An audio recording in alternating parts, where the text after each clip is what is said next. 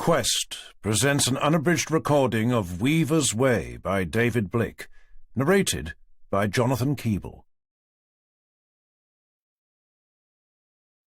For the son dishonoureth the father, the daughter riseth up against her mother, the daughter-in-law against her mother-in-law.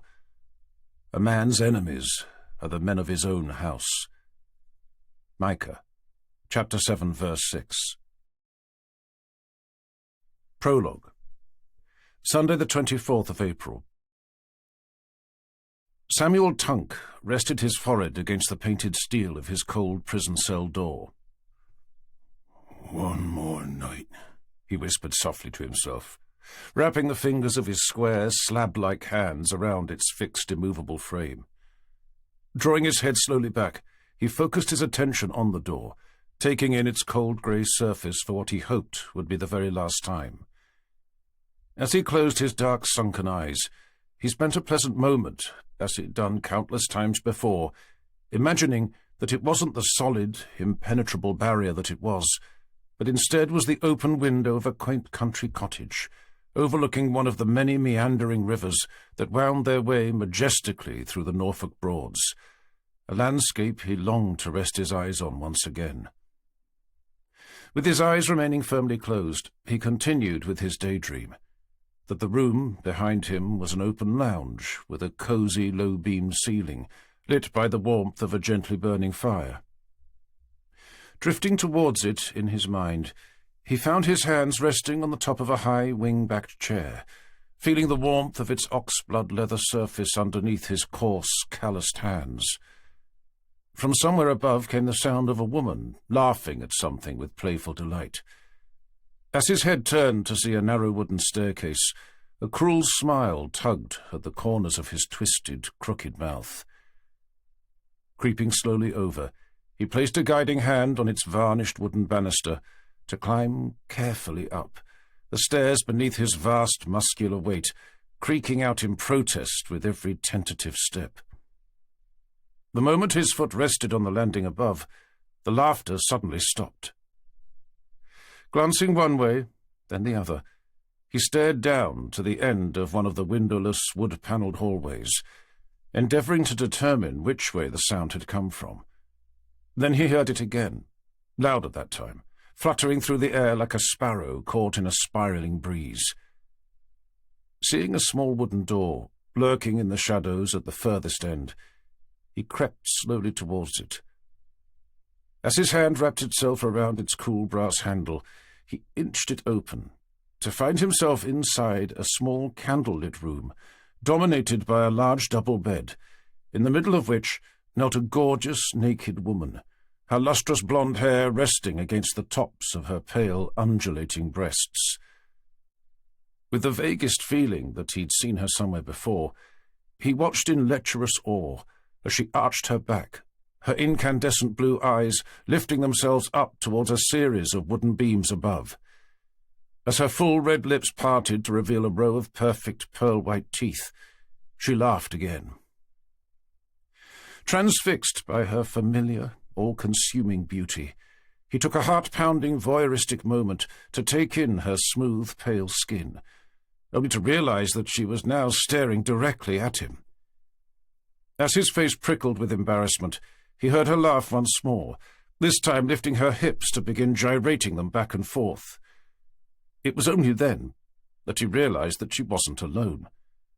Lying underneath her was a decrepit old man, his hands and feet twitching with spasmodic violence, as if strapped into an electric chair to have 2,000 volts driven down into his brain.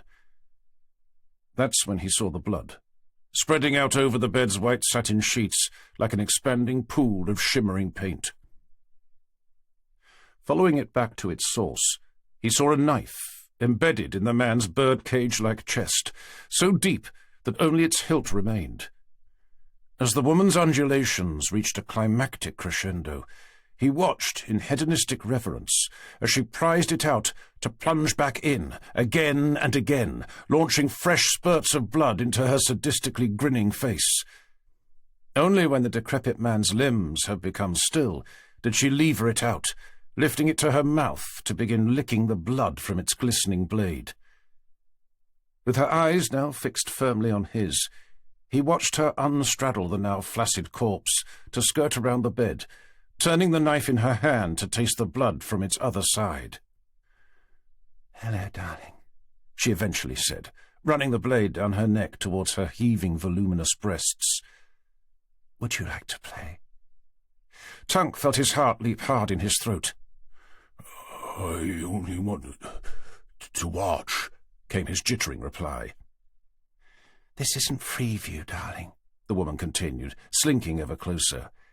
"If you want to stay, you have to play." Tunk began edging his way slowly back. "Then I'll leave."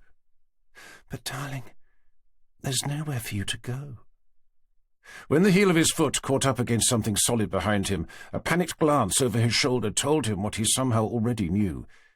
The object he'd backed into was the door to his cell, which meant that the woman was right. There was nowhere for him to go. With his heart thumping inside his chest, he turned back to find her standing directly in front of him, the sharpened edge of her knife pressed firmly against his throat. "Are you ready?" he heard her ask, her soft, warm lips brushing gently against his. "No, wait, stop. It's not my time." "It is your time," the woman continued, the words whispered softly into his ear. "It has been since the moment you killed me." Feeling the blade open up his throat, Tunk woke with a start. "Jesus Christ," he gasped, reaching for his neck. Breathing hard against the stale surrounding air, he pushed himself up to find himself lying on his bed, his eyes darting into the corners of his shadow-filled cell. He'd had dreams like that before, but nothing quite so real. As he attempted to rub out the images that seemed to have burnt themselves into the backs of his retinas, he rested his shaved, anvil-shaped head against his pillow. After another furtive glance around his cell, he focused his mind on slowing his still pounding heart. "One more night," he whispered again to himself, pulling the covers up over his barrel-like chest. "Just one more night," he repeated, closing his eyes to feel himself begin slipping down into what he prayed would be a deep, dreamless sleep. Chapter 1. Monday the 25th of April. Arriving at Wroxham Police Station half an hour later than he should have, John Tanner stood just beyond the main office doors to stare vacantly about, looking for someone to apologise to. It took him a full second to remember that there wasn't anyone. Nor would there be. By that time, he'd been Norfolk's Detective Chief Inspector for a little over 1 month, making him the most senior-ranking police officer there. But having spent the previous 20-something years in the force, during which time he'd had to ask permission before doing just about anything, he was still struggling to come to terms with the fact that he was finally in a position where he could do pretty much what he wanted, within reason, of course, without having to ask anyone beforehand. He certainly didn't need to find someone to apologise to for being a little late. Allowing a smile to play briefly over his lips, he tugged off his old sailing jacket, still dripping from the rain outside, to amble over to what used to be Forrester's old office, but was now his, and the luxury coffee percolator he'd had installed in its corner on his very first day. Reaching the door, he heard Vicky Gilbert's all-too-familiar voice calling out to him from behind. "Morning, boss. Did you have a good weekend?" "Morning, Vicky," he replied, opening the door to hang his coat up behind it. "But as I've said to you before, there's no need to keep calling me boss all the time." "Sorry, boss," she repeated, with a mischievous grin. "I don't seem to be able to stop myself." Tanner shook his head with mild irritation as his phone started to ring on his desk. "Anyway, what can I do you for? What can I do for you?" he asked, doing his best to ignore its demanding tone. "Henderson hasn't come in yet." "Sorry, but why is that my problem?" "Because despite the fact that he's been working here for over a week now, he still hasn't been able to arrive on time, and without wishing to lay the blame at anyone's feet. You're the one who hired him." "I'll admit that he has been a little tardy of late, but I still stand by my decision to bring him on board. If you recall, the boy has a degree in criminal law from Oxford University, no less. and passed the graduate training course with flying colours. He was also born and bred in Norfolk, which, as far as I'm concerned, makes him the ideal candidate. He may be an ideal candidate on paper, but he's a long way from being so in real life. Apart from his inability to arrive at work on time, he's frustratingly shy, socially awkward, you can barely string a sentence together. He's a terrible map reader, and has got no idea how to use satellite navigation. He can also barely drive a car, at least not safely, and is dangerously clumsy. So much so that I think he's more of a public hazard than the criminals we're supposed to be chasing. On top of all that, I'm fairly sure he fancies me. Tanner offered her a sagacious frown. Yes, I see the problem. Maybe you should ask him out on a date. If it weren't for the fact that he has the face of a deformed donkey and the body of a decomposing giraffe, I'd at least consider it. But even if I did, I doubt he'd be able to find wherever it was we were supposed to be going, not without mowing down half the population of Norfolk on the way. Unable to ignore the phone for any longer, Tanner reached over his desk to pick up its receiver, only for it to fall silent the moment he touched it. Rolling his eyes, he turned back to Vicky. "Okay, look. When he does eventually arrive, tell him to come in and see me, and I'll remind him that he needs to be at work on time." If you could tell him to stop staring at me as well. I'll see what I can do. Watching her leave, he'd barely finished pouring himself a coffee when Townsend appeared in her place. "Morning, boss. I don't suppose I could have a quick word?" "You can if you stop calling me boss all the bloody time." "Sorry, boss. I'll remember next time." "Okay. So, what is it?" "It's about Cooper, boss," Townsend continued, surreptitiously closing the door. "I was wondering, well, hoping, really, if there was any chance I could maybe work with somebody else." With coffee in hand, Tanner eased himself down into Forrester's old black leather executive's chair. "He's not that bad, is he?" "No, of course, it's just... well, it's just that we don't seem to have all that much in common, that's all." "I'm not asking you to marry him, Townsend." "I know. I just prefer to work with someone a little more like me, I suppose." "Like you, as in—" "Someone who isn't quite so miserable all the time. He's also lazy, arrogant, in desperate need of a sense of humour, and—" "To be quite honest, boss," Townsend continued, lowering his voice to cast a furtive eye out of Tanner's partition window into the main office beyond, "he's what could be described as just a little bit dim. He also drives that car of his far too fast, and way too close to whatever car happens to be driving at a more sensible speed in front of him, which frankly scares the absolute shit out of me. Worse still, he doesn't seem to talk about anything other than bloody football, whereas I'm more of a rugby sort of a chap." "I seem to remember you saying that you're also a glass-is-half-full sort of a chap, so I suggest that you remember that, whilst being grateful for the fact that you've got a job. Millions don't, you know." "I'm not saying that I don't want to work, boss. Quite the opposite. Which is a bit tricky, being stuck with Cooper, being that he seems to do everything in his power not to. Couldn't I work with Vicky instead?" "No." "Why not?" "Because she's breaking in the new boy." "You mean Henderson?" Townsend continued. "The one who never seems to be here? I'd have thought it would make more sense to stick him with Cooper. At least they'd have something in common." "I didn't know Henderson liked football." "I was referring more to their seemingly shared lack of interest in doing anything involving actual work." "Unfortunately, it's for that very reason that I can't put him with Cooper." "Then can't I work with you instead?" "I'm a DCI now, Townsend, or hadn't you noticed?" Townsend shrugged. "I don't mind." "Yes, well, unfortunately I do.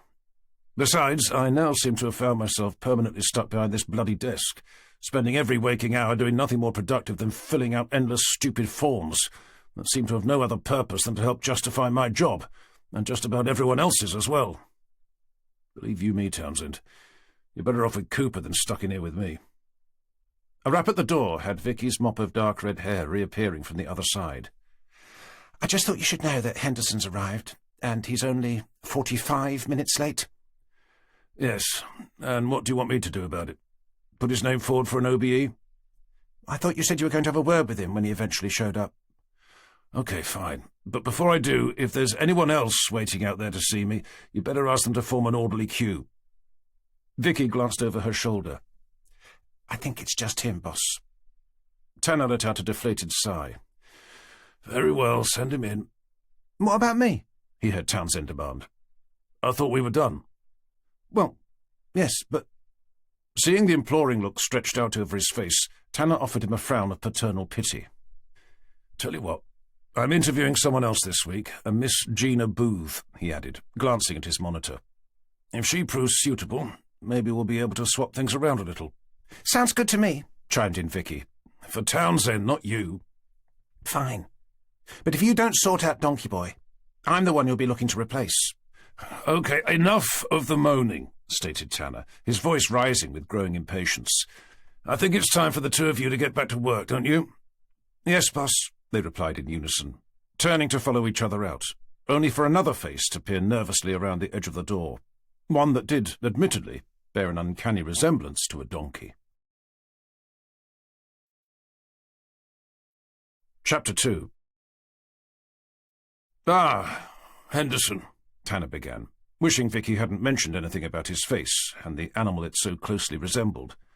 "You're here." "Sorry I'm late, boss." "Don't call me boss, Henderson." "It's just that I missed the bus, and there wasn't another one for ages, and when it did arrive, I got stuck in the roadworks down the road from where I live." "Whereabouts is that?" "Just outside Stalham." "But that's only 15 minutes away." "Well, I suppose that depends on how much traffic there is, and, as I said, the roadworks down from where I live have been an absolute nightmare." "Okay, well, couldn't you get up a little earlier?" "I thought I did this morning, but I still managed to be late." 45 minutes late, to be precise," commented Tanner, glancing at his watch. "From Stalham, I'd have thought you could have walked here in that time." "Yes, boss. Sorry again. I'll make a point of getting up even earlier tomorrow." "What time do you consider to be early?" "I set my alarm for 7 o'clock. "And what time do you actually get out of bed?" Henderson began, his face flushing with colour. "I do sometimes wake up to realise that I've managed to sleep through the alarm, but only sometimes."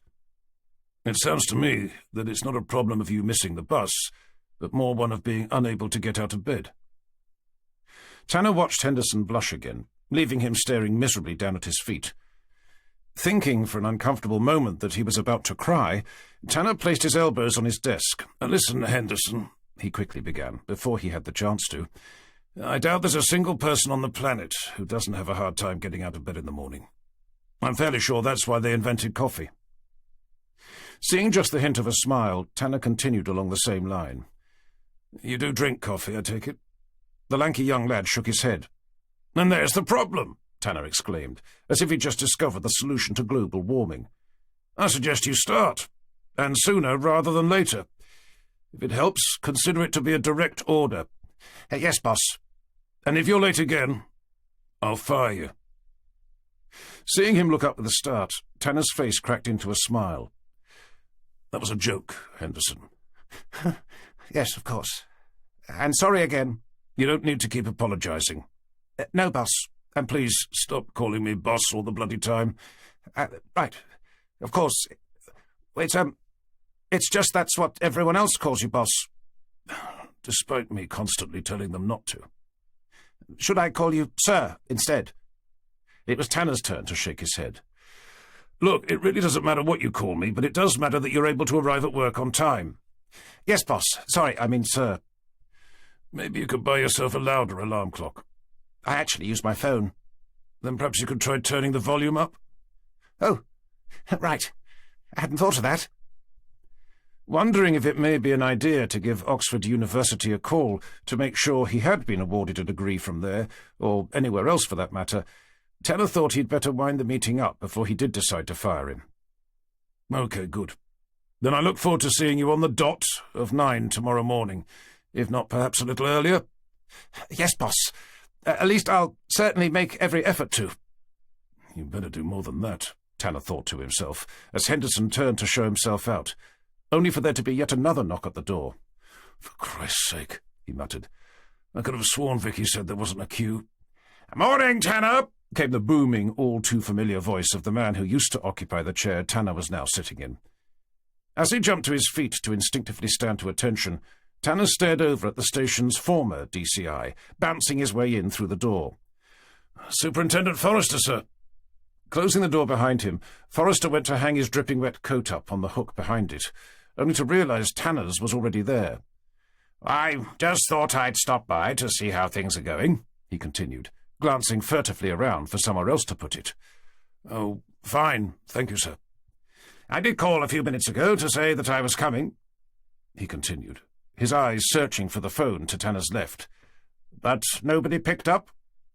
"I seem to have had a morning spent dealing with disgruntled employees." "Nothing serious, I hope?" Forrester queried, hooking his coat over the back of one of the chairs in front of the desk. "Nothing even remotely serious, which is proving to be part of the problem."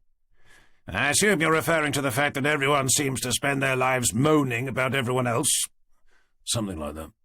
"Don't worry, you'll get used to it. Don't forget, the DCI role has always been more managerial." "Which was what I was afraid of. May I get you a coffee?" "Why not?" Forrester declared, happily plonking himself down on the same chair his coat was hooked over. "So, apart from the normal staffing issues, is there anything else you're struggling with?" "You mean apart from the endless bloody forms I seem to now spend my life filling out? But everyone's decided to start calling me boss all the time, despite constantly asking them not to, and that the only reason I have for leaving my desk is to go to the toilet." "There must be something about the job you're enjoying." "Well, I suppose having a coffee machine within arm's reach is a plus," Tanner continued, passing a cup over the desk. "And Christine seems to be enjoying having a little more money to spend around the house." Forrester sat back in his chair to take a tentative sip from his coffee. "How is she?" "Much the same as always." "Still obsessed with cooking?" "A little less so since hearing that she wasn't accepted for this year's bake-off, but only marginally." "And the baby?" "Still inside her, thankfully." "Don't tell me you're not looking forward to being a father again." "Well, yes, of course, but we've both been there before, each one of us having had a similar outcome." "Yes, of course," Forrester replied, shifting awkwardly in his chair. "Sorry. I must admit to having forgotten about that." "Don't worry. Christine's looking at it as being an opportunity to have a fresh start." "And you?" An image of his daughter flickered through his mind. "I suppose. I think what I was trying to say was that we're both going into it with our eyes fully open. We each know the challenges involved, as well as the risks." "Don't worry. You'll be all right. Anyway, believe it or not, I didn't come to poke my nose into your personal life." "You didn't?" "I actually came to ask if you'd heard about what happened with regards to Samuel Tunk." For some reason, the sound of the name jarred inside Tanner's head. "Isn't he one of the convicted criminals whose cases had to be reopened since Whitaker's passing?" "One of the many. Probably the most dangerous as well. Anyway, there's been a concerted effort for everyone to keep quiet about it, so as not to raise the alarm amongst the local community. But I thought you'd better know what's happened." "And what's that?" "He was released this morning." Tanner leant thoughtfully back in his chair. "Do I need to be concerned?" "Hopefully not. But he wasn't like Jason Baines, in that he didn't do what he was put away for." "Then why the hell's he been released?" Forrester shrugged back a response. "As you know, every investigation in which Whitaker was the SIO has had to be reopened. Although it seems likely that Tunk was responsible for what he was convicted of, it was discovered that Whitaker had been stupid enough to introduce manufactured evidence to help guarantee the conviction." "Dare I ask what he was convicted of?" "Ah, right, well, he started off as just your average thief, known for breaking into people's boats whilst the occupants were sleeping inside, but soon graduated up to murder when one of the owners was stupid enough to challenge him." "And this is the man who tied up an entire family?" Tanner continued, suddenly remembering exactly who Samuel Tunk was. "Before raping the mother and butchering the lot of them?" "I'm afraid it is." "Oh, Jesus Christ. That's all I need." "Look, don't worry. He was locked up inside Broadmoor Hospital, nowhere near Norfolk." "But it did take place around here, didn't it?" "Well, yes. It was on board a boat moored up down one of the smaller dikes. But again, that doesn't mean he has any intention of coming here." "It doesn't mean he won't, though, either." Anyway, I only thought I should mention it. We'll be keeping an eye on his movements over the next few weeks, just in case. If I hear that he has drifted over this way, I'll be the first to let you know. Chapter 3. Thanks to the combination of endless roadworks and the continuing rain, Tanner arrived home from work that evening far later than he'd hoped. Opening the door to be met by an enticing smell, he hung up his coat to make his way through to the main living area. "Hello, darling," he called out, finding Christine exactly where he'd been expecting, attacking some poor vegetable with a particularly lethal-looking knife in the kitchen. "Something smells good, and I'm fairly sure it's not me." "Beef and barley stew with mushrooms and aubergine," she replied, glancing up with a brief but welcoming smile. "At least it will be." "Sounds good. How was your day?" "Oh, you know, same old, same old." "Yours?" Ditching his keys onto the breakfast bar, he perched himself up onto one of the bar stools with a despondent shrug. "Okay, I suppose. I think I'm still getting used to the idea of having to be stuck behind a desk all day, whilst everyone lines up outside to take it in turns to moan at me." "What were they going on about today?" "What was it again?" Tanner asked himself, gazing up at the ceiling. "Oh, yes, that's right. Townsend doesn't want to work with Cooper. Vicky doesn't want to work with the new guy, and the new guy doesn't seem to want to work at all." "He wasn't late again, was he?" "Only by about 45 minutes. I had a word with him about it when he eventually came in, but I'm not sure it will make any difference. His first excuse was that he missed the bus, but when I found out that he only lives in Stalham and could have walked in quicker, he admitted to having overslept." "What did you say in response?" "That if he was late again, I'd fire him." "Not seriously?" "Yes. As in, yes, I did, but no, as in I wasn't being serious." "Did he know that?" Perhaps not at first." "You do know that you're going to have to be nice to everyone if you want them to become loyal members of staff." "I was being nice." "By threatening to fire him if he was late again?" "It was a joke." "I've heard better," Christine muttered, shaking her head to continue chopping up what Tanner assumed must have been the aforementioned aubergine. "What else did you say?" "I told him to buy a louder alarm clock and to start drinking coffee." "Wise words indeed." "I thought so." "Although I'm not sure how drinking coffee is going to help him get out of bed." "It works for me." "I suspect that's only because you're addicted to the stuff, and it doesn't make itself." "It would if you made it for me." "You wouldn't let me." "Only because you do enough in the kitchen for me as it is." "I thought it was because you don't trust me to make it." Tanner glanced nonchalantly around the room. "I must admit I am a little fussy about my coffee." "It's a shame you're not so fussy about your food." "You know me. I'd be happy enough with baked beans on toast." "Then you can bloody well make it yourself," she suddenly snapped, her vegetable chopping becoming increasingly violent. "You wouldn't let me," Tanner mumbled cautiously in return. "I have to apply for a search warrant just to gain access to the fridge, let alone remove anything from it." "That's only because you never put things back in the right place," Christine replied, her eyes smiling in response, even if her mouth seemed reluctant to. "Anyway," Tanner continued, keen to avoid another heated discussion about the shared use of the kitchen, "going back to Henderson." "Who?" "The new boy. The one who's always late. When I told him to buy himself a louder alarm clock, he said he used his phone, which was fine, up until the point where it became apparent that he didn't seem to know that its volume could be adjusted, leading me to put a call straight through to Oxford University to see if he really did have a degree from them in criminal law." "You didn't?" "Sadly, no. I'll sally to instead." Christine sent him a look she often used when unsure if he was joking or not. "And I'd only just managed to get rid of him when guess who else showed up?" "Father Christmas. To tell you that you weren't going to get any presents this year." "None other than our former DCI, now formerly known as Superintendent Forrester. Apparently, he'd been waiting in the queue outside my office along with everyone else." "Was he checking up on you to see if you were being nice to your staff?" "He'd actually come to tell me what an excellent job I'd been doing." "Really?" "Fat chance," Tanner huffed. "He was there with news about one of Whitaker's old investigations. I don't suppose you've heard of someone called Samuel Tunk?" Christine gazed briefly into space. "Wasn't he the guy who tied up the husband to watch him have sex with his wife?" "He wasn't a patient of yours, by any chance?" Tanner asked, nodding whilst holding his breath. Christine shook her head. I read about him in one of the trade journals, and in the newspapers, of course. He was one of Whitaker's, was he? Apparently so. I'd no idea. It's one of his many investigations that's now being looked into, the result of which was that he was released this morning. Christine stopped what she was doing to stare over at him. They released that monster this morning? Tanner blinked back at her in surprise. Forrester didn't say anything about him being a monster. That's what the papers called him, which was hardly surprising, given what he did.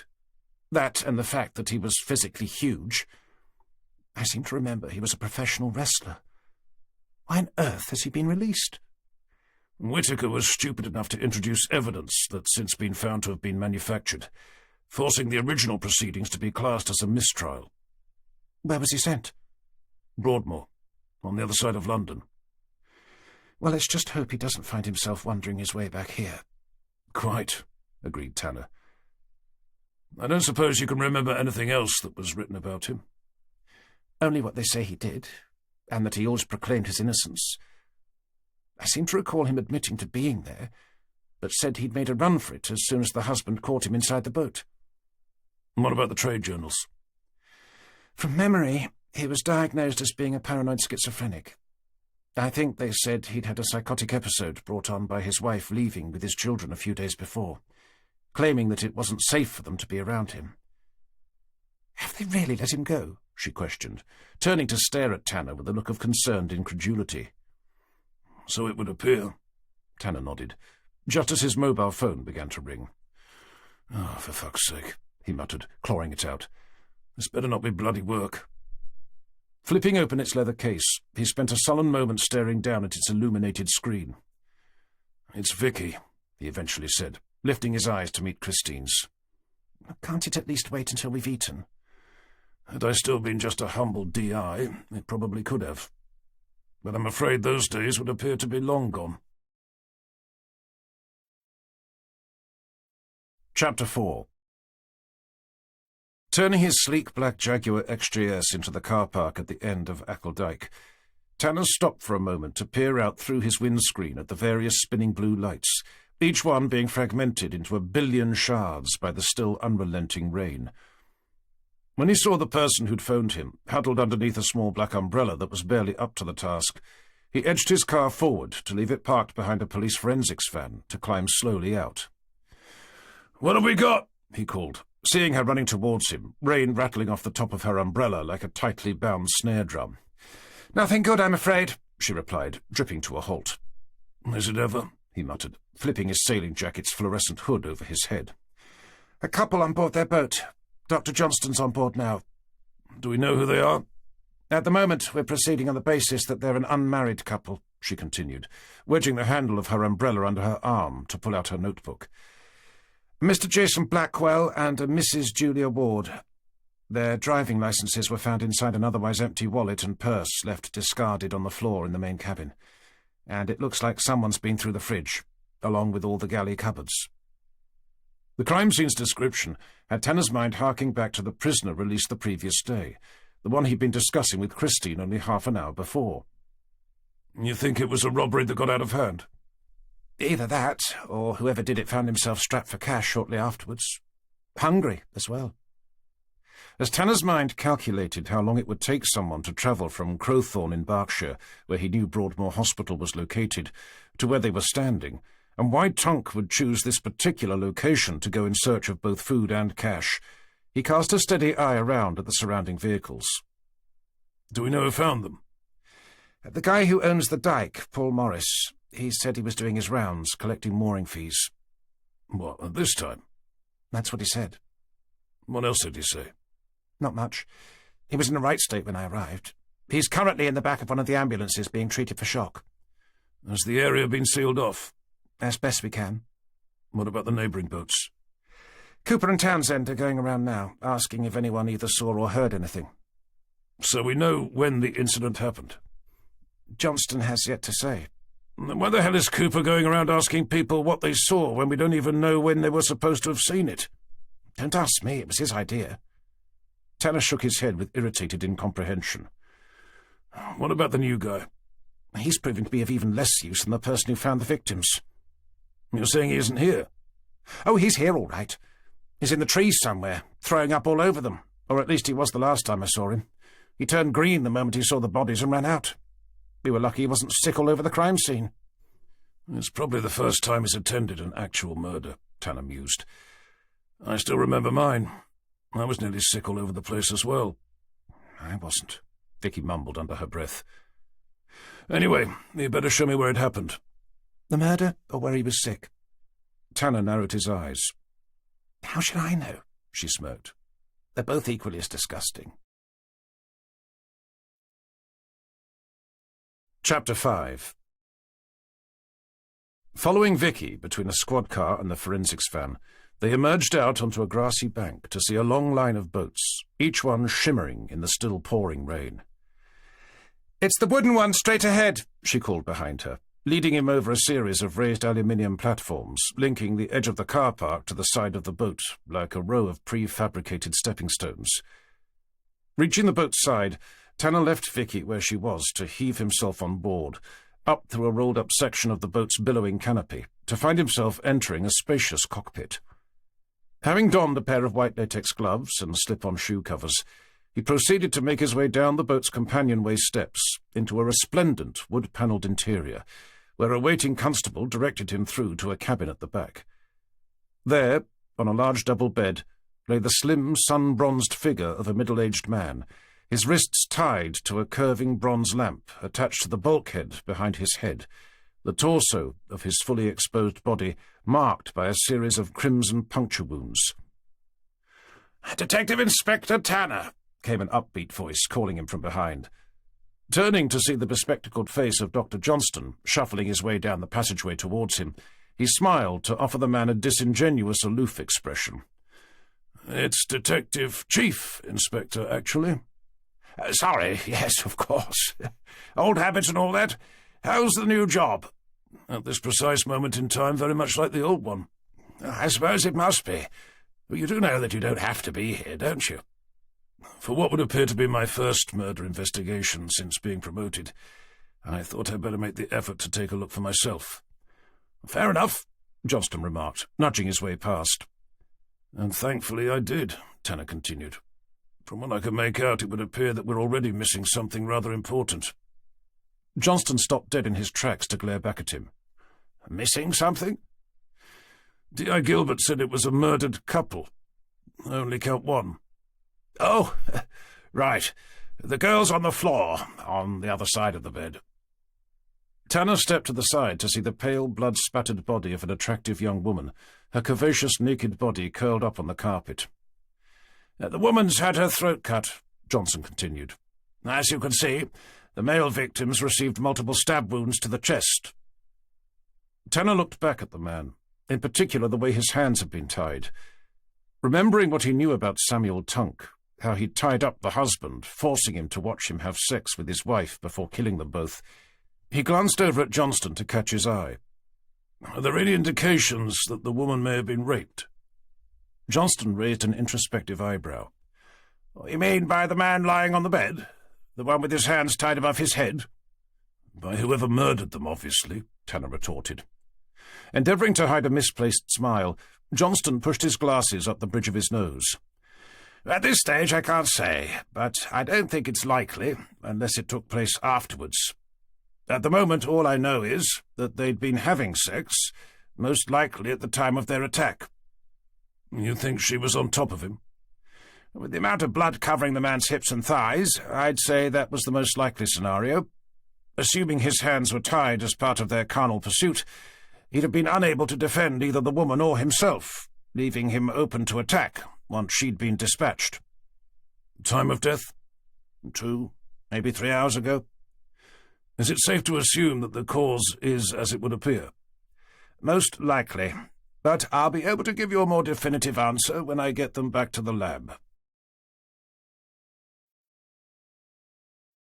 Chapter 6. The sound of raised voices from somewhere outside had Tanner excusing himself to hurry out the way he'd come.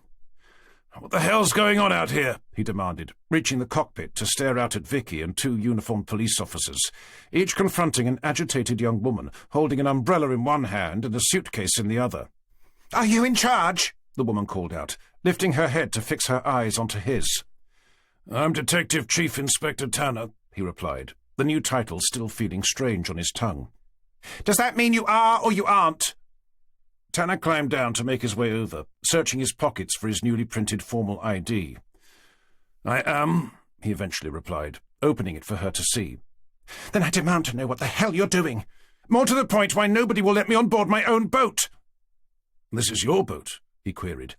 "As good as," the woman replied. "May I ask your name?" "Julia Ward," she stated, leaning forward to study Tanner's still proffered ID. "You're Julia Ward?" "Is there some reason why I shouldn't be?" "No, it's just... I don't suppose you have some identification on you?" "I was stupid enough to leave my purse on board. Now, will you please tell me what's going on? Where's Jason? Why is he not here?" "Are you a relation?" "As good as." "Is that a yes or a no?" "I'm his girlfriend," Ward replied, sending Tanner a belligerent glare. "Then it looks like I have some distressing news for you." Tanner watched the woman's jaw stiffen, her eyes darting erratically between his. "The body of someone who we believe to be Jason Blackwell was found on board about 2 hours ago." I'm sorry? I'm not with you." "It would appear that he'd been attacked by an intruder." Tanner watched the young woman blink at him before staring off into space. "You say you left your purse on board," he eventually continued, digging out his notebook. "May I ask where you've been?" "To see my parents for the weekend. I've just come back by train." "When did you leave?" "After work on Friday." "Would you be able to provide us with their address? We'll need their names as well, together with a contact phone number." "Sorry, but why do you want their names and phone number?" "To ask them to confirm that you were there," Tanner replied, watching her reaction as he did. "We'll also need to take a sample of your fingerprints and DNA." With the woman now staring at him with apparent confused incomprehension, Tanner glanced down at her soaking wet suitcase. "Do you have anywhere to stay tonight?" "I can't stay here?" she asked, her skin becoming increasingly taut. "I'm afraid that won't be possible." "What about Edward? He's all right, isn't he?" "Edward?" Tanner repeated, sending Vicky an anxious glance. "Jason's son. His mother asked him to look after him for the weekend." "Why? Is he not on board?" Chapter 7. Having asked the boy's age, and for a brief description, Tanner beckoned one of the police constables over to take the woman's formal statement, before leading Vicky privately to one side. "I take it a quiet, shy 12-year-old boy with pale skin and short dark hair wasn't found on board anywhere?" Vicky replied by shaking her head with an anxious frown. "Okay, let's try not to panic. It's possible he could be hiding on board, or maybe he managed to escape into the trees." "What do you want us to do?" "We're going to have to conduct a thorough search of the boat, preferably without disturbing the good work of our forensics department. If he's not there, then we'll need to widen the search. Does anyone know who his mother is?" "Mrs. Blackwell, presumably." Tanner took a moment to narrow his eyes at her before turning to look back at the boat. "I don't suppose it's possible that she's the female victim." "I doubt it," Vicky replied. "She looked far too young." "Okay, for now, find Townsend and Cooper. Somehow this boat has to be turned inside out." "What about Henderson?" Tanner cast his eyes back at the trees. "If he's well enough, just make sure to keep him away from the cabin where the bodies were found." "Excuse me," came the shrill sound of a man's questioning voice, calling over to them from out of the darkness. As they turned their heads to watch a tall, stick-like figure hurrying along the other side of the flickering line of police do-not-cross tape, Vicky leaned her head in towards Tanner's. "It's the guy who found the bodies, Paul Morris." "Okay, I better have a chat with him whilst you start searching for that missing boy." "Sorry to bother you," Tanner heard the figure continue, waving at him from the other side of the tape. "I was just wondering if it would be possible for me to go home now." "Mr. Morris, isn't it?" Tanner responded, stepping lightly over the aluminium platforms to where the man dutifully waited. "That's correct." "Have the paramedics given you the all-clear?" "They said I should go home and get some rest, which is why I thought I'd better ask if it was okay before doing so." "Sure, no problem. Would you mind if I took a quick statement from you first?" "To be honest, I was kind of hoping to go home now. I told my wife it'd only be a few minutes. That was over an hour ago." "Don't worry, it won't take long," Tanner replied, ducking under the tape to lead him under the nearest tree to escape the still unrelenting rain. "I understand you own the dike." "I own the gift shop at the end. The dike just happened to come with it. I'm trying to sell it, if you're interested." "Oh, I doubt I'd have the time to look after it." "No, me neither." "Anyway, if you could tell me what happened, how you came to find them." "As I think I told one of your officers, I was doing the rounds, collecting mooring fees." "And it's normal for you to climb on board someone else's boat to do so?" I must have seen something through the windows." Tanner turned to look back at the boat. "But the curtains are all closed." The man's eyes suddenly darted between the line of boats in the car park, as if looking for a means of escape. "I suppose I just knew he was on board." "He, as in Mr. Blackwell?" Morris nodded, his eyes returning to rest on Tanner's. "I think there must have been a light on in the cabin at the back. People tend not to leave lights on in boats, as they drain the battery. Besides, there was no way he'd have gone for a walk, not in this weather, so I knew he must have been on board." "So you thought you'd take a look?" "The guy hasn't paid me for months. Every time I make the effort to see him, he always comes up with some lame excuse, and it's not as if he hasn't got money." "Sorry, but what makes you say that?" "I thought you said you knew who he was." "Well, yes, but only by name." "Which is Blackwell? As in the pharmaceutical company?" Tanner's head jolted back in surprise. "The man on board the boat owns Blackwell Pharmaceuticals?" "Well, his family does, which is why I knew he could definitely afford to pay his mooring fees. And I know I shouldn't have gone on board, but something wasn't right. Whenever I knocked before, he'd always come out to offer me yet another excuse for not having any cash. It always seemed like some sort of hilarious game to him. Unfortunately, it isn't for me, not with the way the cost of living keeps constantly increasing. The last interest rate hike left me barely able to pay the mortgage, let alone my credit card bill. He may not need the money, but I certainly do." "It's probably of little consolation, Mr. Morris, but I suspect you're right," Tanner responded, offering the man an unsympathetic frown. "I doubt he does need the money, being that he's dead and everything." Morris's chin fell to the ground. "Of course, yes, sorry. It's just been difficult recently. It's not as if he's the only one who hasn't paid their fees either." "If you're having money troubles, Mr. Morris, then I'm sure there are plenty of organizations who'll be able to help. But for now, I need to know what happened after you knocked on the side, and there was no reply." "As I said, I climbed on board, I suppose to see if he was okay. The cockpit door was open. When I saw the mess inside, I knew something wasn't right. I called out his name a few times, but I didn't hear anything. Then I went inside, through to the cabin at the back, where, as I said, the light had been left on. That's when I—" Morris swallowed, glancing away. "That's when I saw them." "What did you do then?" I can't remember. I think I just ran out the same way I came in." "You didn't happen to see a young boy on board, about 12 years old, with pale skin and short dark hair?" "You mean Mr. Blackwell's son? To be honest, I'd completely forgotten about him. I knew he was on board. He'd been staying with them for the weekend." "So you didn't see him?" "I'm sorry I didn't," Morris replied, shaking his head. "If he saw what I saw actually happen, then he must have been terrified. Have you checked all the cabins?" "We've only just found out he's missing." "Then he must be on board somewhere, maybe inside one of the lockers, unless whoever did that to his father—" "Anyway," Tanner interrupted, before the man had a chance to say out loud what he was already dreading. "Can you tell me anything about the woman he was with?" "I'm sorry I was in such a state I didn't take the time to see which one it was." Tanner raised a curious eyebrow. "Just how many girlfriends did he have exactly?" "3 that I know of, but I wouldn't be surprised if there were more." "I take it he was a bit of a womanizer." "I'd say he was more than a bit. His sole purpose in life seemed to be trying to find out how many he could sleep with without any of the others finding out. "Do you recognize that woman over there?" Tanner asked, turning to point through the rain at the lady he'd been speaking to earlier, now talking to one of his uniformed constables. "That's Julia. She's here most of the time." "Can you tell me anything about her?" "Only that he doesn't deserve her." "I don't suppose you could be more specific." "She's a nurse at Norwich City Hospital. She's helped treat my wife a few times. My wife's a diabetic, so we have to make regular trips. Julia is about as kind and compassionate as a person can be.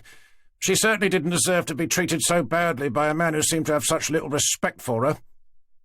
"Do you think she knows that Mr. Blackwell was seeing other women?" Morris shrugged with an indifferent air. "I've no idea." "You didn't think to ever mention it to her?" "It's not my place to poke my nose into other people's lives, let alone their personal relationships." "How about your wife? Could she have told her?" "If you're endeavouring to insinuate that Julia was responsible for what happened on board that boat, then you're most definitely barking up the wrong tree. It's difficult to imagine her being able to hurt a fly, let alone brutally murder two innocent people, even if one had been cheating on her with the other. Besides, she wasn't there. She went away for the weekend to see her mother." "So she said," Tanner muttered, pausing for a moment to take notes. "What about Mr. Blackwell's wife? Do you know anything about her?" "I'm fairly sure they're divorced." "Okay, ex-wife." "Only what I've heard." "And what's that?" "That she's a heartless bitch who only married him for his money." "Have you ever met her?" "No, but I have seen her before." "Was she the other victim you saw in the cabin?" Morris shook his head as if trying to rid his mind of the images lurking inside. "She's older." "Can you remember when you saw her last?" "It was Friday night. She was dressed up like she just stepped off a catwalk." "Do you have any idea what she was doing here?" "Dropping the boy off." "Did she speak to her husband?" "Yes." "Did you hear what they said?" "I did, but please don't think I was eavesdropping. The way they were screaming at each other, anyone within half a mile would have done." "And what was that?" "They were arguing about how neither of them wanted to look after the boy, right in front of him as well. God knows what that must have been like for him. It certainly can't have been much fun being brought up by either his mother, who by all accounts spends her entire life going on holiday, or by his father, who spent his life getting drunk whilst trying to sleep with as many women as possible." "Okay, I think that will do for now," Tanner said, finishing off his notes. "We'll naturally be needing a sample of your DNA and fingerprints." "Oh, yes, of course. Anything to help?"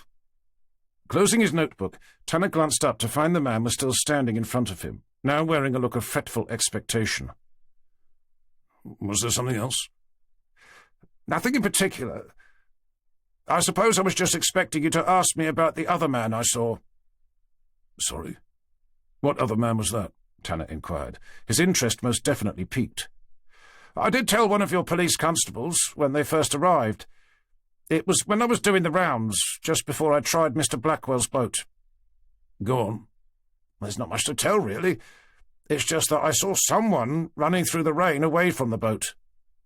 "Don't you think you could have told me this before?" Tanner questioned, glancing furtively about.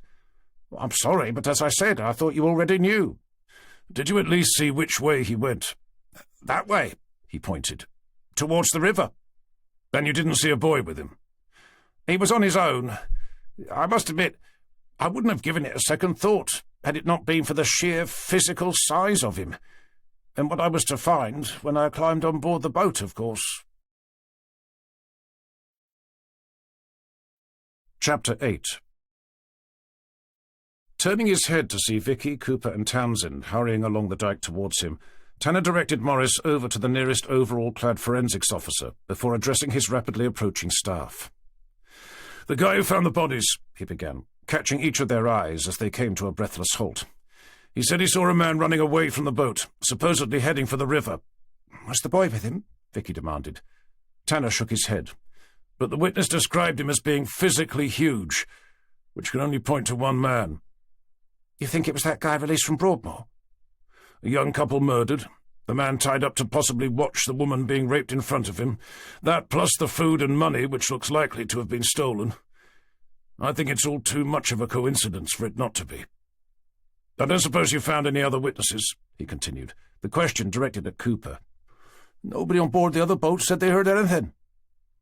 "If it was raining like this," Tanner replied, taking a moment to gaze about at all the moored-up boats jostling for position along the grassy, waterlogged bank, "I can't say I'm surprised. The noise it makes on your average coach roof makes hearing anything virtually impossible, inside or out. Anyway, we can't let this detract from our primary objective. We have to find that missing boy. Let's just hope he's hiding on board somewhere." "I suppose it's possible that his mother came back to pick him up," proposed Vicky. "Good point. I'll give her a call. I need to speak to her anyway." "And if he isn't hiding on board and his mother didn't pick him up?" Cooper questioned. "Then he must have run away when he saw what happened." "What if he didn't either, but was discovered inside the boat by whoever murdered his father?" "As I said, the witness told me that the man he saw running away was alone." "Well, I didn't mean he kidnapped him." "Okay. But his body isn't on board. At least we haven't found it yet. If the boy was killed as well, it seems unlikely the murderer would decide to hide what was left of him. Not when he'd already left the couple lying where he'd found them." Emerging out from behind Vicky and Cooper, Tanner saw Townsend step cautiously towards the edge of the dike. "There is another possibility," the young constable commented, directing his torch down at where the water lapped lazily against the boat's varnished wooden hull. "Has anyone thought to take a look down there?" Chapter 9. It wasn't until over an hour later when Tanner saw Vicky climb slowly down from the side of the boat, black, greasy smudges marking the sides of her lightly freckled face. "Anything?" he asked, watching her tug at the fingers of a pair of blackened latex gloves. "We've looked everywhere," she eventually replied. "Even inside the engine bay. There's no way the boy's on board. I don't suppose you were able to get hold of her mother?" "Only briefly," Tanner replied, his gaze drifting out to where the dike met the river. "And?" "She sounded like she was drunk. Either that or she'd just woken up." "What about her son?" "She said she hadn't seen him since she dropped him off on Friday." "Did you say anything to her about her husband?" "Not over the phone. I've arranged to see her first thing tomorrow." "What's everyone else been up to whilst I've had my head stuck down an engine bay?" "Cooper's talking to the boat owners on the other side. Townsend searched the edges of the dike. He's now having a quick look along the riverbank with some help from Uniform." "And Henderson?" "He didn't seem up to doing much of anything, so I sent him home. Speaking of which," Tanner continued, tugging at the soaking wet sleeve of his sailing jacket to glance down at his watch, "it's probably time you all did." "What about you?" "I still need to tell Johnston to cross-check any fingerprints and DNA found against the Broadmoor prisoner. I suppose I'm also going to have to give Forrester a call, to let him know what's been going on." Vicky cast a pair of concerned eyes into Tanner's. "And then you're going to go home?" "I'll probably stay on for a while longer, at least until Dr. Johnston is finished. If you could radio everyone to let them know to call it a day, and tell them to be in the office for 8:30 tomorrow. I'll brief the office when I come in." Chapter 10. Tuesday the 26th of April. Having only managed a few fitful hours of sleep the night before, at 9:15 the following morning, Tanner forced himself to the front of the station's main office to face his assembled staff. "If I could have everyone's attention," he began, his voice falling flat to leave the myriad of mumbled conversations to continue unabated. Recalling how his predecessor's voice used to resonate into every corner of the room, he paused for a moment to draw in a lungful of air. "Everyone, can I have your attention, please?" As conversations ground to a halt, with dozens of eyes latching themselves onto his, Tanner shifted his weight from one foot to the other. "As I'm sure you're all aware by now, at around 9 o'clock yesterday evening, the bodies of a man and a woman were found inside a boat moored up along Ackle Dyke." In a bid to deflect everyone's attention away from himself, he steered their gaze towards the whiteboard on the wall behind him, where Henderson had already posted a series of macabre photographs. "As you can see, the female victim had her throat cut, whilst the man received multiple stab wounds to his chest. Our medical examiner is currently of the opinion that they were in the act of enjoying carnal relations at the time. Who tied the man's hands to the lamp above his head? The woman or their attacker? As yet we don't know. As for their identities, at the moment we're proceeding on the basis that the man is Mr. Jason Blackwell, the grandson of none other than Lord Alfred Blackwell, founder of Blackwell Pharmaceuticals, a global corporation which I'm sure most of you have already heard of." Tanner paused to allow a flurry of whispered remarks to circle the room before reopening his mouth. "Unfortunately, we still don't know who the woman is. All we do know is that she isn't who we originally thought she was, his girlfriend, Miss Julia Ward. She arrived when we were there, saying she'd spent the weekend with her parents and had accidentally left her purse on board the boat. We've taken her prints and DNA, but someone will need to check her alibi." Tanner quickly scanned the room, looking for Sally Beach, Superintendent Forrester's attractive young niece. Finding her perched on the edge of a desk, her curvaceous body nudged up against Townsend's, he lifted his chin to single her out. "Sally, if I can leave that with you?" Blushing slightly as everyone turned to look at her, he saw her nod before her eyes dropped swiftly to the floor.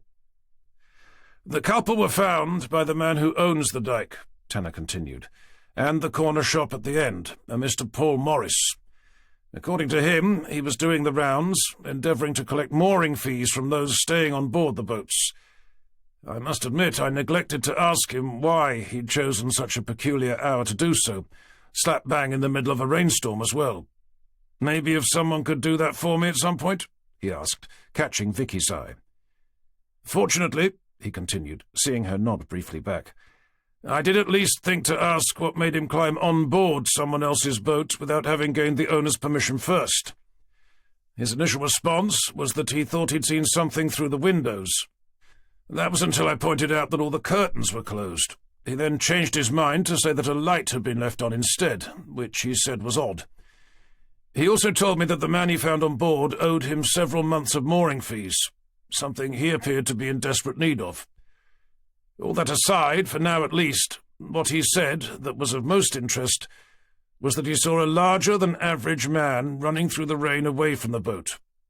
Which brings me to the person who I believe needs to be considered our prime suspect." Tanner stepped over to the whiteboard to point at the photograph of a man glaring belligerently back, his neck far wider than the shaved anvil-shaped head that rested awkwardly on top of it. "This is the picture taken of Samuel Tunk when he was first arrested. Some of you here may remember that he was the man convicted of murdering an entire family on board their boat about 10 years ago. Thanks to the unlawful actions of the late Superintendent Whitaker, he was released from Broadmoor Hospital on Monday morning, having had his multiple life sentence overturned. Unfortunately, for us at least, I've been informed by HQ that he was seen getting off a train at Norwich Station yesterday afternoon. At the moment, exactly where he went afterwards is unknown, but with what the dike's owner told me about the size of a man he saw running away, what we found inside the boat, and that it appeared to have been searched for food and money, I don't think we'd be doing our jobs if we didn't have him at the top of our list of suspects." Gratified to hear everyone making noises of approval, Tanner drew in a breath to continue. "However, as disturbing as the idea is that there's a convicted psychopathic murderer roaming the Norfolk Broads in search of food, money, and frolicking couples to take pleasure in stabbing to death, our priority has to be to find Jason Blackwell's 12-year-old son. According to Julia Ward, he should have been on board, but despite D.I. Gilbert's very best efforts, it soon became clear that he wasn't. I spoke briefly to his mother last night, but he's not with her either. Neither was he with the man seen running away from the scene. With any luck, the boy simply ran off to find somewhere to hide. If that is the case, we need to get the word out that he's missing. If it isn't, then unfortunately, the first place that needs to be searched is the bottom of the dike. Cooper, if you can get a dive team over there this morning, that would be appreciated. Meanwhile, Vicky, if you can organize a press conference for this afternoon, we should know by then if he's missing or not." "Do we have a picture of the boy?" she called out in response. "Not yet, but I've already asked his mother if she'll be able to provide us with one. I've arranged to meet her this morning, so hopefully I'll be able to pick it up then. Which reminds me," he continued, casting his eyes around the office again, Is D.C. Henderson here?" Seeing a long, lanky arm rise slowly from the back of the room, Tanner shifted himself to the side to see Henderson's donkey-like face. "Could you email me her address? Whilst you're at it, if you could do a little digging for me about her before I go, that would be useful." Seeing him tug a notebook awkwardly out from inside his crumpled, ill-fitting suit, Tanner returned his attention to the room. "We also need to locate the other members of the Blackwell family. If Tunk isn't responsible, then it's most likely to have been one of them, especially if we discover any who are likely to benefit directly from Jason Blackwell's death. Townsend, if I can leave that with you." Finding the young detective constable staring longingly down at Sally's thighs and the miniskirt riding up to the top of them, Tanner cleared his throat. "Sorry? What was that?" Townsend replied, looking up with a start. "If you can identify who the other members of the Blackwell family are, that would be useful," Tanner repeated, sending Townsend a disapproving scowl. "Right, yes, of course." "If you could also dig up a copy of his will, then maybe Cooper can help you to start interviewing them all." "I thought I was overseeing the dive team," Tanner heard Cooper moan from the other side of the room. "I'm fairly sure you'll have finished by then." "Not if they find something." "Then let's just hope they don't. Now, if there's nothing else, I suggest we push on." As the crowd began to disperse in a cacophony of noise, Tanner held up his hands in a bid to regain their attention. "Before you all go, please remember, no talking to the press. In particular, I don't want any mention of the Blackwell name. If word gets out about who they are, they'll be descending down upon us like a plague of half-starved locusts." Chapter 11. Tanner had barely reached his desk when he heard a knock at the door, the sound immediately followed by Townsend's apologetic voice. "Sorry to bother you, boss." "You will be if you keep calling me boss all the bloody time," Tanner muttered, sinking slowly down into his chair. "I just thought I'd let you know that Forensics' interim report came through during the briefing. Dr. Johnston's as well." "Okay, good," Tanner replied, shunting his chair forward to reach for his mouse. "Let's take a look." "I also wanted to ask if you'd had a chance to think about what we were talking about yesterday." "Sorry, you're going to have to remind me." "About the possibility of me working with someone other than Cooper?" Tanner shook his head whilst navigating his way to his email account. "Surely there are slightly more pressing matters." "I was just wondering if you'd been able to give it some more thought." "I suppose you'd like to be working alongside Sally." "Well, yeah," the young D.C. replied, his face instantly brightening. "That would be great." "I've no doubt it would, Townsend, but I suspect she'd be a little too much of a distraction for you." "I can assure you that she wouldn't." "And I can assure you that she would." "Honestly, boss, I'll be fine." "Oh, come on, Townsend," Tanner continued, opening up the first of the reports. "I saw the way you were ogling the poor girl's legs during the briefing. If I let you two work together, I can't imagine how either of you would get anything done. At least nothing that didn't involve a darkened room and a family-sized packet of industrial-strength condoms." Seeing Townsend's face redden around the edges, he was about to apologize for his flippant, if not rather amusing, remark, when none other than Sally's head appeared around the door to stare first at Townsend, then over at Tanner. "Yes, Sally. Can I help you?" "Sorry, boss. A couple's just come in about their daughter. Apparently they haven't heard from her since Sunday." "Right," he replied, his head rolling forward as he realized what that was likely to mean, that he was about to have to tell two distraught parents that their daughter was dead. "If you could show them into one of the interview rooms, maybe offer to make them a coffee as well. I'll be with them in a moment." Seeing her nod, he waited for her to leave before returning his attention to the report. "Anything of interest?" queried Townsend. "Are you still here?" "I'm recovering from the shock of being told that I should be using industrial-strength condoms," the young D.C. replied. "I'd never thought of it before. But you're probably right.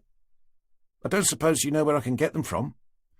"Try B&Q, came Tanner's dismissive response. B&Q, Townsend replied, reaching for his notebook. Tanner turned his head to watch Townsend making a note of the DIY store's name.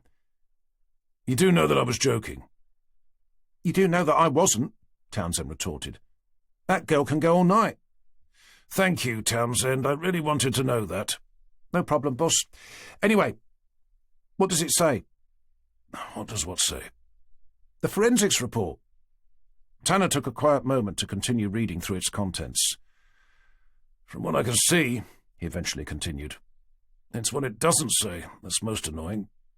And what's that? That neither Samuel Tunk's fingerprints nor his DNA have so far been found. You mean it wasn't him? No, Townsend. It just means that they've yet to find any physical evidence to prove it was.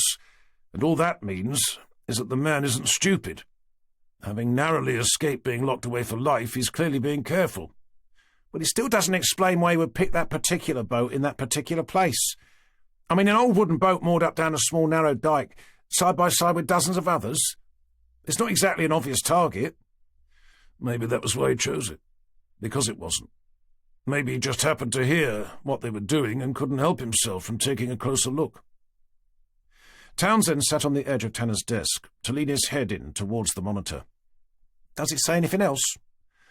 Just about the normal series of unmatched fingerprints and DNA samples. How about Johnston's report?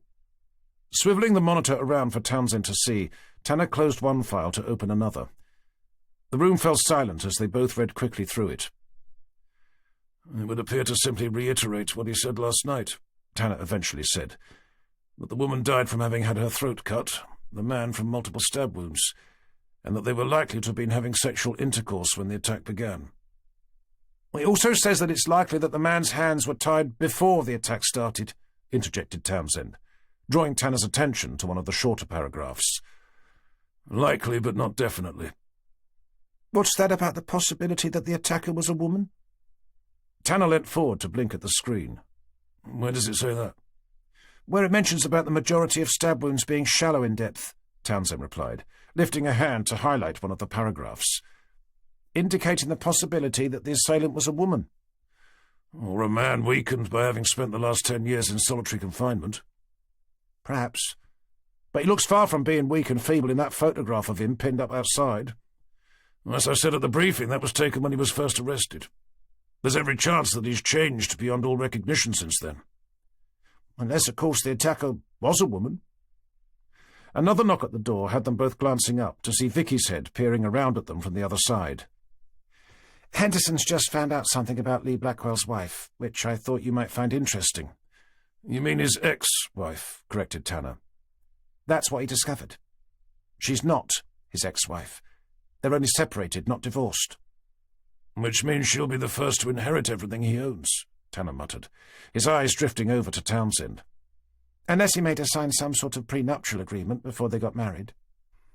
Tanner pushed his chair away from his desk to climb to his feet. Okay. I think it's time I had a little chat with her. What about Mr. and Mrs. Betton? Questioned Vicky. Who? The couple outside, saying their daughter has gone missing. Sally did tell you they were here, didn't she? Sorry. Yes, she did. I can interview them if you like. No, it's okay. It shouldn't take long. Has anyone made them a coffee? I was about to when Henderson found me. Okay. You'd better get back to organising that press conference. Townsend, if you could do the coffee round, then you may as well join me in the interview room. Chapter 12.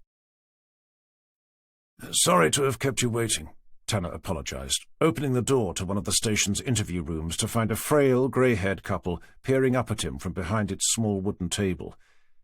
Having expected them to be far younger, he looked at them twice before opening his mouth. Detective Inspector... I mean, Detective Chief Inspector Tanner. I understand that you think your daughter might be missing? The couple glanced anxiously around at each other as the woman clutched at a handkerchief. We haven't heard from her since Sunday, came the man's eventual response, clasping his hands together on top of the table. Perhaps we could start with her name, Tanner began, reaching for his notebook as Townsend stepped quietly inside, a mug of coffee held at the end of each arm. Deborah Betton, but she likes to be called Debbie. And you are? Tanner continued, waiting for Townsend to set the mugs down in front of them before taking a seat. Harold and Carol Betton. We're actually her grandparents. Glancing over at Townsend to find him clawing out his notebook, Tanner returned a curious frown to the elderly man. May I ask where her parents are? Our daughter passed away in a car accident along with her husband shortly after Debbie was born. I'm very sorry to hear that. It was a long time ago, but thank you. May I ask how old your granddaughter is? She'll be 21 tomorrow. Tanner clasped his own hands together, his mind now earnestly praying that the woman they'd found on board the boat wasn't their missing granddaughter. The idea of having to tell them that they'd lost her the day before her 21st birthday, having already lost their own daughter some 20 years before, wasn't going to be easy. Would it be possible to describe her for us? We've actually brought in a photograph, the man replied, a skeletal hand reaching inside his raincoat. It's not very good, I'm afraid. It was taken at her 19th birthday party. As Tanner's eyes fell to the photograph being laid down in front of him, he felt his stomach immediately tighten. He knew it was her. The hair was identical in both colour and length, and her small pretty nose had the same distinct smattering of freckles. Tanner offered Townsend an uneasy glance before returning his attention to the elderly couple, now staring at him with eyes filled with angst-ridden trepidation. "Is it all right if we keep this?" he asked, placing a respectful finger onto one of its corners. "Of course, we have plenty more." Drawing it slowly towards him, Tanner took a procrastinating moment to stare down at it. "May I start by asking if she'd been seeing anyone recently?" he eventually asked, glancing up. Tanner saw the woman's eyes fixed firmly onto his. "If you mean a man," she replied, her nostrils flaring with revulsion, "then I can assure you that she's not that sort of a girl." "No, of course.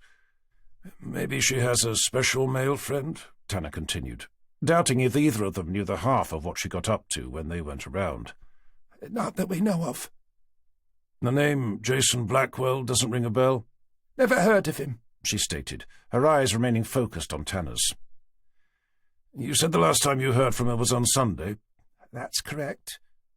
"Did she phone you from somewhere?" "She said she was staying on board one of her friend's boats." "She didn't say who that friend was?" "One of her girlfriends. I can't remember her name, but she stayed with her before." "Did she say where the boat was moored?" "Only that it was kept down a dyke somewhere. She did promise that she wouldn't be going out in it, so she couldn't have gone to sea or anything." Sliding the photograph over the table to Townsend, Tanner drew in a fortifying breath. Asking any more questions would only be delaying the inevitable. "Mr. and Mrs. Betton," he began, his eyes resting gently on theirs. "It is with a heavy heart that I have to tell you that the body of a young woman was found on board a boat yesterday evening." He watched with anxious dread as their eyes began dancing erratically between his.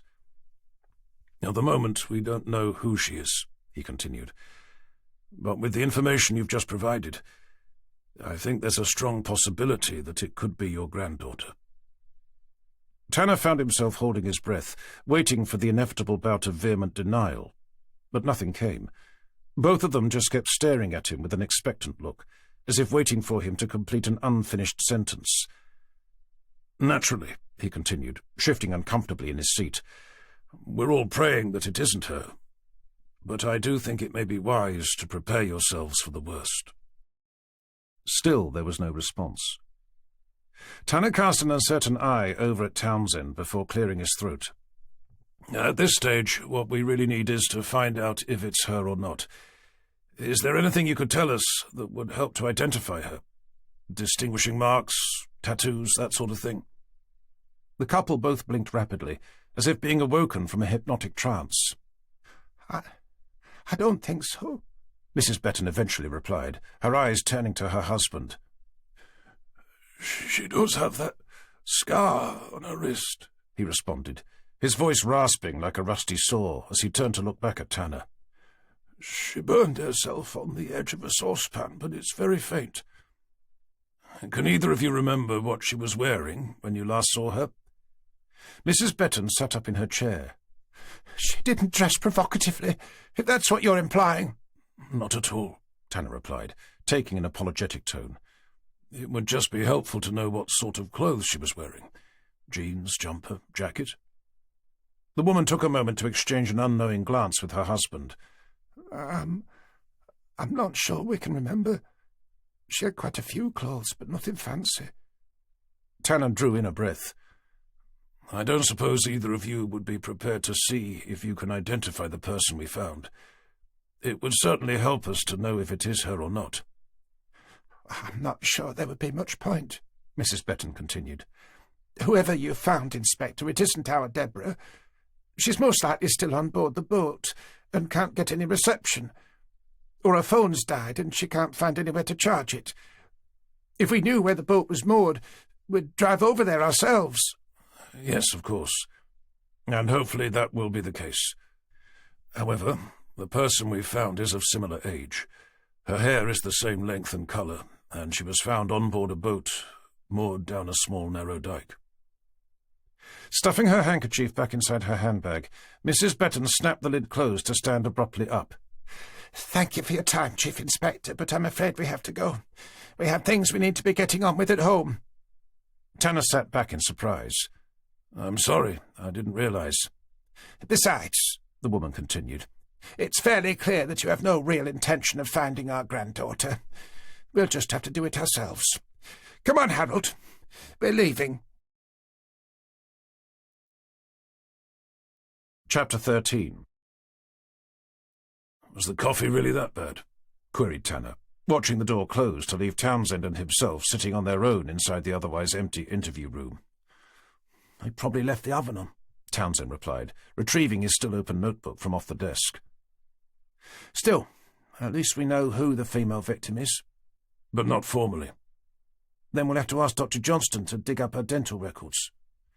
"Something which will take time. No matter, I suppose. But we will need to get hold of their DNA and fingerprints at some point at least." "You don't seriously think they did it?" Tanner cast a sagacious eye at him as they both climbed to their feet. "One thing you'll learn, young Townsend, is to never unsuspect anyone." "And that's a word, is it?" "Probably not. But you know what I mean. Anyway, I suppose I'd better head over to have a chat with Jason Blackwell's estranged wife, else I'm not going to make it back in time for my own press conference, which would be a shame." Glancing up to find Townsend staring at him like a puppy in need of a good home, Tanner let out an irritated sigh. "I need you here, Townsend, helping Cooper. I can't take you with me." "I'm fairly sure he can cope on his own. Besides, won't you need someone to take samples of the mother's DNA and fingerprints?" "Then you can do that, can you?" "Well, admittedly I haven't done it before, but I have been trained to." Tanner took another look at the earnest desperation in Townsend's eyes before letting out a sigh of reluctant capitulation. "Very well. Just this once, mind." "Yes, boss," Townsend replied, standing to attention with a victorious smile.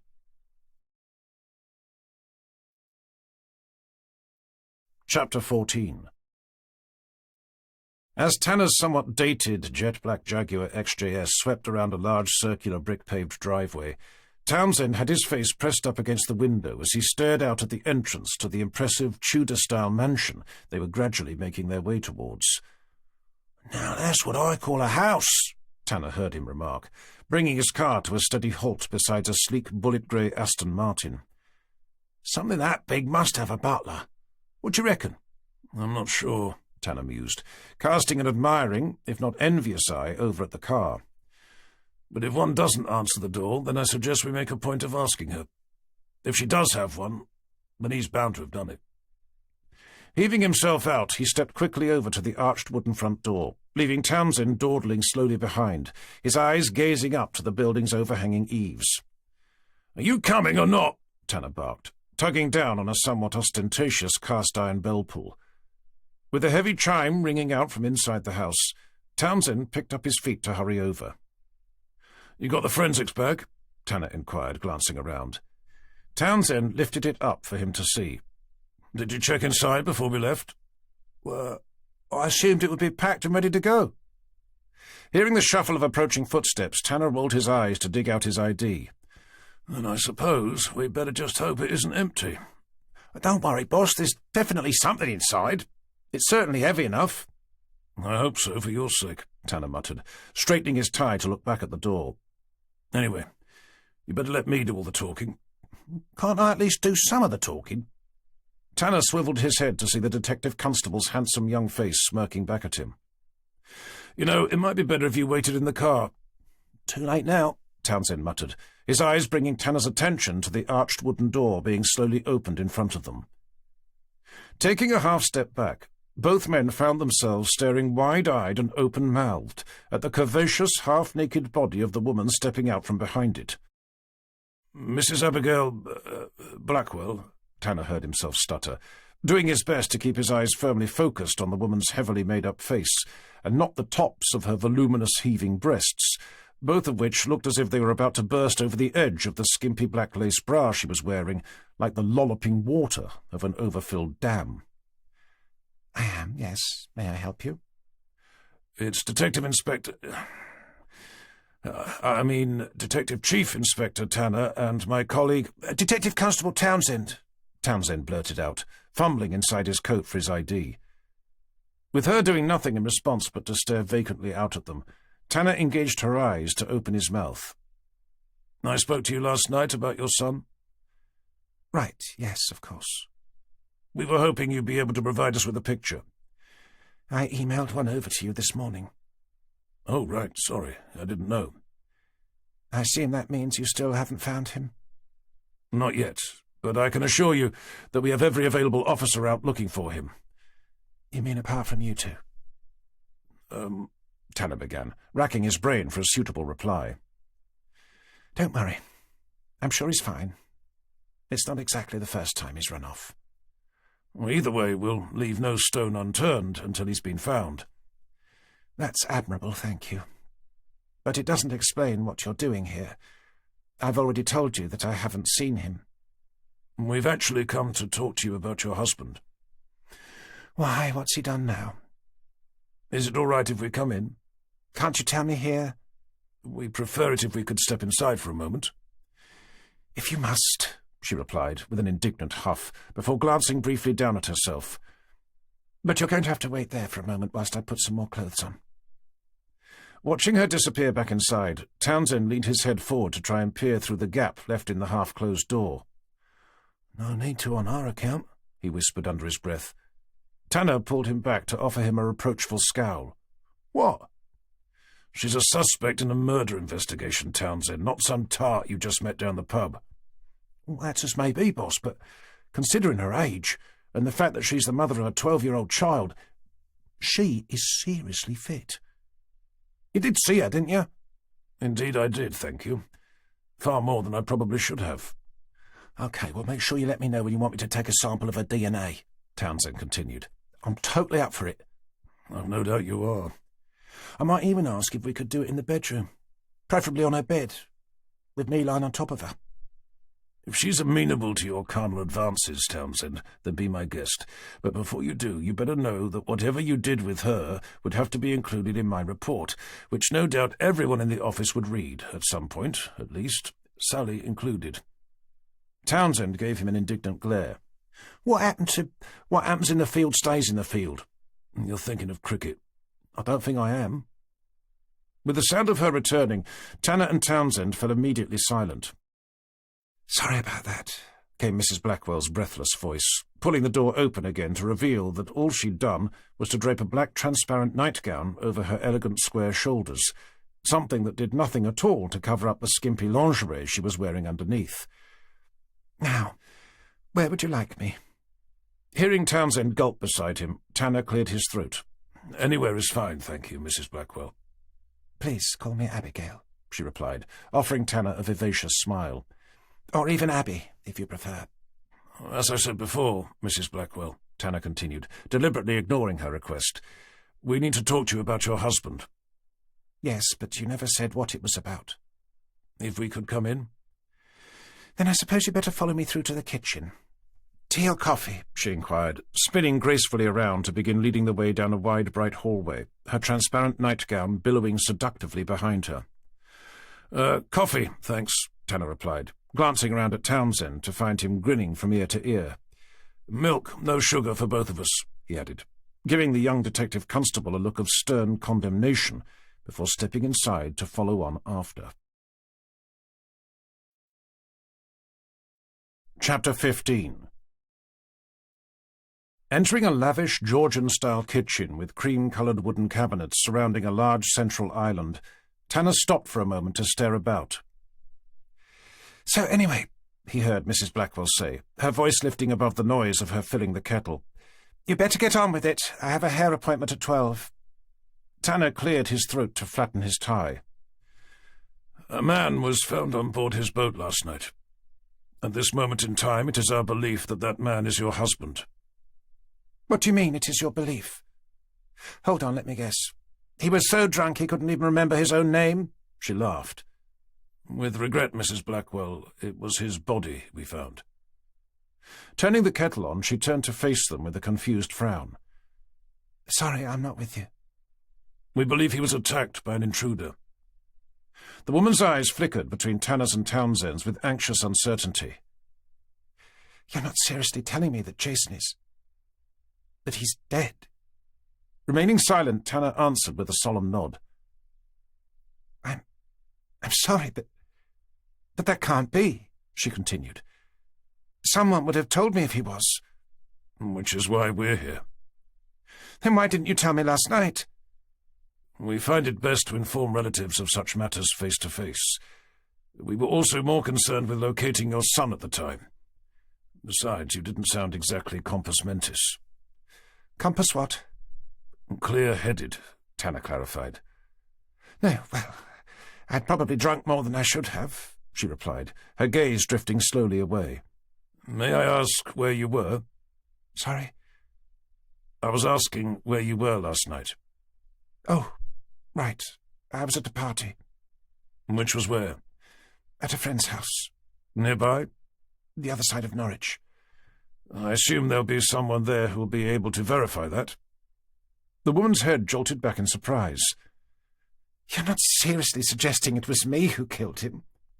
"We're not suggesting anything at all, but we do need to know the location of everyone who knew him, especially members of his immediate family." "Right, yes. It's just been a bit of a shock, that's all."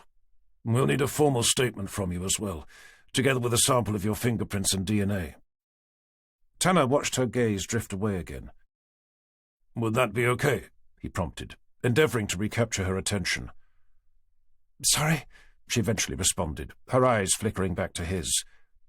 "You'll need what?" "To take a statement together with a sample of your fingerprints and DNA. Not necessarily because you're a suspect, mind." "Not necessarily?" "They'd be able to help us eliminate you from our inquiries."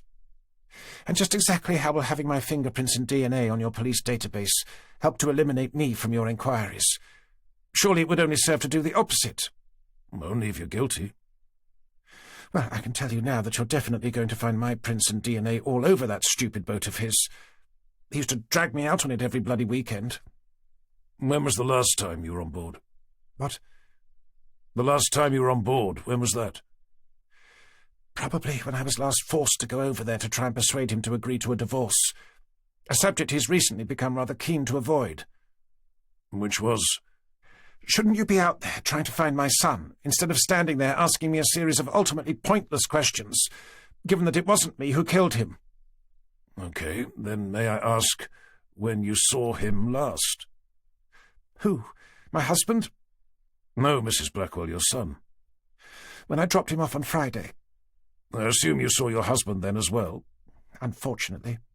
"Was that the last time?" "Milk, no sugar, wasn't it?" "Mrs. Blackwell, you need to tell us when you saw your husband last." Tanner waited patiently for her to turn back, 2 gently steaming mugs held at the end of each arm. "Did you hear me?" "Okay, look," she began, setting them down on the kitchen island. "I admit I did go round to see him last night, but only to ask for the divorce he's been promising me for years now." "Did you step on board?" "Only into the cockpit." "Was anyone else inside?" "He wouldn't let me into the saloon." "Did you hear anyone?" "If you're trying to work out if I knew he was with another woman, then yes, I did. I could hear her cackling laugh from about 2 miles away. But don't worry, I'm hardly the jealous type. Neither of us have been exactly faithful."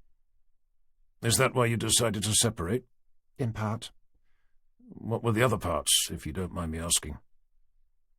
"If you must know, it was because of our son. I married him on the sole condition that we wouldn't have children.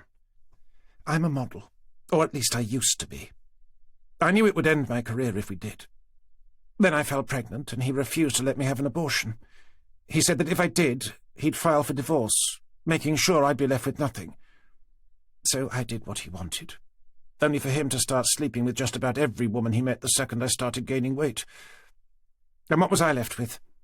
A child who hates me, a husband who now seems to have more girlfriends than there are days of the week, and my modelling career in tatters, after my agency failed to renew my contract the moment they discovered that I was unable to fit into a size 6 dress, no matter how much I breathed in.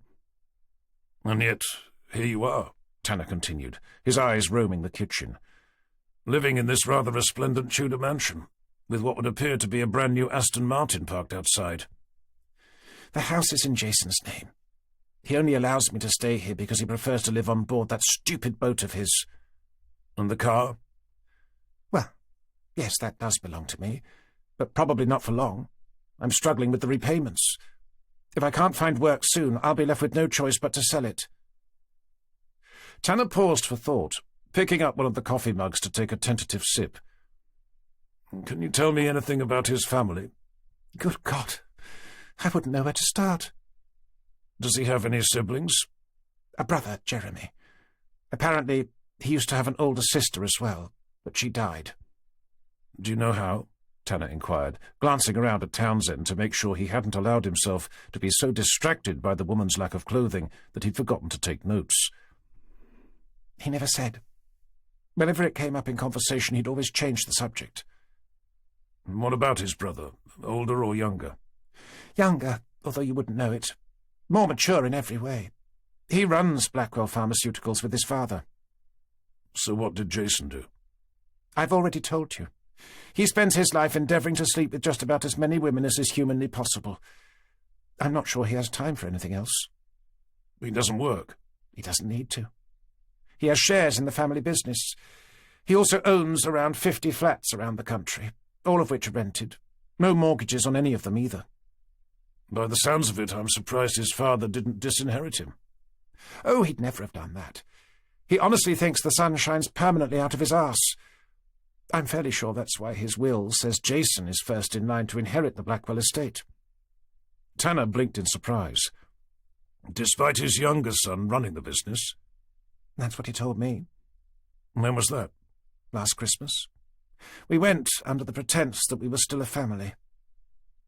Mrs. Blackwell stared briefly off into space before returning her eyes to Tanner's. Does he know yet? About Jason? Tanner shook his head. You were my first port of call. It also remains our priority to locate your son. Yes, of course.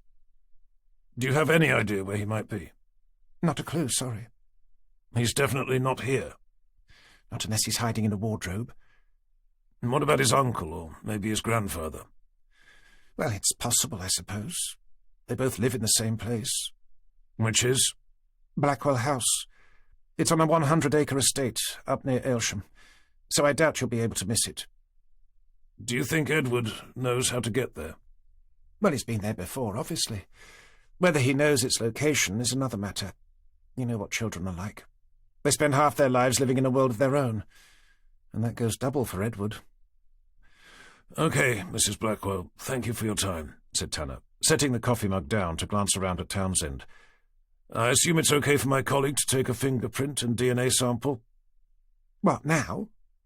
It won't take long, Tanner continued, turning to see Townsend begin fumbling with the zip on the forensics bag. Whilst he does, perhaps you can tell me how much you expect to get, now that your husband has passed away in such tragic circumstances. Mrs. Blackwell opened and closed her mouth with a look of horrified disgust. Now you're insinuating that I killed him for his money?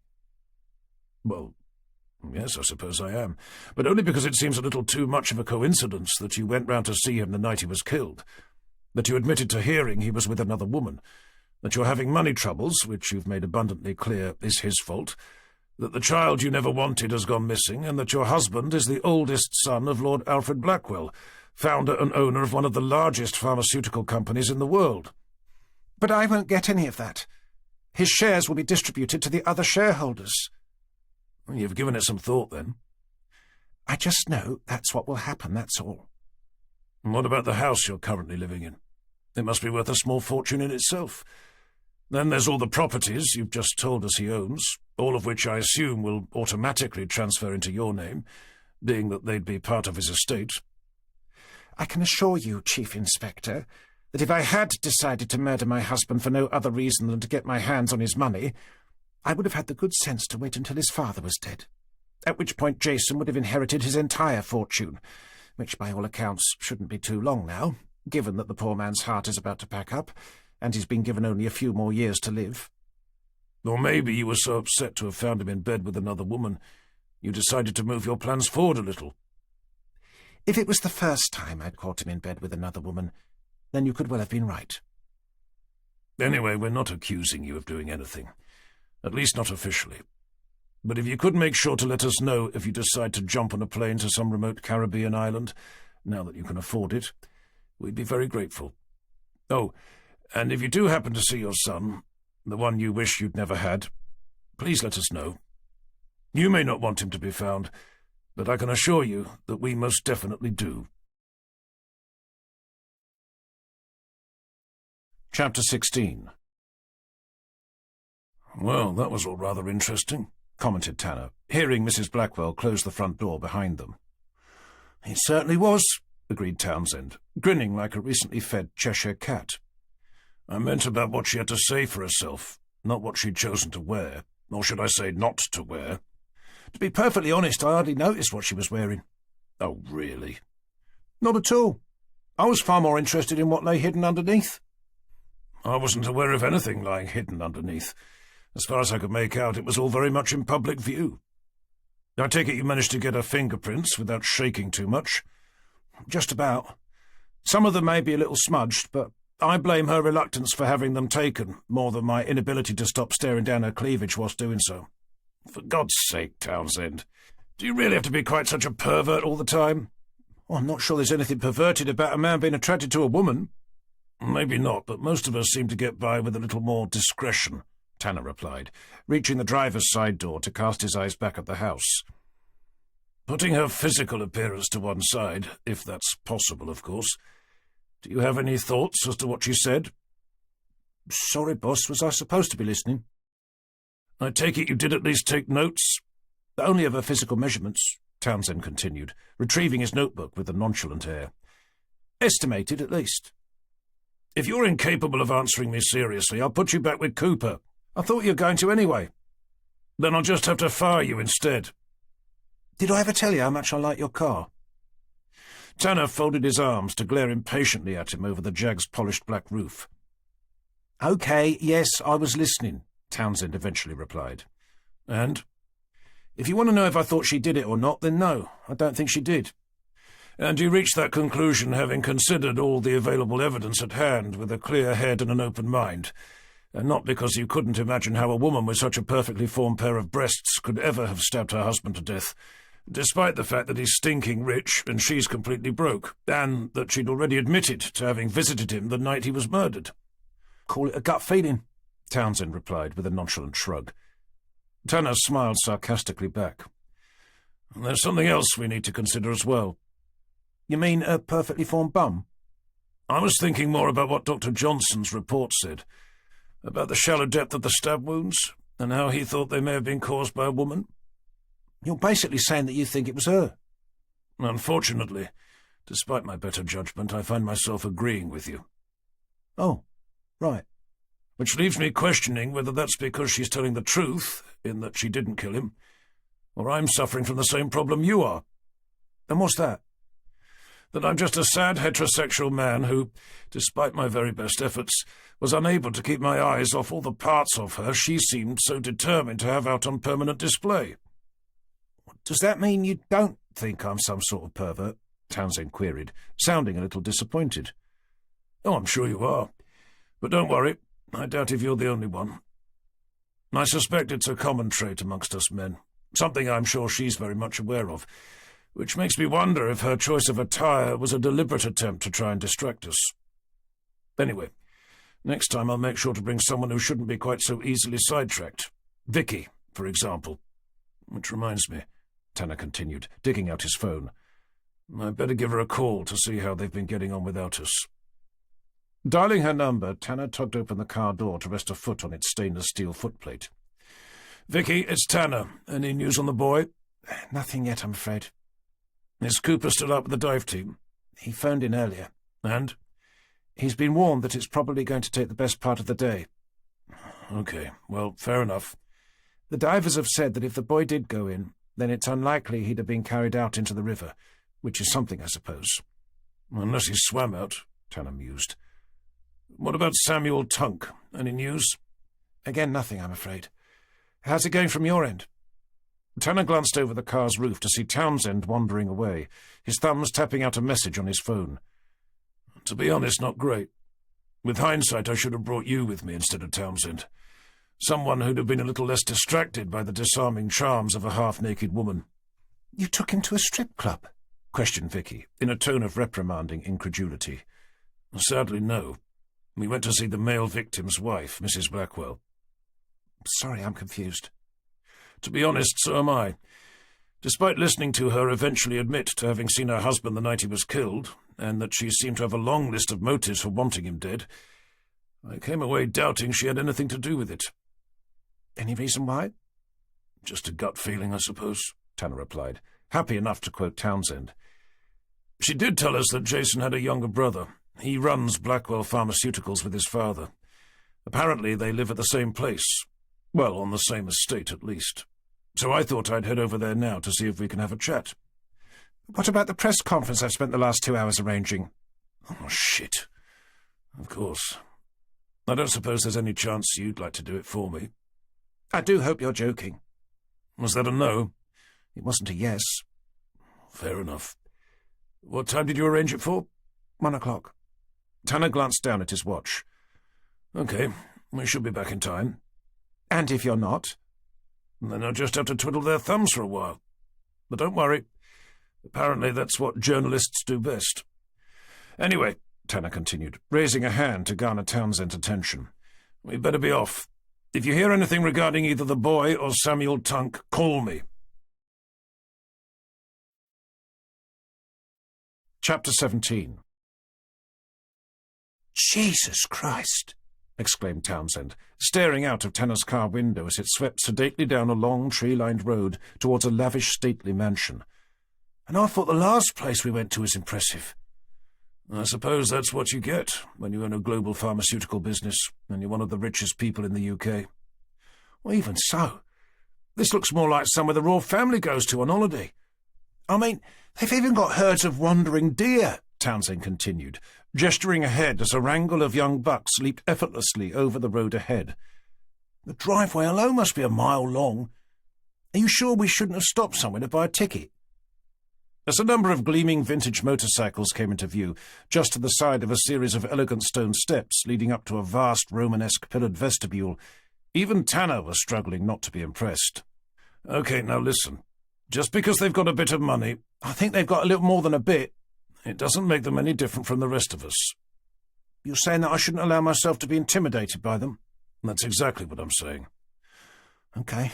Well, I'll try not to be," Townsend replied, his attention drifting towards where a herd of horses could be seen grazing in a distant field. "You know the guy who owns all this?" he soon continued. "The guy, as in Lord Blackwell," Tanner sought to clarify. "That's the one." "What about him?" "I was just wondering how we were supposed to address him. Should we call him Your Lordship whilst bowing deeply, or does he go by the name of His Royal Majesticness?" "The former, probably." "With or without the bow?" "I think that's up to you." Tanner watched with wry amusement as Townsend mouthed the words, Your Lordship, whilst endeavouring to tilt the top half of his body forward, only for the seatbelt's automatic locking mechanism to prevent him from doing so. "Bloody seatbelt," Townsend eventually cursed. "Can I take it off to practice?" "Not with my driving, you can't. Anyway, placing royal etiquette to one side, my remark about not allowing the wealthy elite to intimidate you was serious. As you'll no doubt discover, at least at some point, during what I hope won't be a completely pointless career, more often than not, it's the class of people we're about to meet who end up being responsible for whatever crime it is that you find yourself having to investigate. I'm sure it's not because they're bad people, at least no more than anyone else, nor because they think they're better than the rest of us, which they're most definitely not. I suspect it's because they spend their entire lives living in a world beyond the realms of normal society, which ends up giving them a warped, misguided belief that the rules that govern the humble masses simply don't apply to them. It's probably because they don't.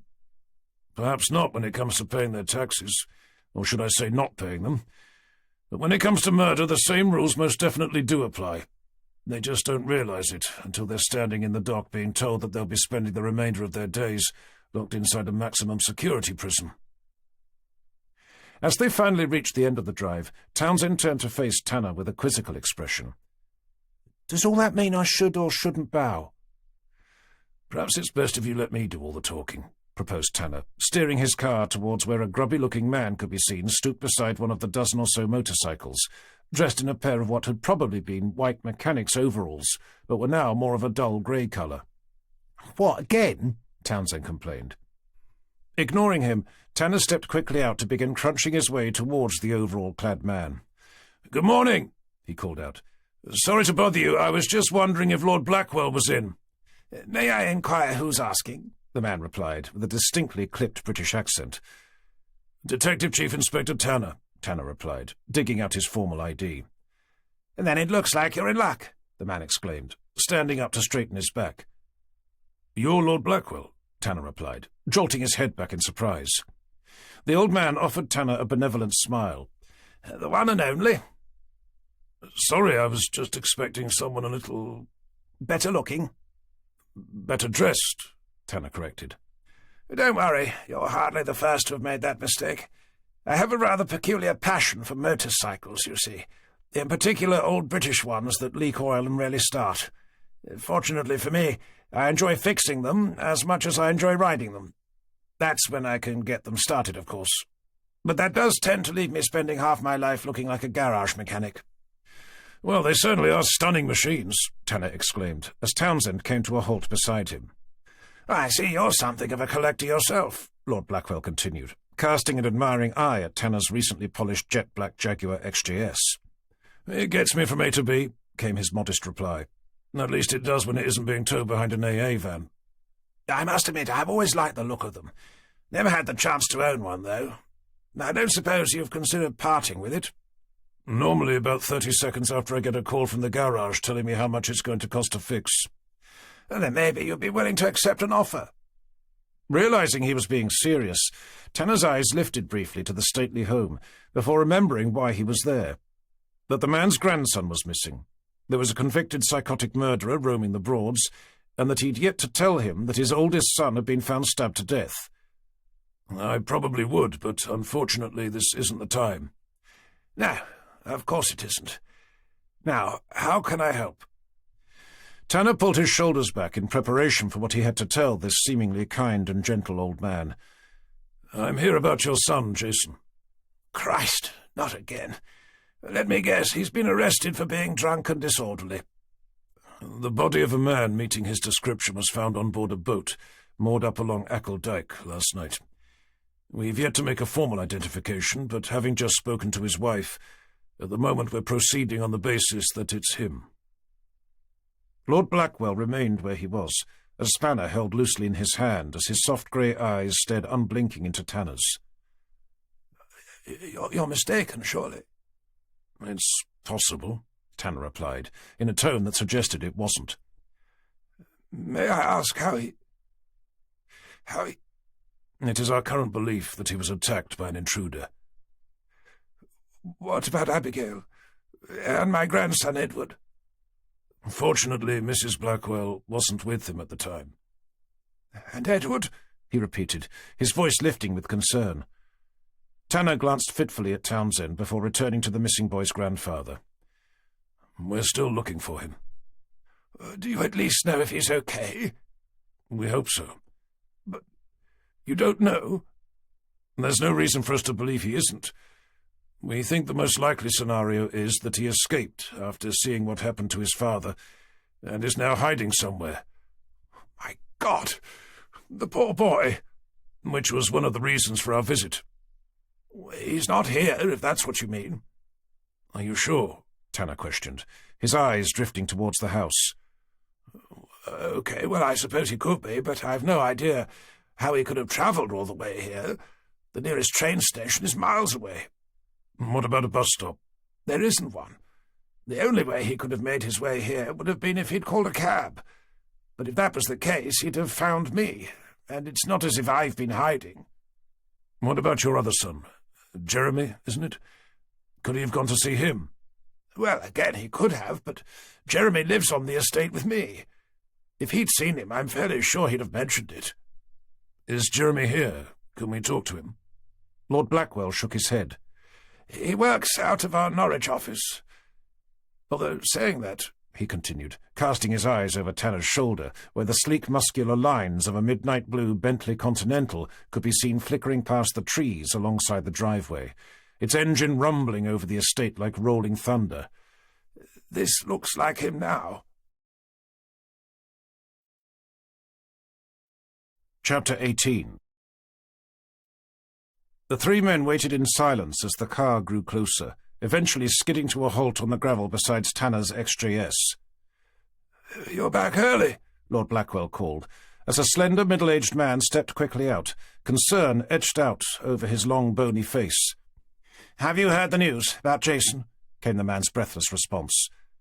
Lord Blackwell's lower lip quivered for just a fraction of a second. "These gentlemen are from the police." "So you have heard?" "Only that they think it's him." "And Edward?" Lord Blackwell offered his son a regretful nod. "This is Detective Chief Inspector... Tanner," Tanner responded, retrieving his formal ID. "And my colleague, Detective Constable Townsend. I take it you're Jason's brother, Jeremy?" "And that's correct." "I also understand that you help your father with the day-to-day management of Blackwell Pharmaceuticals." "Actually, I made Jeremy the CEO last month," Lord Blackwell replied, "which effectively means he now runs the company." "And you?" "Retired, as you can see. Fortunately, the business is in excellent hands. Jeremy's always been a dab hand at that sort of thing."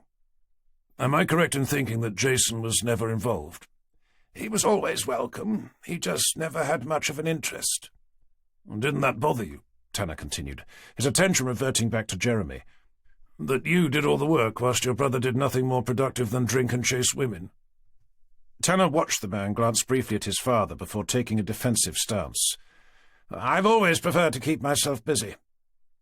"You're honestly trying to tell me that you didn't envy your brother's easygoing, hedonistic lifestyle?" "Look, sorry, I know you're the police and everything, and I don't mean to be rude, but what the hell's this got to do with you?" "Someone killed your brother, Mr. Blackwell." "And you think that someone was me?" "In my profession, it's often best to start with those closest to home, especially when there's so much money involved." "Look, of course there were times I resented him. I doubt I'd have been human if I hadn't, at least a little. But at the end of the day, the vacuous life my brother seemed to enjoy was of little interest to me. There's a reason why I haven't taken a holiday in over 10 years, and it's not because I'm paid by the hour." "As I mentioned before," Lord Blackwell interjected, offering Tanner a placating smile, "Jeremy has always been extremely industrious. Even at school, he'd come home actually wanting to do his homework, whereas Jason was... well, he was more normal." "You're trying to tell me that you didn't care, that he seemed happy enough to live off you like a proverbial sponge?" "Jason was my son. I loved him dearly. Why on earth should I have minded?" As the words began tumbling out, so did the emotion. "And now you're telling me he's gone," the old man continued, his eyes filling with tears. "And I'm never going to see him again. Why should I have minded?" As his body began to shake, Jeremy shoved his way unceremoniously between Tanner and Townsend to place a consoling hand on the old man's shoulder. "Honestly, Father, I really don't think it's him. I'm sure Jason is more than capable of defending himself against some drugged-up intruder." Tanner watched Lord Blackwell fight with his emotions. I'm not so sure. You know what he was like, drunk half the time. His mind constantly preoccupied by women. If someone had attacked him after he'd been drinking, I doubt he'd have been able to put up much of a fight. I also doubt if a police chief inspector would come all the way out here if they weren't fairly convinced that it was him. Not when Edward is missing as well." "If one of you would be willing to take a look at the person we found," Tanner asked, "it would at least help us to clarify the matter once and for all." A moment of silence followed, as Lord Blackwell laid a frail hand on his son's forearm. "Could you do it for me, Jeremy? I really don't think I could cope. Not if it is Jason." "Of course, Father. Don't worry. I'll take care of it." "It wouldn't be so hard, had it not been for Sarah," the old man continued, his tear-filled eyes drifting into the distance. "Sarah?" Tanner inquired, raising a curious eyebrow at the man's youngest son. "My sister. She passed away." "I'm sorry to hear that," Tanner replied, electing not to mention that he already knew. "Don't worry. It does sometimes feel like it was only yesterday, but in reality, it all happened a very long time ago." "May I ask how she died?" Jeremy's forehead rippled as his eyes flickered briefly at his father. "Another time, perhaps?" "Of course. Sorry. Another time." "Do you have any idea where Edward might be?" Jeremy inquired. "To be honest, I was hoping to ask you the same question."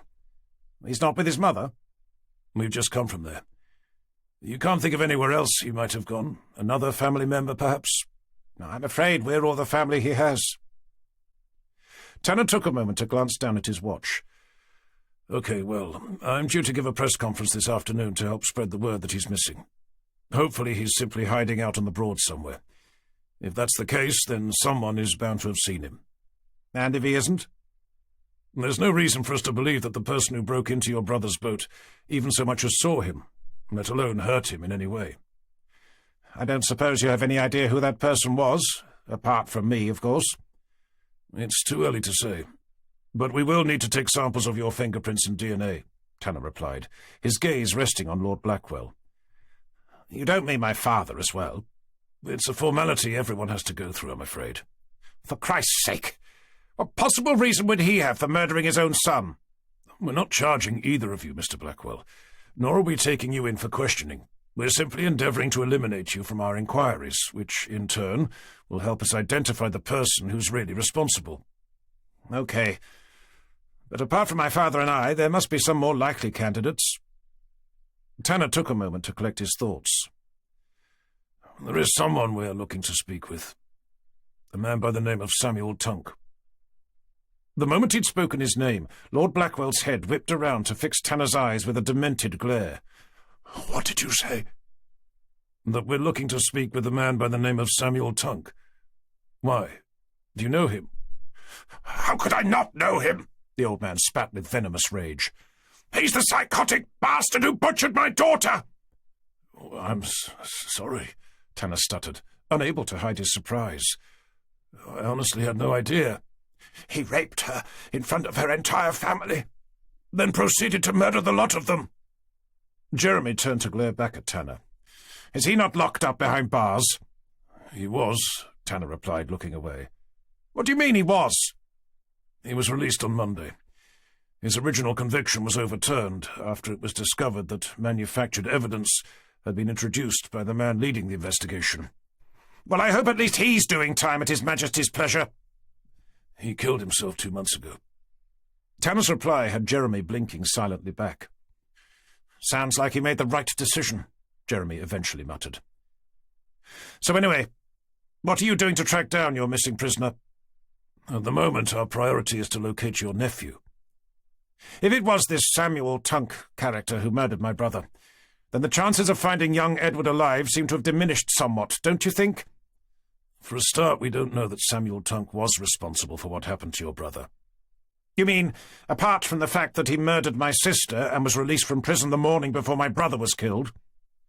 "He would still need to have some sort of motive for doing so," Tanner replied, casting a questioning eye at Jeremy's father. "I don't suppose either of you are aware of one?"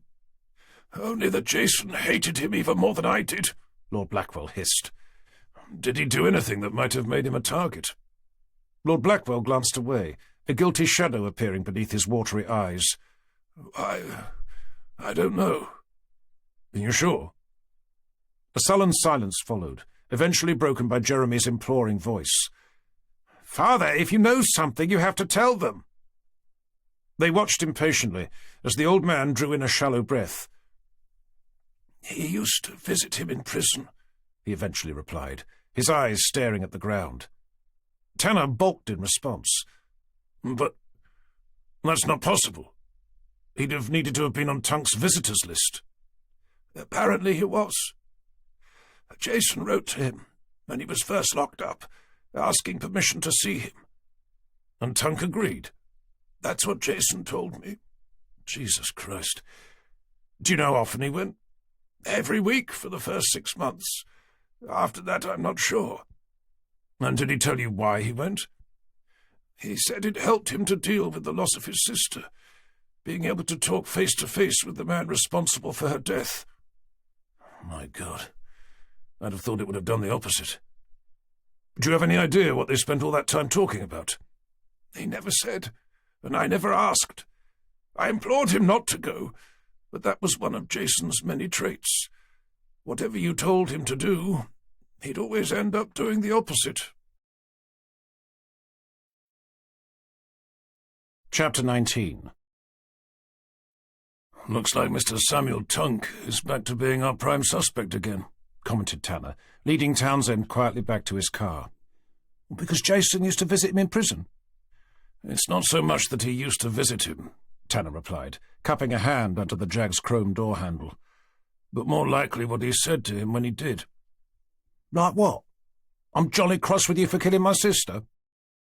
"What if he went there to tell him over and over again that he was a sad, fucked-up psycho, and that he was going to use all his power and influence to make his life inside prison a living hell?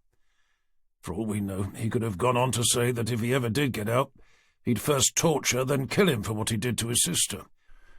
If I'd just been locked up for life, to find myself having some stuck-up Etonian type popping over to see me once a week to both insult and threaten me, I'd have probably been rather keen to stab him to death myself." "But if that was the case, why would Tunk have allowed Jason to visit him? As you said, it's the prisoner's choice." "I've no idea," Tanner replied, tugging open the door. "Anyway, knowing Jason did visit him gives us the one thing we've been lacking. A motive for Tunk deciding to make a special trip to see him." As they both opened the car's doors to climb inside, Townsend glanced over at where Jeremy could be seen comforting his father, leaning against his son with a hand pressed to his chest. "Does that mean Jason's brother is off the list?" Tanner started the engine to follow his gaze. "I assume you think he shouldn't be?" "Well, with his brother out of the picture and us chasing the guy who murdered his sister, he's now set to inherit his father's estate in its entirety." "I suppose he remains a possibility," Tanner eventually replied, reversing around. "Looking at the state of Lord Blackwell," Townsend continued, his eyes remaining focused on the father and son, "he may not have all that long to wait before he does." "But is that really a strong enough motive for him to have murdered his own brother?" "I suppose it depends on their relationship," Townsend shrugged, as the car began gliding effortlessly back along the estate's seemingly endless drive. "And just how much money is at stake? You said before about the stupid things people do when large amounts of money are involved, and I doubt if you'll find a much larger amount than the one we're talking about here. I was also curious to know how Jeremy could have found out about what had happened so quickly," he continued, reaching inside his coat for his notebook. "Apart from the guy who found the bodies, the only other person who knows is the woman we left back in the kitchen of her deceased husband's luxury mansion, the one who looked like a retired porn star." "You're suggesting Mrs. Blackwell told him?" "That there could be something going on between them as well," Townsend nodded. "She must have had him on speed dial for him to have come over so quickly. I mean, she was married to his brother. I'm sure nobody would be too surprised to hear that she crept her way out of the bed of one, only to worm her way into the bed of the other. If you add the family fortune into the equation, the fact that she's flat broke, whilst Jeremy is now set to become one of the richest men in the country about 2 minutes after his father dies, then I think the idea of Mrs. Blackwell whispering the idea into Jeremy's ear that he murders his brother, so enabling them to finally be together, is hardly beyond the realms of possibility." With Tanner not responding, Townsend leaned forward to try and catch his eye. "What do you think?" "To be honest, you had me at speed dial." Townsend sat back in his seat with a self-congratulatory smile.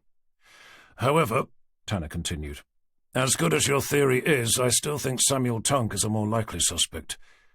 It takes a lot to kill someone, especially in cold blood. Far more so if that person is a close relative. Maybe they've been planning on murdering him in a more premeditated way, when Abigail caught him in bed with another woman, giving her a reason to bring proceedings forward a little. Tanner fell silent again, his attention focused on turning out of the estate onto the busy road beyond. "Tell you what," he eventually said. "When we get back, take a look at their phone records to see just how often they've been in contact." "And their social media accounts?" "If you're right, and they've been planning this for a while, I doubt they'd have been stupid enough to do it online." "You sure about that?" "Not really. But I think you should at least start with their phone records. If you do find they've been chatting to each other on a regular basis, then we can cast our net a little further. Meanwhile," he continued, glancing at the clock mounted into the Jag's veneered wooden dashboard, "I need to get back for the bloody press conference I'm supposed to be holding. And if that really is the time, then I'm already late." Chapter 20. Tanner's stomach tightened when he saw the crowd of reporters gathered in the car park outside Wroxham Police Station. The feeling grew worse when he caught sight of Vicky, standing in the doorway with her arms locked over her chest, her eyes tracking his car like the turret of a Challenger tank. Resisting the temptation to drive straight past, he turned carefully into the entrance to leave his car parked discreetly around the back. "Where the hell have you been?" he heard Vicky demand, the moment he'd stepped into the station's otherwise deserted reception. Yes, sorry I'm a little late." "By over an hour," she continued, making a point of staring down at her watch. "I spent the last 20 minutes trying to decide what to do." "To either sing them a song or do a little dance?" "To hold the thing myself or cancel it." "Well, look, I'm here now, and the press don't mind waiting. Any news of the boy?" "Cooper's still down at the dike," she replied. "I'm fairly sure he'd have called if they'd found him." "Nothing from anyone else?" "Not a word." "And Samuel Tunk?" "Again, no news." "How'd it go with Lord Blackwell?" "He offered to buy my car." "Anything relating to the current investigation?" "I'll tell you later. Anyway, where do you want me?" "Out the front, giving the bloody press conference. Where do you think?" "The press conference, yes, of course. I don't know why, but for some reason I seem to keep forgetting about it. I don't suppose I've got time for a coffee first?" he asked, his eyes staring longingly towards his office and the espresso machine he could picture sitting idly in the corner. "No, you bloody don't. Now get out there before they ransack the place." "Right, yes." Tanner took a moment to straighten his tie. "How do I look?" "Like the Detective Chief Inspector of Wroxham Police Station." "Really?" Vicky offered him a reproachful scowl. "Would it help if I brought a coffee out for you?" "Tell you what, how about if I get the coffee and you do the press conference?" "Nice try," she replied, spinning away. "What about a picture of the missing boy?" Tanner called after. "I can't do it without that." As Vicky reached the doors leading through to the main office, she turned to offer him a smile of smug satisfaction. "I know, which is why I left a pile of them on the table for you outside. There are some there of Tunk as well. I also labelled them, just in case you couldn't work out which was which." "Sounds like you thought of everything." "Apparently everything apart from a way to stop you from being late. Now off you pop.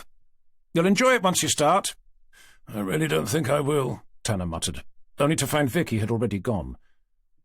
Shrugging his shoulders, he turned to gaze out through the glass entrance door at the gaggle of reporters he could see waiting for him beyond. "Once more unto the breach," he said to nobody in particular, fastening the top button of his suit's jacket to begin marching his way steadily out. Chapter 21. An explosion of flash photography erupting from the awaiting journalists had Tanner instinctively raising a hand to help protect his squinting, half-blinded eyes. Stumbling forward, he found the table Vicky had mentioned, behind which he waited, somewhat impatiently, for the barrage of photography to come splattering to an eventual halt. "Thank you all for coming," he was finally able to say, casting his eyes about to see if he could recognize any of them. "And sorry to have kept you waiting." "No problem at all," replied one of the tallest, a skinny young man with long black greasy hair tied loosely at the back. "Although, if it's to tell us that some high-ranking police official has lost his dog, we probably won't be quite so forgiving." Offering the man an unamused smile, Tanner waited for the unsurprising ripple of laughter to work its way through the pack before reopening his mouth, only to hear the same man call out again. "How's the new job?" "If we could keep questions to the end, please." "That well, eh?" More laughter followed. "Sid Fletcher, Norfolk Herald," the same journalist announced. Tanner rolled his eyes theatrically into the back of his head. "Good to see you're a fan," Fletcher responded, giving rise to another round of snickered amusement. "I don't suppose you're here to tell us that you've unearthed yet another member of CID who's been bending the law to help himself become unjustly promoted?" The image of Cooper's chubby face flashed into Tanner's mind. "Do you have any idea just how many of your former superintendent's investigations are currently back under review?" Fletcher continued. "And if any more convicted criminals are going to be released as a result?" "As I said, if you could keep questions—" "Samuel Tunk, for example?" Tanner cursed under his breath. The fact that the reporter knew Tunk had been released was perhaps unsurprising, but it was going to make both him and the rest of the British police seem grossly incompetent when it came to start handing out the leaflets Vicky had left on the table. Before the reporter had a chance to ask anything else, Tanner brought himself to attention. "At 9 o'clock on Monday night, the body of a man and a woman were found on board their boat, moored up along Ackle Dyke." Tanner's opening statement was met by subdued silence. "From the evidence gathered so far, it would appear that they were attacked by an intruder in search of either money or food. Subsequently, we're treating this as a murder investigation, and we're keen to hear from anyone who was in the vicinity at the time." "Have you identified the victims?" someone else called out, as the press pack cranked themselves back into life. "How were they killed? Do you have any suspects? Was it Samuel Tunk, by any chance?" came Fletcher's overbearing voice.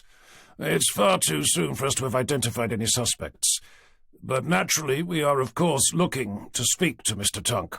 "Jesus Christ!" the reporter hackled back, staring around at his colleagues with his mouth hanging open. "They've only gone and released a psychotic lunatic for him to immediately start carving up yet more innocent people." "As I just said," Tanner responded, forced to raise his voice above the growing cacophony of noise, "there's no evidence to suggest it was him." "But you still want to speak to him?" "Of course, but only because of the coincidental timing of his release. We have no physical evidence that he was involved in any way, shape or form." With the journalists beginning to resettle themselves, Tanner drew in a fortifying breath. "As much as we'd like to talk to any witnesses relating to the murder inquiry, our current priority is to locate the boy who we believe should have been on board at the time." The jostling press pack immediately erupted once again. "You must be joking!" came Fletcher's accusatory voice. "A second ago you said that it was a couple who'd been killed. Now you're telling us that it was an entire family?" "We don't know that the child's been harmed." "I'm sorry, but all that means is that you haven't found his body yet." "It means what I said," Tanner stated, leaning forward to pick up the first pile of discreetly labelled leaflets. "The most likely explanation for his disappearance is that he saw what happened and was able to escape. So we're asking anyone who thinks they may have seen him to immediately call the number on the bottom of this leaflet," he continued, turning them over in his hands to reveal a portrait photograph of a schoolboy smiling awkwardly at the camera. "His name's Edward," Tanner continued, handing them to the nearest journalist. "He's 12 years old, is about 5'2", and has pale skin with short dark hair." "Excuse me," began the same egotistical journalist, staring down at the leaflet he'd just taken. "but it doesn't say what his surname is." "To protect his family's privacy, we're keeping that confidential, for now at least." "It's just that he does seem to bear a striking resemblance to Jason Blackwell's son, the guy who's a direct heir to Blackwell Pharmaceuticals. I seem to remember he has a boat moored down Ackle Dyke, and that his son's name is Edward as well." "As I said," Tanner continued, sending daggers into the eyes of the reporter, "to protect his family's privacy at this difficult time, we've elected to keep their surname out of the media." "You mean it is?" the reporter queried, as the crowd of reporters fell into an expectant silence. Knowing his every word was being recorded, Tanner shifted his weight from one foot to the other, as his mind searched for the most suitable, preferably honest response. As the silence grew ever longer, he eventually forced his mouth open to say the only thing his exhausted mind seemed able to think of. "I can neither confirm nor deny Once again, the gaggle of reporters erupted into a chaotic pandemonium of yelling and shouting. "Does that mean the murder victim is Lord Blackwell's son?" came Fletcher's voice, rising above the cacophony of noise. Tanner shook his head in furious consternation.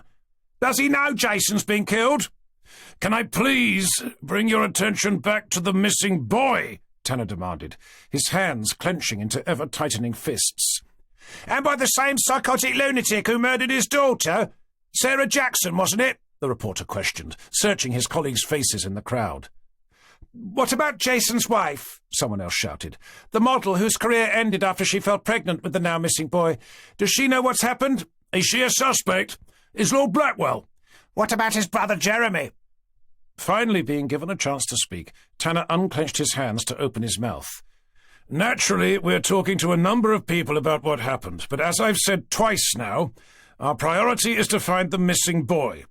So if anyone has seen him or thinks they might have, can you please call the—" "Doesn't it bother you that there's a previously convicted ex-pro wrestling psychotic murderer wandering the Broads?" came Fletcher's irritating voice. "Of course it bothers me," Tanner spat, struggling to maintain control of his temper. "Which is why," he continued, grabbing hold of the second pile of leaflets to begin handing them out, "we've had this photograph printed of him." "So you do think he did it?" Fletcher demanded, reaching forward to grab one off the top. "I didn't say that." "But you're out there looking for him." "Our priority is to find the missing boy."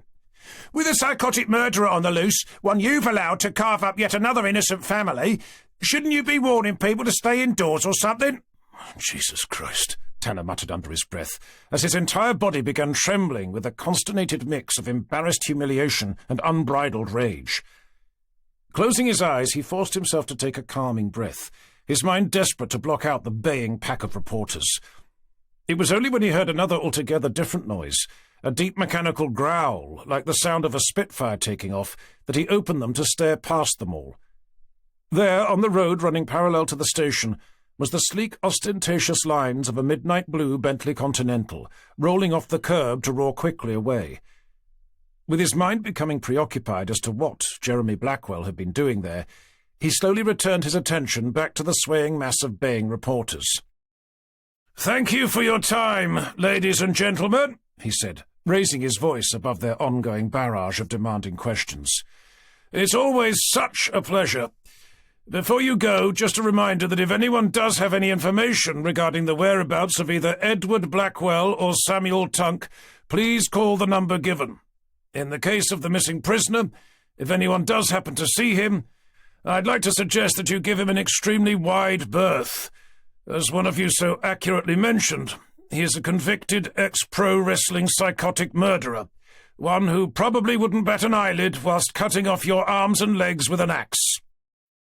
With his audience falling into a stunned, muted silence, Tanner smiled gleefully around at them all. "Anyway, great press conference. I don't know about you, but I'm already looking forward to the next one."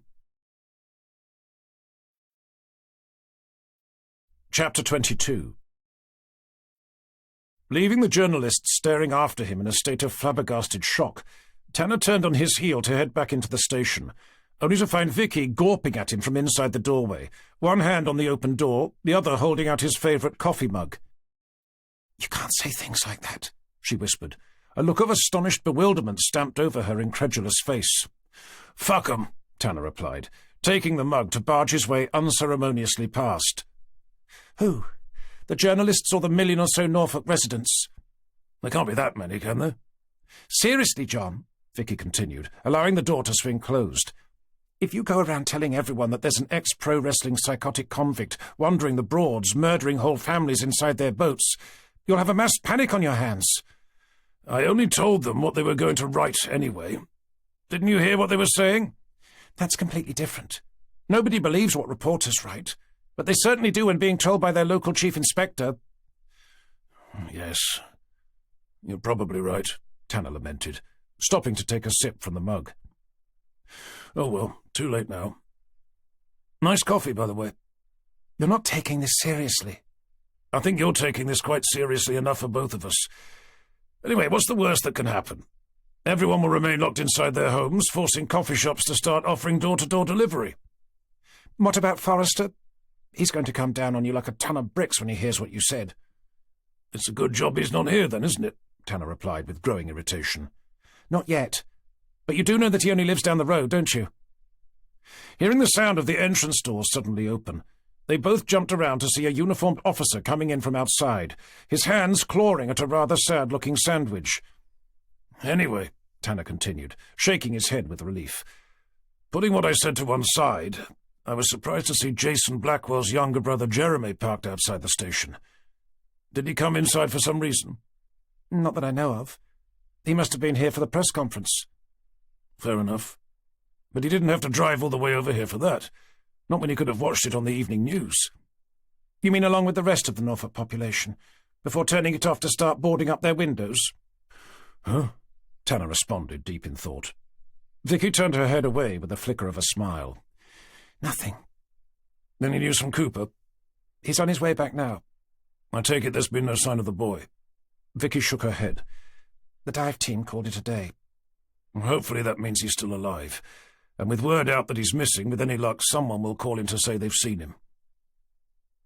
Pushing his way through the doors leading through to the main office, Tanner clapped his hands together.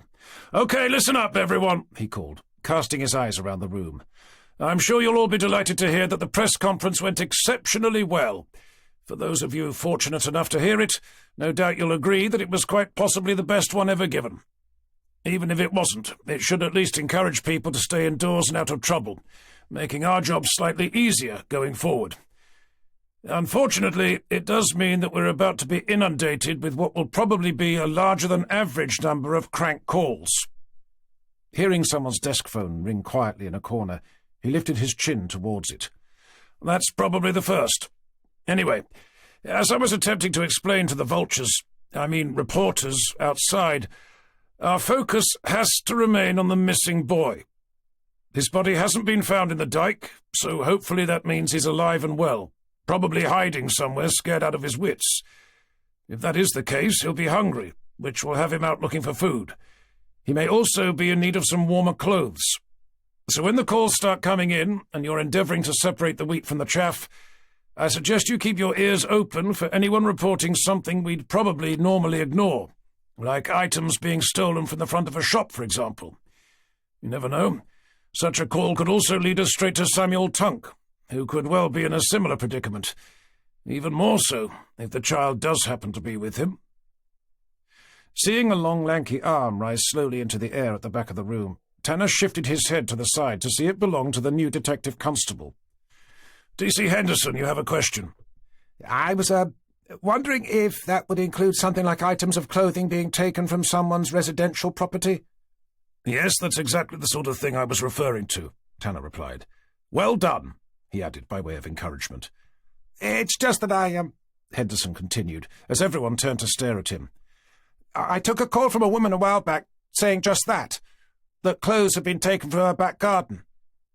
"I think for it to be relevant, it would need to have happened sometime between the time the boy went missing now, really." "When I said a while back," Henderson continued, his voice beginning to stutter, "I actually meant this morning." Tanner glared over the office at him, any pretense of congeniality fast disappearing. "You took a call from someone this morning saying that her clothes have been stolen from her back garden," he repeated, far more slowly than was necessary. Henderson gulped. "From off her washing line, to be exact." Tanner continued staring at him in muted silence, together with everyone else in the room. "Cooper was with me when I took the call," Henderson continued, his eyes glancing furtively about. "He told me to ignore it." Tanner couldn't help but shake his head in frustration. "Did you at least make a note of the caller's name and address?" "I did," he exclaimed with an emphatic nod. I wrote it down in my notebook." "Well, that's something, I suppose," Tanner replied, as another phone burbled into life. "Right, that's it for now. Man the phones, everyone, and remember what I said." Spinning away, he briefly caught Vicky's eye as he continued searching the room. "I don't suppose you've seen Townsend anywhere?" "He's already manning the phones," she replied, pointing to his desk. "Fair enough. When he's done, tell him to grab that address off Henderson and meet me at my car." "Where are you going?" "To see a woman about a washing line." "Can't someone else do that?" Like me, for example. I think I'd better do it myself. Besides, I don't particularly wish to be around when Forrester shows up, asking why Norfolk streets have become strangely deserted, as the 442 local coffee shops are suddenly forced to go out of business. Chapter 23. "Hello, Mrs. Appleby?" Tanner inquired, as an elderly woman's shriveled-up face appeared from behind a cheap PVC door. "My name's Detective Chief Inspector Tanner, and my colleague, Detective Constable Townsend." "My husband's not in," she immediately stated, giving their IDs nothing more than a courtesy glance. "He's out with my son. Don't ask me where, 'cause I don't know. You can check inside if you don't believe me." Thank you, Mrs. Appleby," Tanner replied, raising a curious eyebrow at Townsend. "But we're not here for your husband or your son. At least we don't think we are." "Then it's a good job they're not in, then, isn't it?" "You called about having some items of clothing stolen?" The woman's eyes narrowed with accusatory reproach. "Well, that was this morning." "Yes, sorry about that. We've been a little busy of late. May we come in?" "To do what?" "To see where they were taken from. One of my constables mentioned something about a washing line." "Do you have a search warrant?" "Do we need one?" "You do, if you want to come inside." "But, Mrs. Appleby, only a few seconds ago you said we were welcome to." "That was to prove I was telling the truth about my husband. Anyway, didn't you say you were a detective chief inspector?" That's correct." "Then don't you have more important things to be getting on with than going around investigating stolen clothes?" "We're actually here in connection with the missing 12-year-old boy. You may have heard about him on the news." In the blink of an eye, the woman's expression transformed from one of wary suspicion to that of deep motherly concern. "Why on earth didn't you say that before? That poor boy. Of course you can come in." As the woman turned to start hobbling her way back inside, Tanner and Townsend were left stranded on the porch, gazing at each other with similar expressions of mystified bemusement. "Are you coming or not?" came her commanding voice, echoing out from inside the house. Yes, of course," Tanner replied, motioning for Townsend to follow him into a damp-smelling hallway that almost immediately led through to the most basic of kitchens beyond. Stepping outside onto a small concrete patio, Tanner took a moment to take in the terraced property's modest rectangular garden, in particular an old picket fence at the end, past which he could see what looked to be a footpath with the glint of a river beyond. "Here's where the clothes were taken from," the woman stated, stopping beside a large rotary washing line to their left. "Is that the River Thurn?" Tanner questioned, lifting himself up onto the balls of his feet as the white triangular tip of a sail drifted silently into view. "It is," she confirmed, following his gaze. "You can see it more clearly from the bedroom upstairs." "And is that a public footpath?" he continued, making his way down the garden to stare over the short waist-high fence. "Fortunately," she nodded. "You hardly ever see anyone walking on it, though. Only at Easter and during the summer holidays." "So just about anyone could climb over your fence to gain access to your garden?" "Well, yes. But no one ever has, at least not to my knowledge, not until now, that is." "What sort of clothes did you have out?" "Oh, you know, the normal." "I don't suppose you could be more specific?" The woman gazed up at the grey, overcast sky. 3 pairs of jeans, some T-shirts, a purple hoodie, and a matching baseball cap. My son's stuff, mostly." "I don't suppose the hoodie had anything written on it?" "Just that Nike tick thing, same as the baseball cap." "And how old is he?" "And why, may I ask, do you want to know that?" the woman demanded, folding her arms over her ample chest. Let me rephrase that. Do you think the clothes would fit your average 12-year-old boy?" "Good God, no. My son's 28. He's also over 6 foot tall and spends his life either eating me out of house and home or lifting weights with his father. He couldn't have fitted into your average 12-year-old's clothes when he was 8, let alone now." Chapter 24. "It wasn't the missing boy, then?" Townsend observed somewhat obviously, following Tanner out of the house. "Not unless he's grown rather dramatically over the last couple of days," Tanner replied, reaching his car to skirt around its elongated bonnet. "There were also some larger-than-average footprints left in the mud on the other side of her somewhat inadequate fence, which hopefully means it was Samuel Tunk." "Why hopefully?" "Because there can't be all that many 6'2" ex-pro wrestling convicts wandering the Broads wearing purple Nike hoodies with matching baseball caps. At least I hope there aren't." Unlocking the car, Tanner was about to put a call through to the office when he saw the same ostentatious Bentley Continental he'd now seen for the third time that day, parked discreetly under the branches of a nearby weeping willow. Tucking his phone away, he turned to catch Townsend's eye. "Do me a favour, will you? Give the office a call. See if they have any news on either the boy or our prime suspect. Then give them an update as to what Samuel Tunk has hopefully decided to start wearing.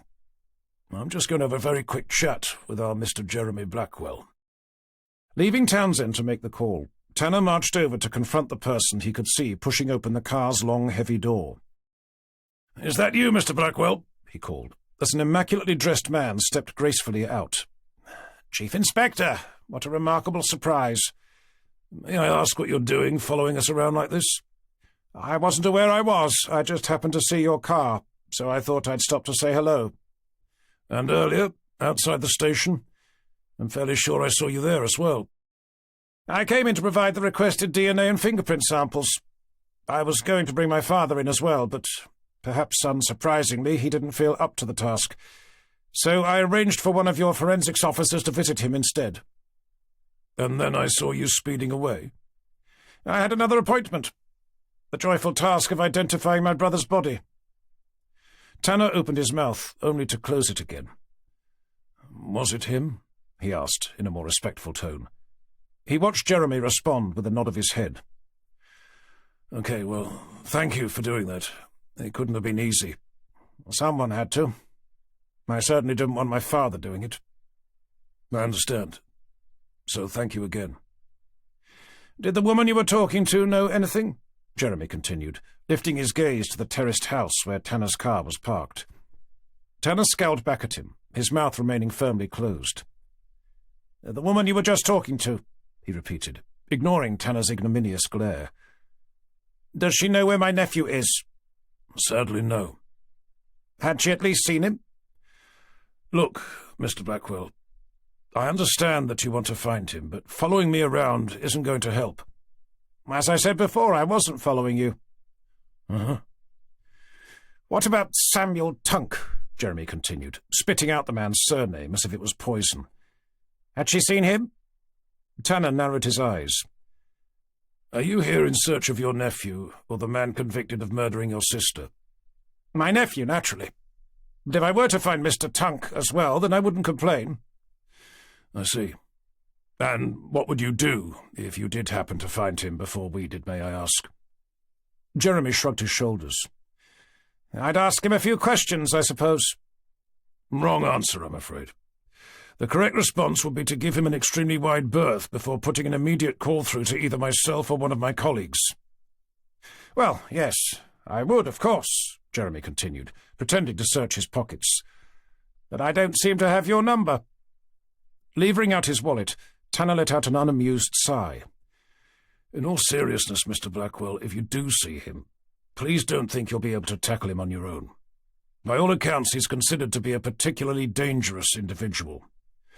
"The man murdered my sister and her entire family, and thanks to the corruption that seems to run rife through the British police, and the frankly ridiculous way our legal system works, he's now been allowed to murder my brother. Probably my nephew as well. So yes, thank you, Detective Chief Inspector Tanner," he continued, taking the crisp white business card being offered. "I'm fully aware of just how dangerous he is."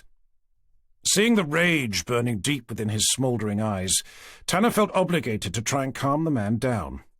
"I understand how you must be feeling, Mr. Blackwell. I lost a family member in similar circumstances myself. But at the moment we don't know that it was Mr. Tunk who killed your brother. We also don't have any reason to believe that your nephew is anything but alive and well. The best thing you can do at this precise moment in time is to stay home and sit tight. For all we know, Edward is making his way to you as we speak. which won't be much use if you're not there when he arrives. There's no need to try and placate my feelings, Mr. Tanner. I'm not a child. My point is that you're not helping us find either Edward or Mr. Tunk by following me around all the time. If anything, all you're doing is slowing up the process. I think you're underestimating my abilities. I see, Tanner replied, an amused smile playing at the corners of his mouth. You fancy yourself as some sort of private detective, do you? Oh, I'm fairly sure I don't have the level of intelligence needed for such an intellectually demanding job. Tanner felt his hackles immediately rise. Please don't patronize me, Mr. Blackwell. Like you, I'm not a child. Then I suggest you stop trying to dissuade me from doing all that I can to find the man who's murdered half my family. I thought you were looking for your nephew. Jeremy dug his hands down into the pockets of his tailored pinstripe suit. Neither of us may be prepared to admit it, but I think we both know that my nephew is already dead. A cold silence fell over them, broken moments later by the shrill sound of Townsend's voice, calling for Tanner's attention behind him. Go home, Mr. Blackwell, Tanner continued. We'll call you when we have some news. As will I, Jeremy replied, flicking defiantly at the corner of Tanner's crisp white business card. Shaking his head, Tanner turned on his heel to make his way back to his car, where he could see Townsend staring at him with a look of earnest intent. That's all we need, he muttered to himself. A self-appointed vigilante. Sorry to have interrupted, boss. No problem. We were done anyway. What's up? There's been a call. Someone's been seen taking food from the post office at the end of Thorndyke. When was this? Only about 20 minutes ago. The owner said he was fairly sure it was Samuel Tunk. Chapter 25. Oh, for Christ's sake, moaned Tanner, glancing fitfully into his rear-view mirror. I've got no idea what he's hoping to achieve. What who's hoping to achieve? Asked Townsend, swivelling around to see a Bentley Continental about 20 metres behind them. Jeremy Blackwell's following us, again, Tanner replied, flipping the mirror up so he wouldn't have to keep looking at him. He's hoping we're going to lead him straight to Samuel Tunk. Then what if we did? He said he'd like to ask him some questions. Wouldn't we all? Reading between the lines, I think he meant that he'd like to beat the living shit out of him for murdering his brother and sister. Well, that's if he did murder his brother. Unfortunately for Tunk, I think the general consensus of opinion is that he did. Does that include us? Tanner didn't answer. His attention focused on the road ahead. What about his nephew, Edward? Isn't he trying to find him as well? He appears to have reached the conclusion that he's already dead. It was Townsend's turn to fall silent. I'm still hoping he isn't, Tanner eventually added, knowing what Townsend must have been thinking. But you think it's more likely that he is? Tanner flipped the mirror back down, only to find Jeremy Blackwell's Bentley Continental was now directly behind him. Looks like he's given up on the idea of being discreet. The guy's right up my arse. Townsend turned to try and catch Tanner's eye. I'll take it that's a yes. Deciding he may as well leave the mirror where it was, Tanner returned his attention to where he was going, and to Townsend's as yet unanswered question. Unfortunately, the man's right. The longer the boy remains missing, the more likely it is that he's already dead. Chapter 26.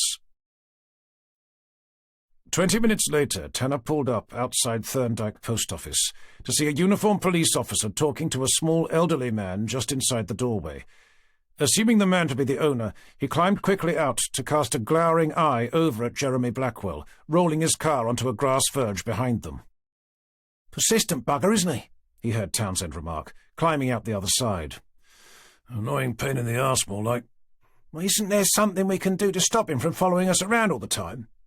Short of sticking a nail into one of his tyres, I'm not sure there is. Couldn't we arrest him for attempting to pervert the course of justice? I think his intention is to accelerate the course of justice. What about a restraining order? Nice idea, but the only thing he's done wrong is to drive a little too close to the back of my car. I think we're just going to have to put up with him for a while. With any luck, he'll get bored after a day or two and find something more entertaining to do. Shall we see what the owner knows about the man he saw shoplifting? Can you give me a minute? Townsend requested, his eyes still focused on the Bentley as its driver stepped slowly out. If you're thinking about having a word with him, you'll be wasting your time. Nothing like that. Suit yourself, Tanner responded with a dismissive shrug. Leaving Townsend loitering beside his car, Tanner made his way inside the quaint village post office, only to find himself walking straight into the police constable he'd seen earlier, hurrying out the other way. "Detective Chief Inspector!" the constable exclaimed, jumping back with a start. "So I've been told," Tanner replied, his mind attempting to put a name to the face. "Preston, isn't it?" "It's actually Pearson, boss." "Don't call me boss." "Sorry, boss." Tanner rolled his eyes. "Is the owner in?" "He's just over there," the constable continued, directing Tanner's attention towards an elderly man wearing a beige cardigan, shuffling his way towards the counter at the end. "A Mr. Harold Paget." "I don't suppose there's any chance that he caught the shoplifter, and he's now safely locked up inside the cellar doing a jigsaw puzzle?" Tanner inquired, his eyes drifting towards a nearby shelf, piled high with a myriad of brightly coloured Broads-themed souvenirs. No," the young PC replied, giving Tanner an odd sort of a look. "He got away. I've taken the owner's statement, if you'd like to see it." "Thank you, but now that I'm here, I may as well have a word with him myself." With the constable returning to his duties, Tanner made his way down to the counter to find the owner perched on a stool behind it, a pencil tapping against his chin as he stared pensively down at a folded newspaper. "Mr. Paget?" "Yes," the man replied, squinting up, his hands searching for a pair of glasses. Tanner dug out his formal ID. "Detective Chief Inspector Tanner, Norfolk Police." "Sorry, you'll have to speak up," Paget replied, cupping a hand around an elongated ear. "Unfortunately, my hearing isn't what it used to be. Neither is my eyesight, for that matter," he added, leaning forward to read the ID Tanner was holding out. "Detective Chief," Tanner began, only to end up letting out a sigh of bored capitulation. "DCI Tanner, Norfolk Police." "Oh, right, I was just talking to one of your officers, at some length, I may add. Did he forget to ask me something?" "I was keen to have a quick word with you myself, if that's okay." "Sure, no problem. Fire away." "The man you caught shoplifting, you said you thought he was the missing convict Samuel Tunk?" "That's correct." "Are you sure it was him?" "Your young constable asked me that exact same question." "And?" "Didn't he tell you?" Tanner began, realizing it would have probably been sensible to have glanced through the constable's notes first. "Perhaps if you could tell me again?" Paget scowled at him over the rim of his glasses. "I do have better things to do other than repeatedly answer the same question." "Yes, I can see," Tanner replied, taking in the crossword puzzle the man was halfway through. "I'm not 100% sure it was him," Paget eventually replied. "But I'm fairly sure." "Even though your eyesight isn't what it used to be?" "It is when I've got my glasses on." "Which you had on at the time?" "Well, no, but—" "So you're not sure?" "He was certainly big enough to have been him." "And did you see what he was wearing?" "Just a raincoat." "Colour?" "Black, I think." "And which way did he go when he left?" Towards the river," the old man continued, pointing with his hand. "Did you see him climb into a boat?" "I didn't see one head out, so I can only assume he didn't. But I can't say for certain. All I know is that by the time I got outside, he was gone." "I don't suppose there was anyone else with him?"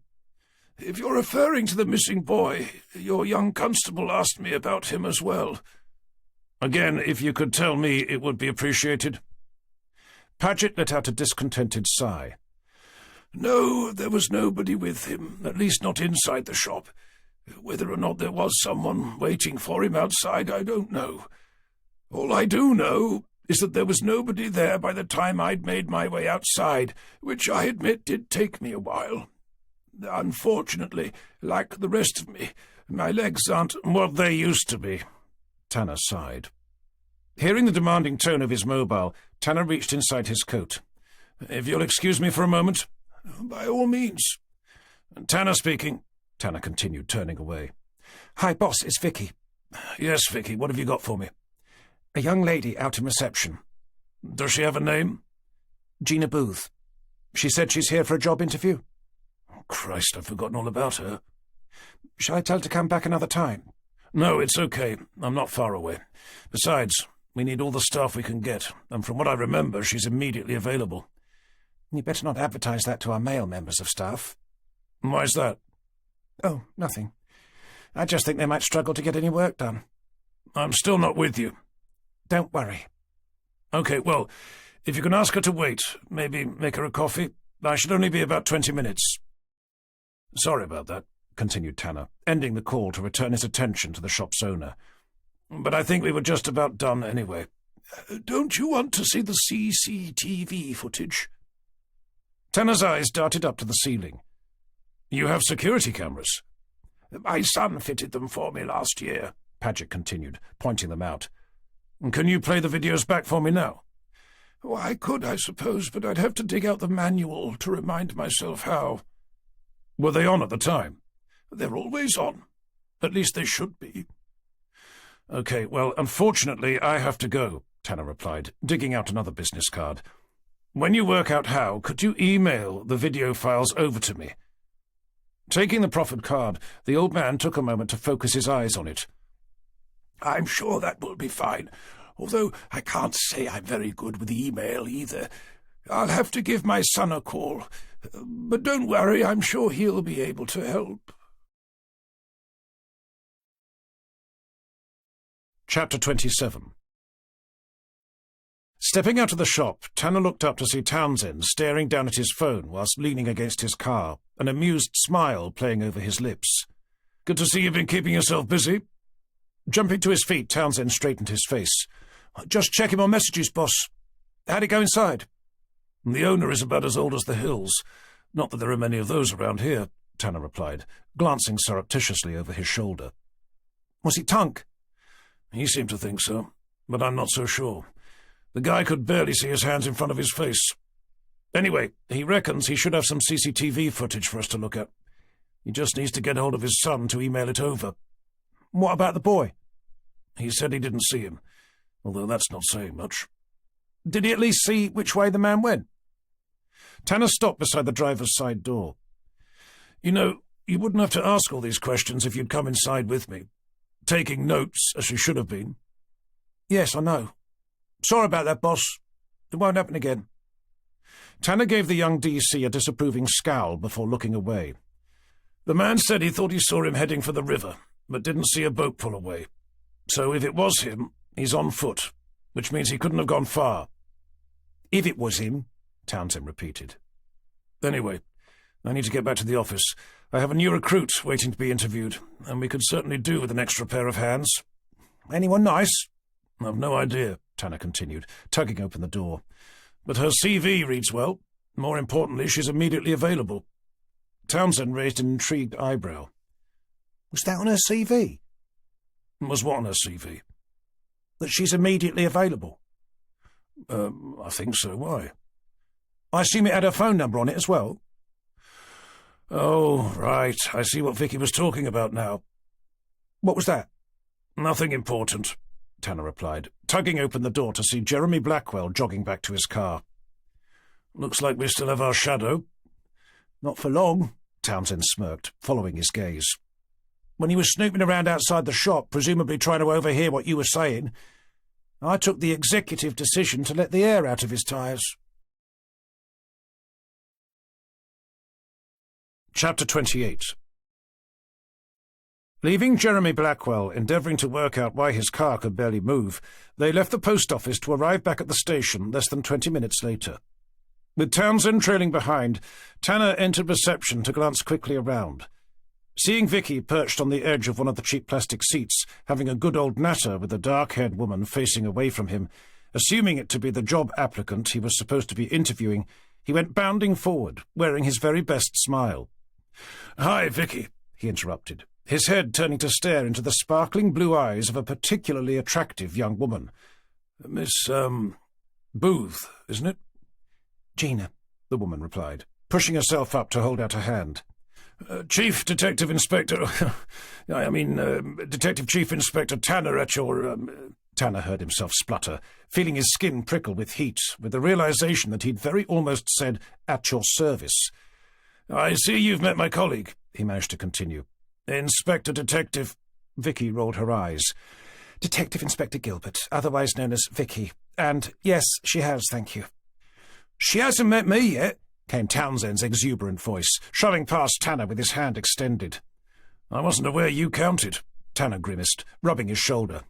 Constable Detective Townsend, the young DC grinned, enthusiastically shaking the rather startled young woman's hand. But my friends call me Mark.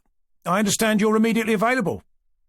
Well, at the moment, I suppose I am, Gina replied, returning a smile that could launch 1,000 ships, only to sink them shortly afterwards when the captain forgot to look where he was going. I suppose it depends on how the interview goes. Speaking of which, Tanner interrupted, pushing Townsend to one side, if you'd be kind enough to follow me, we'll be able to get that process started. Ushering the candidate through to the main office, they'd only just made it past the kitchen when he saw Sally push herself up from her desk to come hurrying over. Yes, Sally, how can I help? Taking a brooding moment to look Gina up and down, Sally turned her attention back to Tanner. I've just found out that the murder victim's wife and his brother Jeremy had been having an affair. Are you sure? Maybe not 100%, but their phone records show they've been in regular contact over the past 6 months. They're friends on Facebook as well.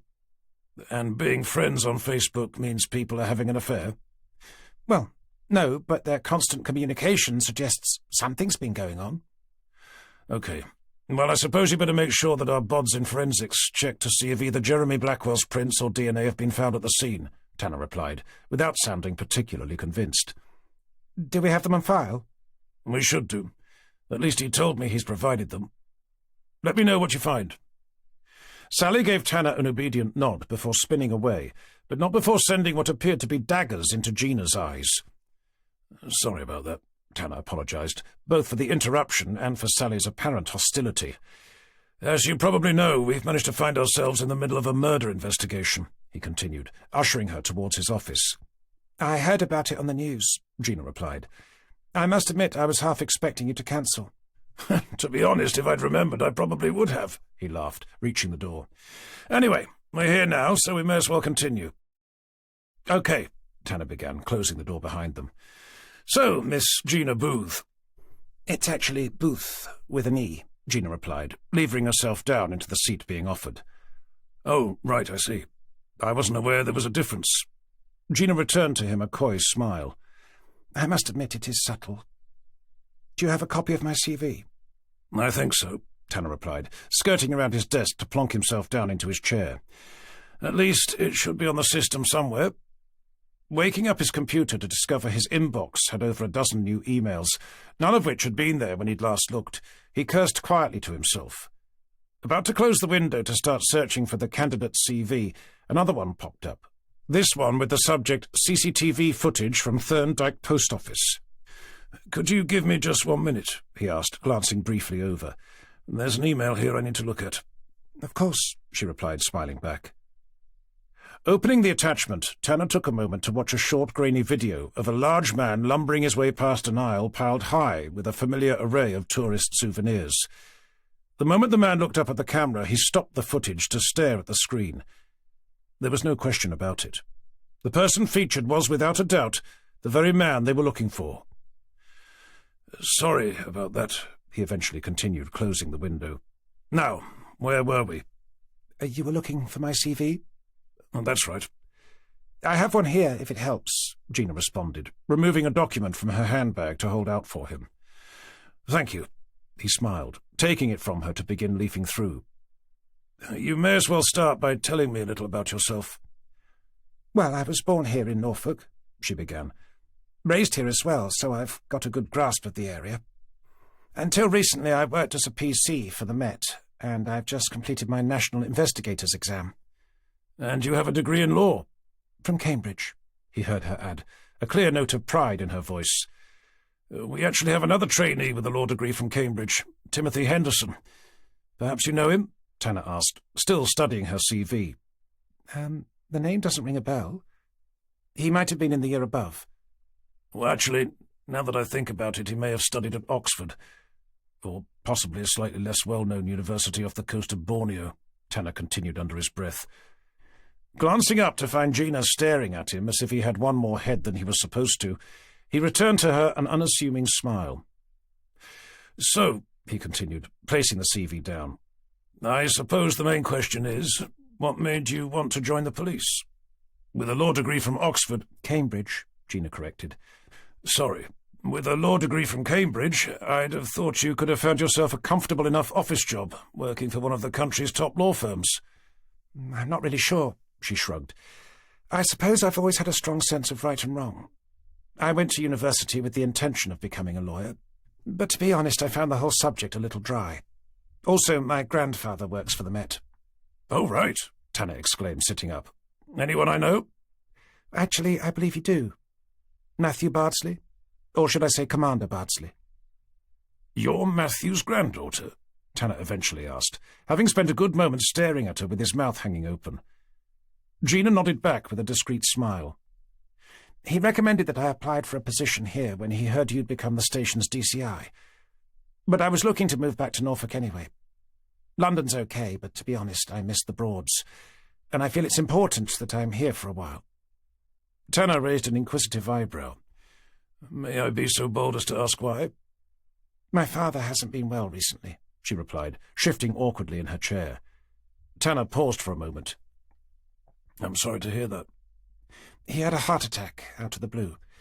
At first the doctor said he might not have long to live, so I took a sabbatical. Since then he's had a bypass operation and is making a good recovery, so I'm ready to get back to work. I'm just keen to stay closer to home this time around. Right, well, that makes good sense. A knock at the door had Tanner glancing up to see Townsend's face appear. Sorry to disturb you, boss, he began, his eyes flickering briefly at Gina. But there's been another report of items being stolen. This time food from a market stall in Potter Heigham. The stall owner again thinks it was Samuel Tunk. Potter Heigham, Tanner repeated, pushing his chair back to make his way over to the map of the Broads, attached to the wall behind where Gina was sitting. And where was the post office we were at earlier? Thorndyke.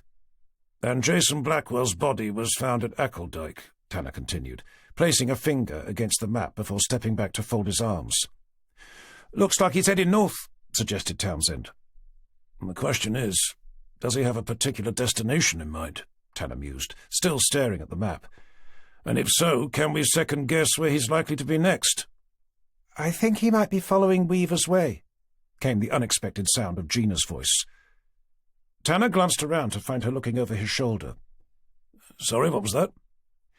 That he might be following Weaver's Way, she repeated, her attention focused on the map. Which I think would make good sense. Most of it is what's left of the Great Yarmouth to Aylsham railway line that was closed down in the 1950s.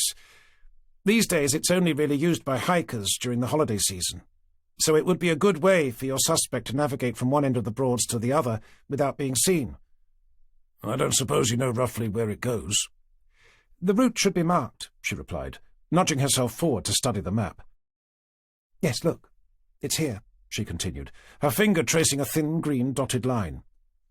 It starts at Great Yarmouth, runs over to Ackle, then heads up to Hickling, passing Stalham, North Walsham and Aylsham to end up at Cromer on the north coast.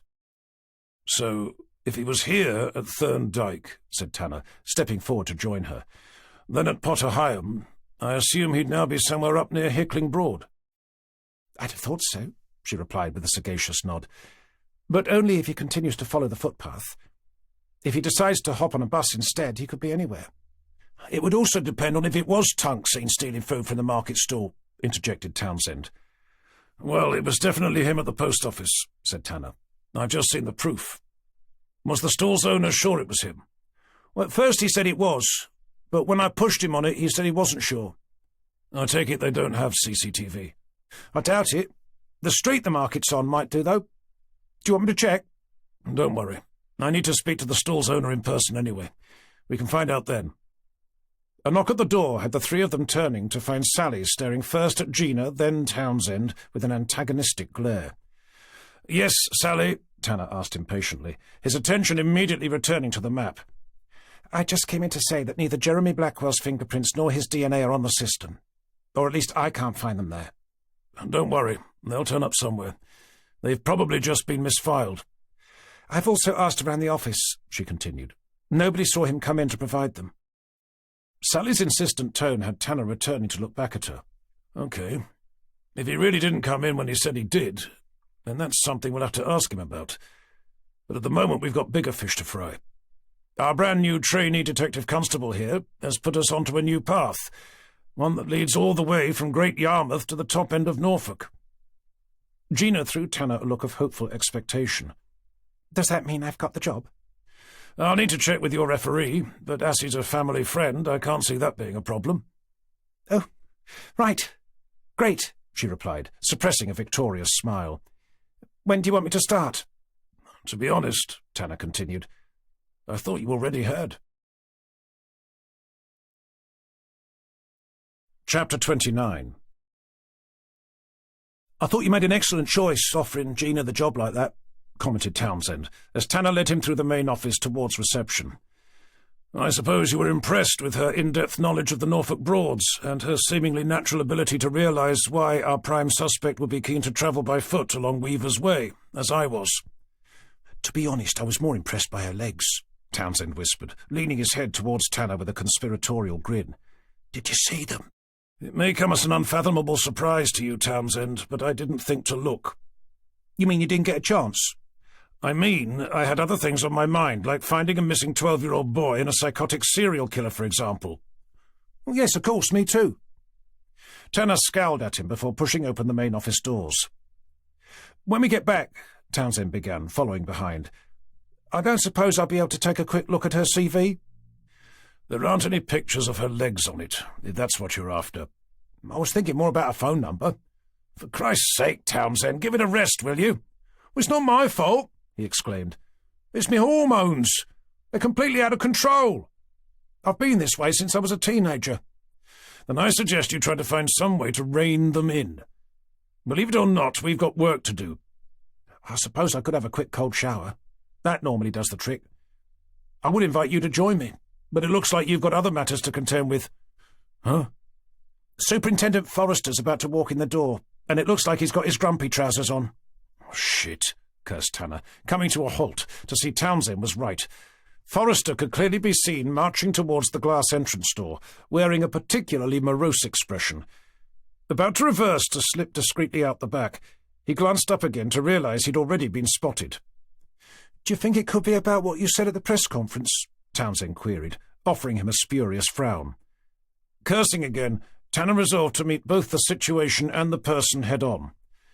You better wait by my car. Hopefully I won't be long. And if you are? Then it may be necessary to call an ambulance. Actually, judging by the look on his face, you might want to just skip straight to giving Dr. Johnston a call. Chapter 30. Superintendent Forrester, Tanner exclaimed, biting the bullet by leaping forward to open the door for him. What a pleasant surprise! Don't give me that bullshit, came his superior's less than affable response. I've spent the entire fucking day stuck in the most tediously dull meeting imaginable, only to discover that you'd given a press conference advising the entire population of Norfolk to board up their windows, just in case a recently released homicidal maniac breaks in to stab them all to death whilst watching Teletubbies with their children. That's not exactly what I said. It was close enough, Tanner, Forrester replied, grabbing hold of Tanner's elbow to steer him outside. What the hell were you thinking? Not a huge amount. No kidding. I simply decided to tell the press what they were probably going to write anyway. Then you're just going to have to hold another one to let them know you were joking. Well, I could, of course, but I'm not sure they'd believe me. Besides, with any luck, we'll have the man in question back behind bars before we be able to agree a time. Forrester opened his mouth to continue berating Tanner before appearing to change his mind by closing it again. Is that true? What I said to the press or what I just told you about Samuel Tunk? For once in your life, can you please give me a straight answer? Tanner glanced over the car park to see a photographer busily taking photographs of them. Suppressing the urge to wave, he turned back to face his superior. We believe Samuel Tunk has been able to go largely unseen by keeping himself to a little-used footpath called Weaver's Way. So far, we've had at least one, possibly two sightings of him shoplifting food. The first was at Thurn Dyke, where he was caught on CCTV. The other was about 20 minutes ago from a market stall owner in Potter Heigham. I was heading over to have a chat with him before I saw you. If that turns out to have been Samuel Tunk as well, and he's still following the same footpath, we're going to pretty much know where he's going to be, and when he's going to be there. Do you have enough to arrest him? To arrest him, yes. But not to charge him? We've yet to find any physical evidence to place him at the murder scene, but we have at least found a motive. The mother of the family, Tunk, was convicted of both raping and murdering, was none other than Jason Blackwell's older sister. Christ! I'd no idea. Well, there's no reason for you to have known. Throughout the trial, she was only referred to by her married name, Sarah Jackson. Okay, but that still doesn't give Tunk a motive to set about murdering the rest of his family. After the trial, Jason began visiting him in prison. Every week, apparently. Please, God, tell me you're joking. Unfortunately not. What the hell did he do that for? His father is of the opinion that it was to help him come to terms with what happened to his sister. I can't imagine what he would have said to him, but whatever it was, it couldn't have been good. You think it could have been enough to make Tunk want to track him down and murder him the moment he was released? Taunting, maybe even threatening the life of a convicted psychopath, one who hasn't a single thing to do with his time other than to plan a suitable end for his tormentor. Frankly, yes, I do. What about the boy? Tanner looked away. I think the chances of finding him alive are becoming less likely by the hour. The two men parted briefly to allow a uniformed policewoman to enter the building, saluting them both as she did. "Okay," Forrester continued, the moment she'd gone. "So, what's the plan?" "As I said, I'm on my way to see this market stall owner. If I'm able to confirm that it was Samuel Tunk he saw, I'll be giving the order for everyone to stop what they're doing to begin searching the area in question." "You don't think it's worth doing that now?" "Not until we know it was him. I simply don't have the manpower to risk sending everyone out if it isn't." Chapter 31. Reaching the market in Potter Heigham to find most of the stall owners packing up for the day, Tanner left his XJS parked on the pavement to begin diving from one stall to the next, asking if anyone knew the person who'd called the police. Eventually being pointed in the direction of a large burly man he could see throwing a long wooden table into the back of a van as if it weighed no more than a bag of flour, he ran up to call out his name. "Excuse me, Mr. Jacobs." Seeing him turn to glare around, Tanner came jogging to a halt. "It is Mr. Jacobs, isn't it?" "Was it you?" the man replied, lifting his chin with a suspicious eye. "DCI Tanner, Norfolk Police," Tanner replied, pulling out his ID. "It's about the call you made earlier. You said you saw someone stealing food from your stall, and that you thought it was the person we're looking for. Samuel Tunk?" "Yeah, and?" "I just need to know if you think it was definitely him." "Let me guess, you don't believe me?" "Not at all. We just need to be sure, that's all." "Well, the guy was bigger than me, and to be honest, it's not often I see anyone who is." "Did you see his face?" "No, but as I said." "What about what he was wearing?" "Just a black coat, I think." "I don't suppose it could have been a purple hoodie, by any chance?" The stall owner shook his head. "I'd have noticed if it was, but it did have a hood." "Was it on or off?" "On." "So all you really saw was someone wearing a dark coat with the hood pulled over his head?" "As I said, he was bigger than me. I can't imagine who else it could have been." "What are you, 6 foot?" 6'2", more like." "And there's nobody else in Norfolk who's taller than that?" "Listen, mate, I didn't say he was taller than me, just bigger." Tanner turned his head to roll his eyes with mounting frustration. "I don't suppose you know if there are any CCTV cameras around here?" he continued, glancing up at the surrounding buildings. "What? In Potter Heigham?" the man laughed. "Did you at least see which way he went?" "Down that way," Jacobs replied, pointing to a footpath disappearing into a nearby clump of trees. "If you find him, tell him I'd like my carrots back. They don't grow on trees, you know." "They don't." "No, mate. They grow in the fucking ground." Leaving the man howling at his own joke, Tanner ambled wearily over to where the path disappeared into the tree line, at the edge of which was a wooden signpost. "Weaver's Way," he read. stopping where he was to stare into the shadows beyond. As he continued to look, the clatter of a bicycle had him stepping cautiously back to see a breathless woman come charging out, her skin as white as a sheet. Breaking free of the trees, she skidded to a halt to stare back at the path. "Are you okay?" Tanner asked, endeavouring to catch her eye. I just saw him," he heard the woman stutter, her body shaking as her mouth gasped desperately at the air. "You just saw who?" He watched her turn to stare round at him, her eyes as wide as discs. "That man who was on the news. The one who murdered all those people. He's just back there." "Are you sure?" Tanner demanded, searching the woman's face. "What?" "Are you sure it was him?" Tanner repeated, urgency rising in his voice. No question. No question at all. I was nearly stupid enough to ride straight into him." Chapter 32. It wasn't until nearly 12 o'clock at night when Tanner finally arrived home to hear Christine's welcoming voice singing out to him from the back of the house. Entering the main living area to find her curled up in the corner of their L-shaped sofa, a book in one hand and a steaming drink in the other, he sent her a resilient smile. "You didn't need to wait up." "I couldn't go to bed. Not when I knew who you were out looking for." Tanner peeled off his coat to make his way over to the kitchen. "Well, don't worry. We didn't find him." "I thought you said you were nearly run over by a cyclist who herself had almost ridden straight into him." "Yes, well, that's what she said," Tanner replied, washing his hands in the sink.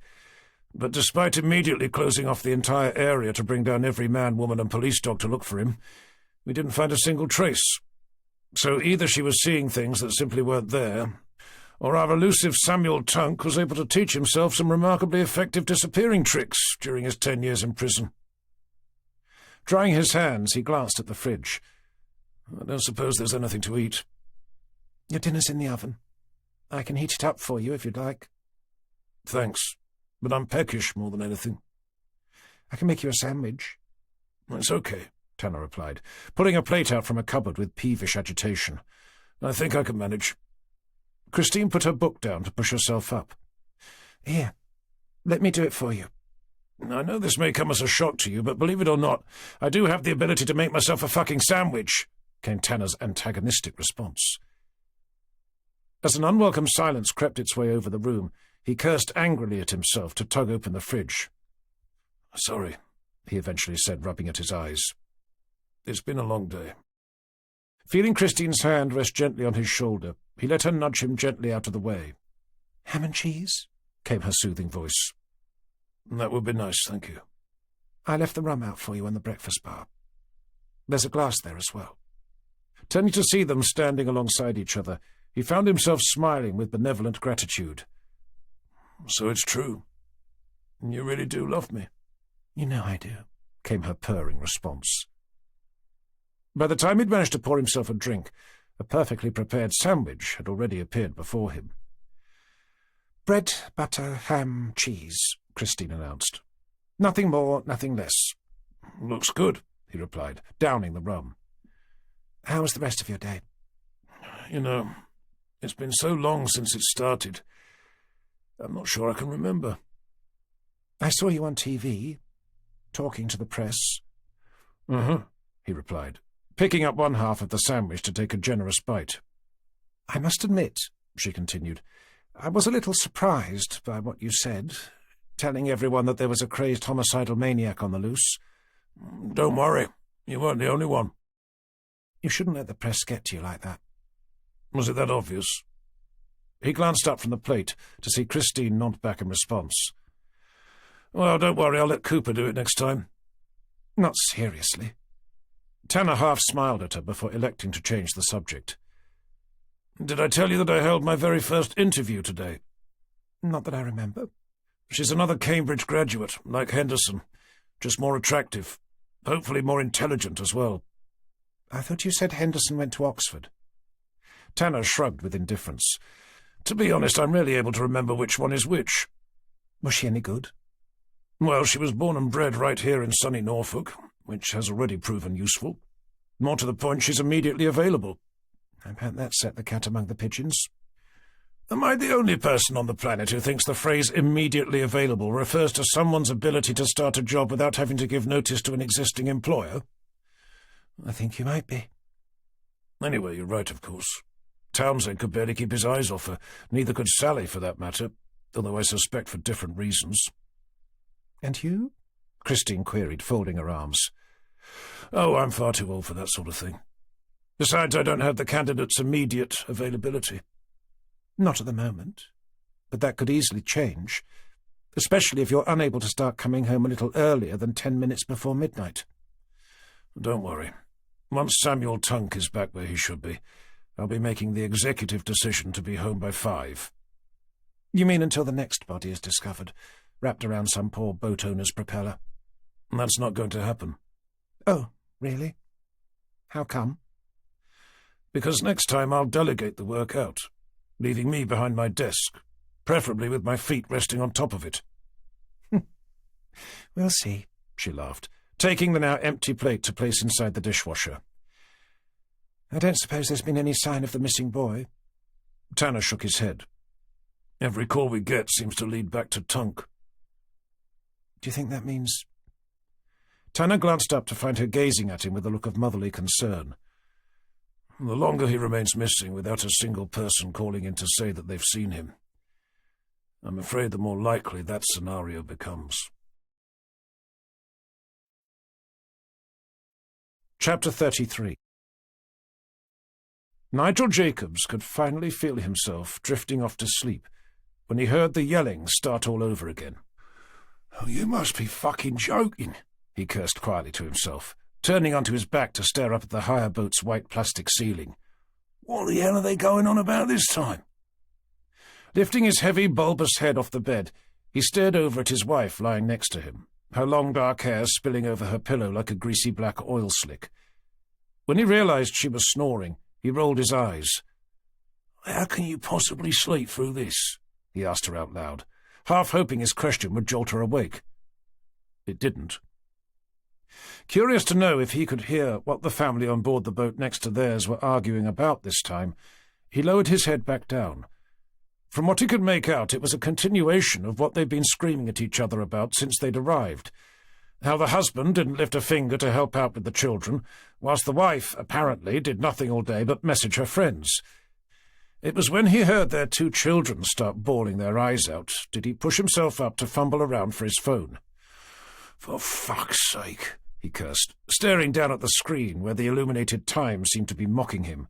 It had only just gone midnight. They'd gone to bed before 11, meaning it had taken him over an hour to get to sleep, only to be woken the moment he had. Rubbing his eyes, he glared down at his wife's head again. She'd always had the insanely annoying ability to fall asleep the moment her head touched the pillow, leaving him staring up at whatever ceiling he happened to be lying under at the time, miserably cursing the day she was born. Even more irritating was the fact that once she had drifted off, it would be virtually impossible to wake her up. Whereas with him, the slightest noise would have him lying awake for hours on end, as would no doubt be the case now, the only difference being that whatever was going on next door was far from a slight noise. With his phone resting idly in his small, chubby hand, he checked to see if he'd had any social media notifications.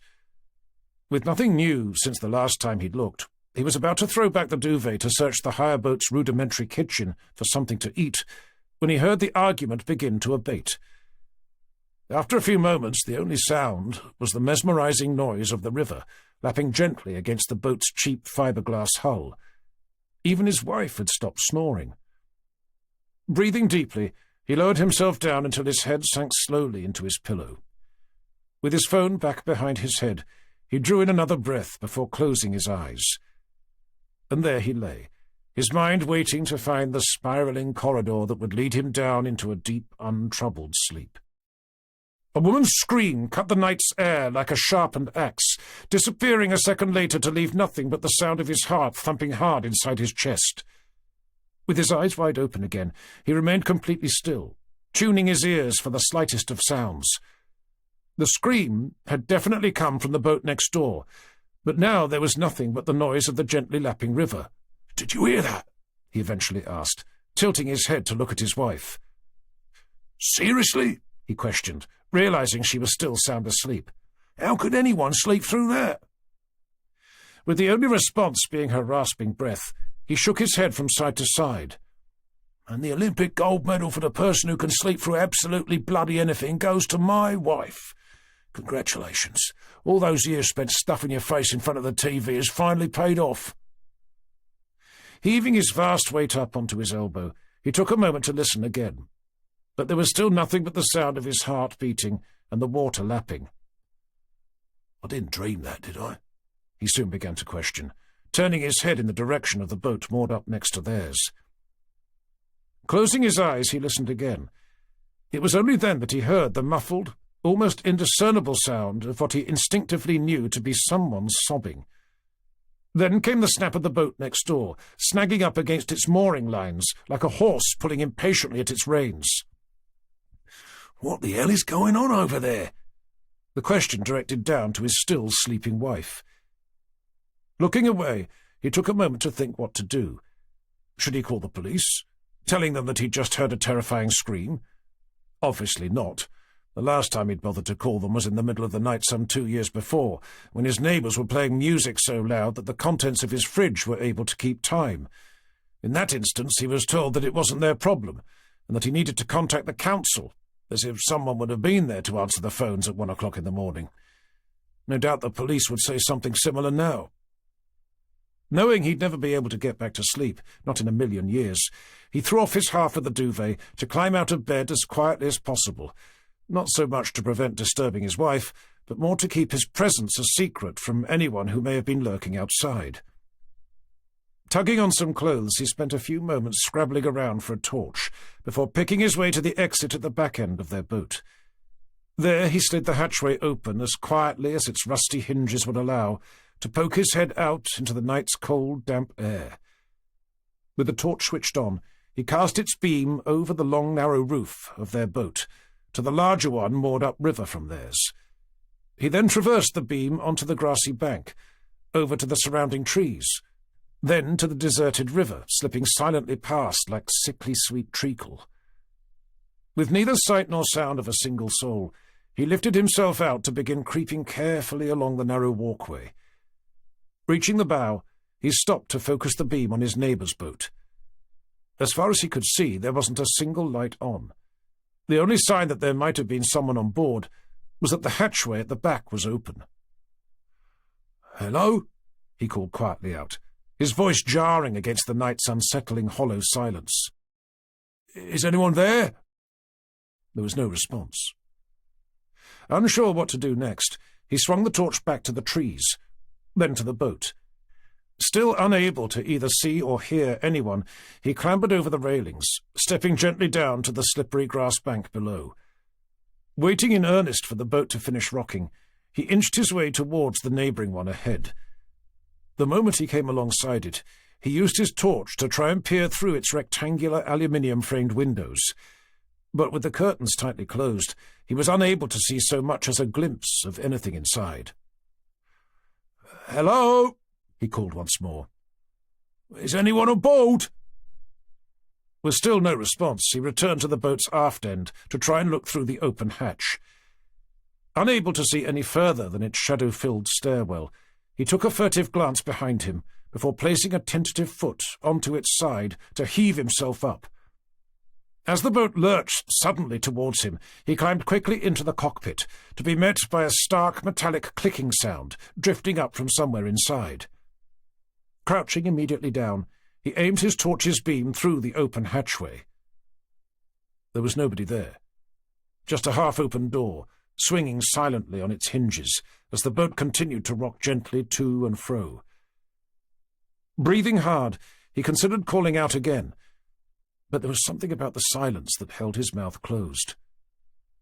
With the torch's beam focused directly ahead, he inched his way through the open hatchway to descend slowly down the companionway steps. The moment he reached the floor below, he brought the torch to bear on the still half-open door. Holding his breath, he nudged it open with his foot. It was just an empty toilet. Letting out a relief sigh, it was then that something occurred to him. What if everyone on board was simply asleep, and he was now creeping around their boat like some sort of deranged pervert. After all, the only reason he'd thought to leave the comfort of his bed was because he'd heard a scream, or at least he thought he had. But what if it hadn't been a scream? At least not a human one. What if it had been a fox instead, or the mating call of some weird nocturnal animal he'd never heard before? With a sickening sense of shameful dread, he jolted his head around, half expecting to see some pyjama-clad 8-year-old boy staring curiously up at him, whilst waiting desperately to go to the loo. With no such child there, he turned the torch off to begin retracing his steps back the way he'd come, his body flinching every time the flooring creaked under his vast, cumbersome weight. As he placed his foot onto the first of the companionway steps, he took hold of the handrail, when he saw another door ahead, one that was slowly beginning to swing silently closed. Realizing his body's weight on the step was pulling the boat over, just enough to start closing the door, he stepped quickly down. As the door swung back the other way to clunk loudly against something solid behind it, he screwed up his eyes to curse silently to himself. Hearing nothing to indicate that someone had been woken up, he drew in a breath. It was then that he reached the conclusion that his best bet was to simply get off the boat as quickly as possible, even if that did mean waking everyone up in the process. As long as he was back on board his own boat before anyone saw him, he'd be in the clear. About to execute his plan of retreat, something caught his eye. It was the lower half of a woman's leg, lying on a bed in the cabin ahead. Assuming it must have belonged to the woman he'd seen when the family had moored up, he recalled the moment he'd been ogling her slim, curvaceous body when she'd been helping to secure their boat to the bank. The thought of her lying on the bed, possibly naked, just behind the already half-open door he was standing in front of, had his mind reeling with a string of lurid, lascivious thoughts. Remaining completely still, he listened again, all the while debating whether or not he should risk nudging the door open a little more to discover just how much of her he'd be able to see. He knew such a voyeuristic opportunity would be unlikely to present itself to him ever again. With that at the forefront of his mind, he steadied himself to begin manoeuvring his vast physical mass around the companionway steps. With his fingers resting on the surface of the door, he nudged it gently away to lean his head over to one side. When he saw the woman's slightly parted, unblemished thighs, he pushed it open a fraction more, to find himself gulping involuntarily at the smooth, pale curves of her fully exposed buttocks. As a surge of raw, animalistic passion began swelling between his legs, he felt his thumb click the torch back on. Leaving its imposing beam aimed at the floor, his free hand began clawing its way between his bloated fat stomach and the elasticated waistband of his already bulging tracksuit bottoms. Only when he'd taken hold of himself did he ever so slowly bring the torch to bear on the part of her body he'd become so desperate to see. And only then did he stumble back in terror, the torch clattering against the floor as the boat returned to its former state of all-consuming blackness. Chapter 34. Saluted by a uniformed police officer, a fluorescent yellow jacket zipped up to his nose, Tanner offered him only the briefest of nods, before trundling his XJS slowly past. As he came rolling to a halt behind a police forensics van, he screwed up his eyes as an exhausted numbing sensation buzzed its way through the core of his brain. With his mind desperate for sleep and his body craving for the bed he'd been tucked up in just half an hour before, he blinked his eyes open to stare blankly at the square plastic analog clock illuminated on the Jag's varnished wooden dashboard. It took him a full moment to work out which was the long hand and which was the short, and that the time was indeed 1:30 in the morning. Stepping slowly out to find himself surrounded by whirring blue lights and distant indiscernible chatter, he took a moment to rub the palm of his hand against his forehead in what proved to be a forlorn bid to wake himself up. Once he'd managed to orientate himself towards the sound of voices, he began trudging past an eclectic mix of emergency vehicles, each parked awkwardly over the damp, uneven grass, to eventually walk straight into a beam of light being pointed directly into his face. "Turn that fucking thing off," he snapped, lifting a hand to try and see which idiot was pointing it at him. "Sorry, boss," came young Townsend's voice. "I saw you pull up, so I thought I'd come and find you." "Okay, well, thank you. But I've got no idea why you thought I could have been lost. I mean, the place is lit up like a bloody Christmas tree. I'd have to have been blind not to have found my way, which I may well be now, thanks to that bloody torch of yours." Townsend responded by turning it off, leaving them standing in the inky black shadow cast by the ambulance they were standing next to. "Now I can't see a bloody thing," Tanner continued. "Which is why I brought the torch, boss." "And I suppose you'd better turn it back on again, hadn't you?" Doing what he was told, Townsend proceeded to lead the way towards where two white boats could be seen, nestled beside each other against a secluded grassy bank. "The bodies were found inside the nearest," Townsend commented, stopping to lift up a line of police do-not-cross tape for Tanner to duck under. "A man and a woman." "Have you been on board?" Townsend shook his head. "Forensics beat me to it." "What about Dr. Johnston?" "His car's here, so I assume he is." "Is anyone else on site?" "Vicky's over there," he pointed, "talking to the guy who found them. I think Cooper's still on his way." "And the new boy, Henderson?"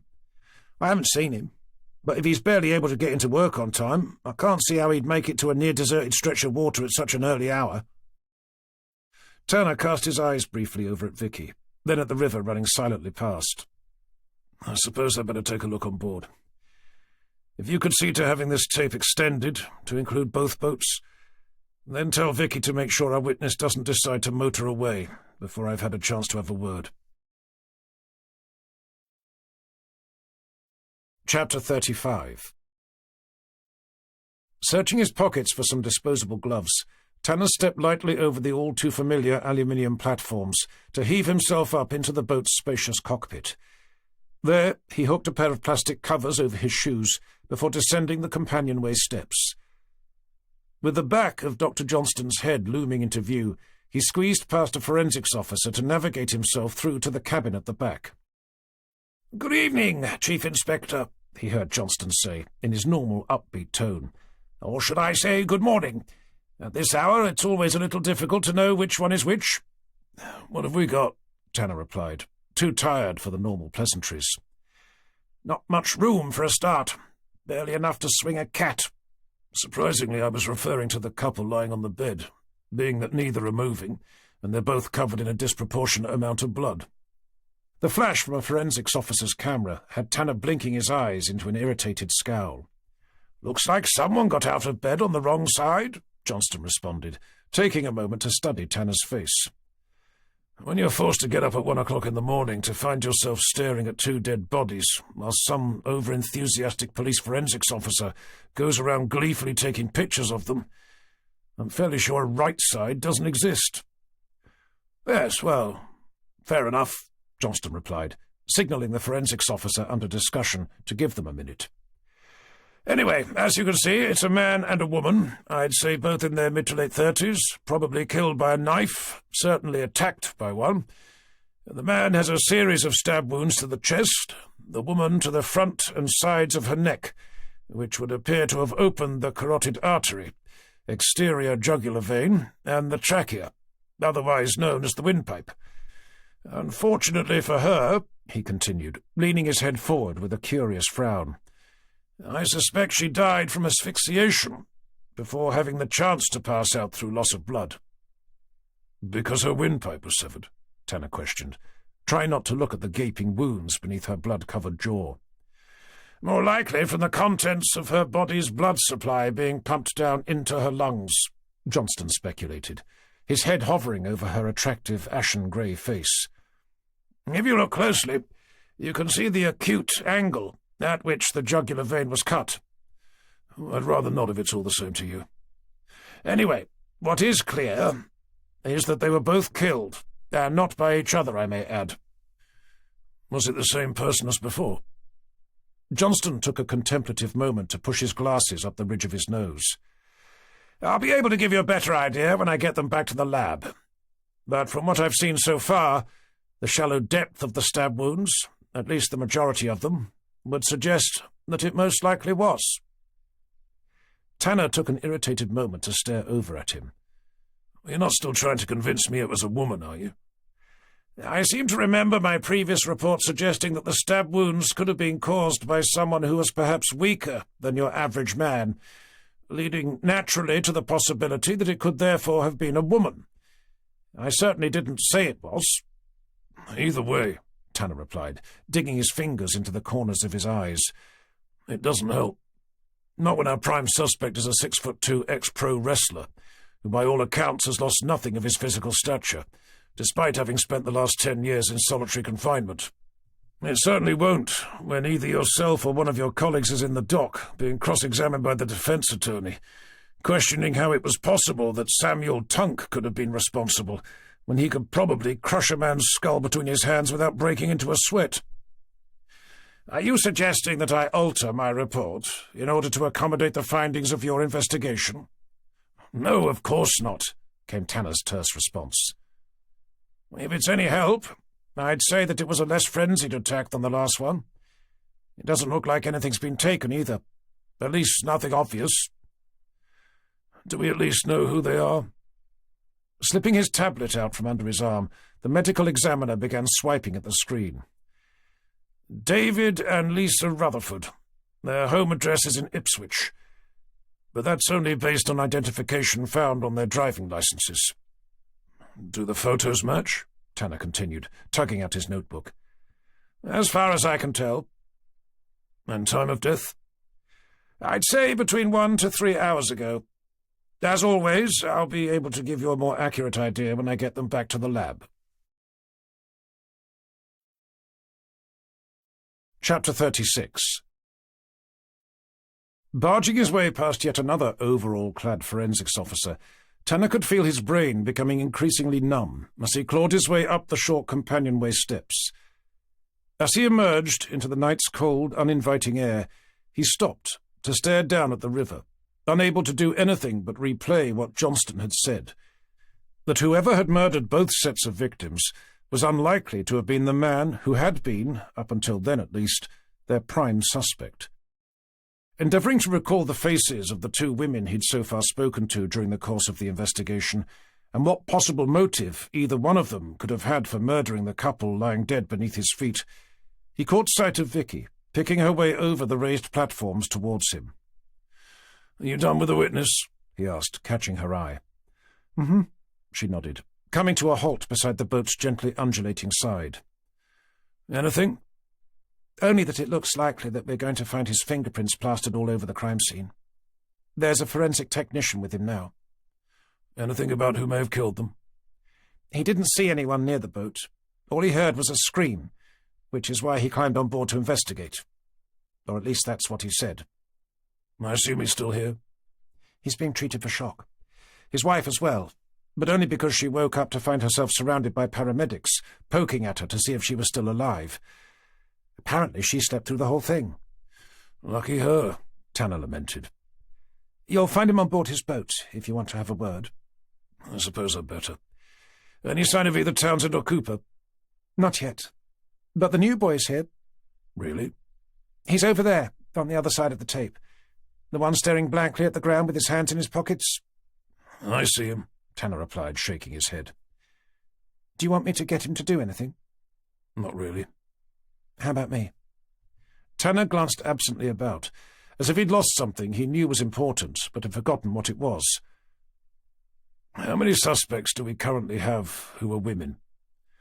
"Apart from the first victim's wife, Abigail Blackwell, I wasn't aware we had any." "Me neither. Johnston seems to be under the impression that we should, though." "The stab wounds again?" "He just informed me that they have the same characteristics as that of the previous victims." Tanner nodded. "Being that the majority would appear to be shallow in depth." As if to ask a question, Vicky opened her mouth, only to close it again to look slowly away. "Which leaves us with a problem," Tanner continued. "If it isn't Tunk, then who is it?" she responded, her gaze drifting back to the boat.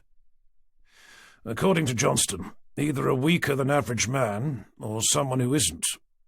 Hence the question about female suspects, preferably One who has a substantial enough motive for needing to kill both the eldest heir to the Blackwell estate, the woman he just happened to be sleeping with at the time, and now a seemingly random couple staying on board what to me looks like your larger-than-average Norfolk Broads cruiser.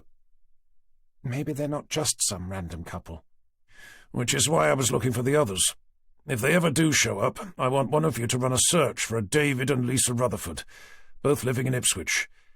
We specifically need to know if there's any connection, any at all, to either Jason Blackwell, the girl he was found lying in bed with, or any of the other members of the Blackwell family. Including Jason's wife, Vicky replied, suppressing a yawn with the back of her hand as she removed her notebook to make a quick note of the victims' names. Especially Jason's wife, Tanner exclaimed. Not to mention the woman who was his official girlfriend, the one who turned up at the scene carrying a suitcase. What was her name again? Tanner waited patiently for Vicky to leaf back through the pages of her notebook. Julia Ward, came her eventual response. That's the one. If either of them has even the vaguest connection to what's left of the couple down there, he continued, pointing at the hatchway with his chin, then I suggest we pull them in for immediate questioning. Catching Vicky stealing a look at her watch, he paused to blink down at his own. Oh, Jesus Christ. It's nearly 2 o'clock. I can head back to the office to start now, if you like, he heard Vicky offer, but by the drawn-out tone of her voice, it was fairly obvious what she was really asking. That's kind of you, but I think it would make more sense to head home. You can make a start in the morning. How about you? She asked, tucking her notebook away with renewed vigour. Tanner looked up at the line of emergency vehicles, then over at the other boat. I need to have a chat to the witness first.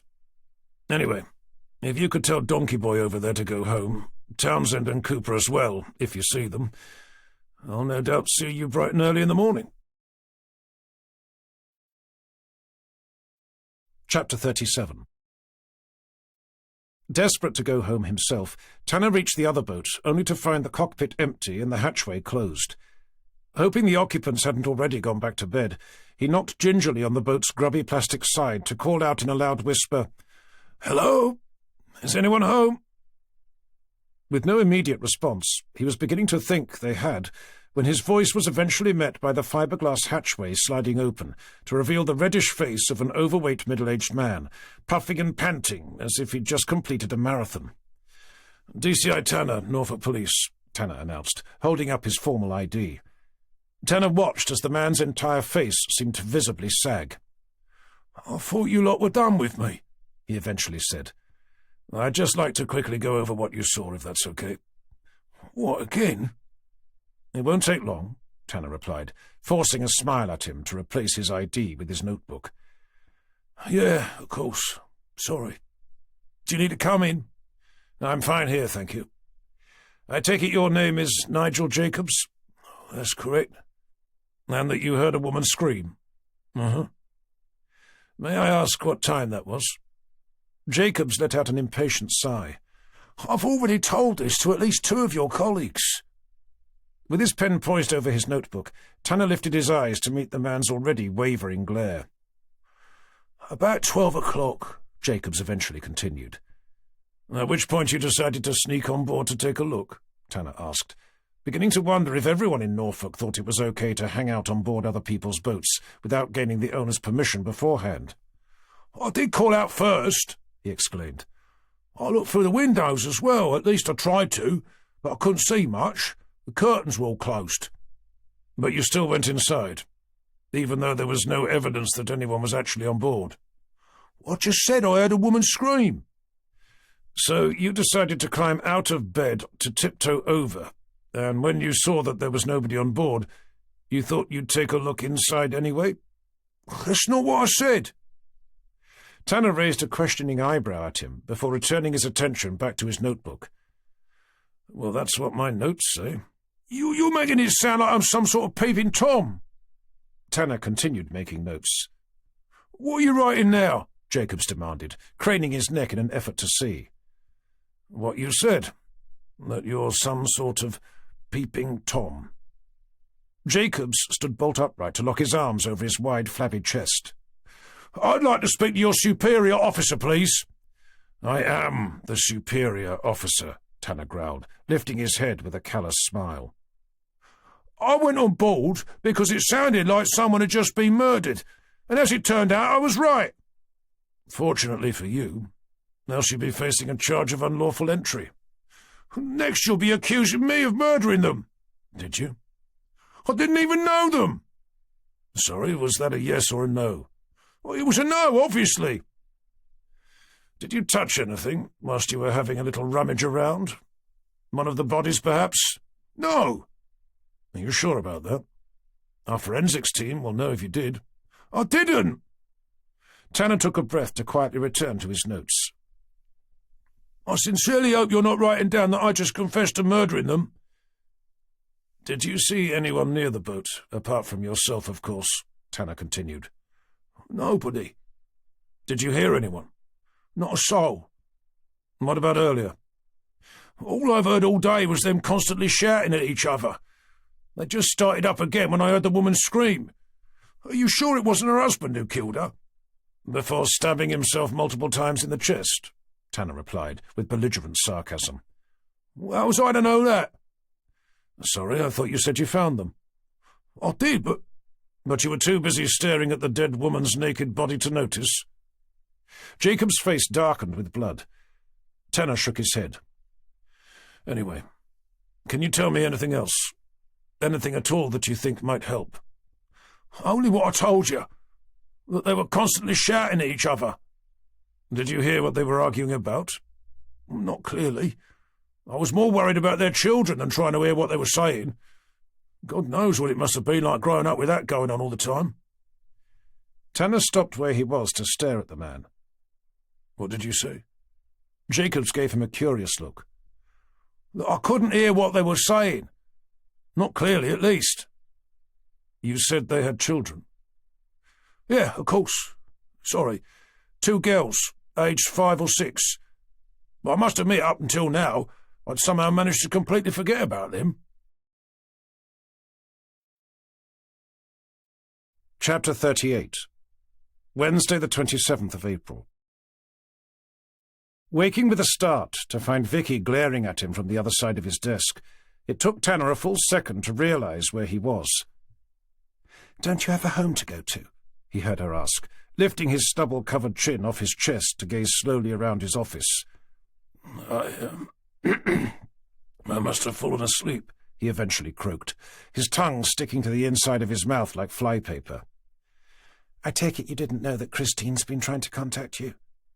"Christine?" he queried, staring wildly about for his phone, only for a jarring pain in his neck to bring his head grinding to a halt. "How do you know?" "Because she called me at 7:30 this morning, asking if I'd seen you." "Oh, right," Tanner muttered, seeing his phone next to a half-empty bottle of rum. "I didn't know she had your number," he continued, shifting himself forward to surreptitiously slide the bottle off the desk to drop down into its deepest drawer. "We're members of the same WhatsApp group. The one called Why Men Are So Useless That They Can't Even Be Bothered to Call Their Pregnant Girlfriends to Let Them Know Where They Are." "Don't tell me you're pregnant as well." "So, despite having barely had a wink of sleep myself," Vicky continued, ignoring his glib remark, "I came in early to see if you were here." Tanner rubbed at the temples of his now throbbing head as he remembered what he'd discovered that had forced him back to the office. "The couple we found last night," he began, pushing himself up to drag himself over to his coffee machine. "What about them?" "They had children. 2 girls, aged 5 or 6. Vicky fell into a stunned silence. "How did you find out?" she eventually asked. "The guy who found the bodies." "But why didn't he tell me?" "I've no idea. Johnston and the forensic technicians helped me search the boat and the surrounding area. The ambulance crew lent a hand as well." "I take it you didn't find them?" Tanner shook his head. "I came back here to fill out a missing persons report, then to scrawl out a quick press release. I must have fallen asleep before I finished." The office fell silent as Tanner got up to begin clattering about with his coffee machine. "You should have told me," came Vicky's eventual response. "I'd have come back to help." "I didn't see any point. It was obvious what had happened. They'd been taken, just like the Blackwell boy, leaving us with 4 bodies, 3 missing children, Not a single solitary idea as to who's responsible. Unable to look Vicky in the eye, Tanner's head fell forward in despondent futility. I should never have taken this job, he eventually muttered. I'm clearly not fit for purpose. Not when my idea of handling a crisis is to hide inside my office to spend the night getting blind fucking drunk. Come on, John. It's hardly your fault. The uncontrollable drinking or the inability to find the missing children. The sound of voices had him glancing through the partition window to see Townsend and Sally pushing through the doors to the main office. For a start, Vicky continued, following his gaze, it was my fault for not having found out myself, being that it was a blindingly obvious question to have asked. Don't worry. I didn't think to ask either. He only mentioned them as a side note. Seeing more staff members begin traipsing their way up the office thoroughfare, Tanner took a quiet moment to finish making his coffee. Anyway, he eventually continued, the children are missing, and it's my job to find them. Do we know that for a fact? Do we know what for a fact? That they're missing. Isn't it possible that they weren't even on board at the time? Where else would they have been? Staying with a relative? Vicky shrugged. Their grandparents, perhaps? Hardly likely. But possible, nonetheless. Tanner slumped down into his chair to do nothing more productive than stare down at his cup. Don't we at least need to check? Vicky continued. Preferably before we head outside to announce to the world that they're missing? Tanner placed his cup down to pull himself up straight. You're right, of course, he eventually conceded.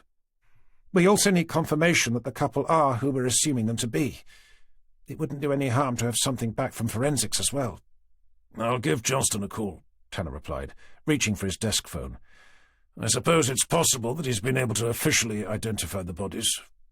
Whether he has or not, I think we're going to have to proceed on the basis that they are who we think they are. Also that the children are missing, at least until someone tells us otherwise. What do you want me to do? Try to get in contact with their family. Ask Sally to help. We need to at least make them aware of the situation before going any further. We also need to ask if they have any idea where the children might be. Some photographs will be useful as well.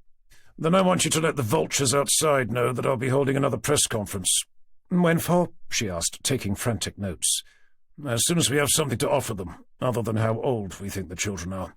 Then, if you could get someone to print up some pictures from the scene last night.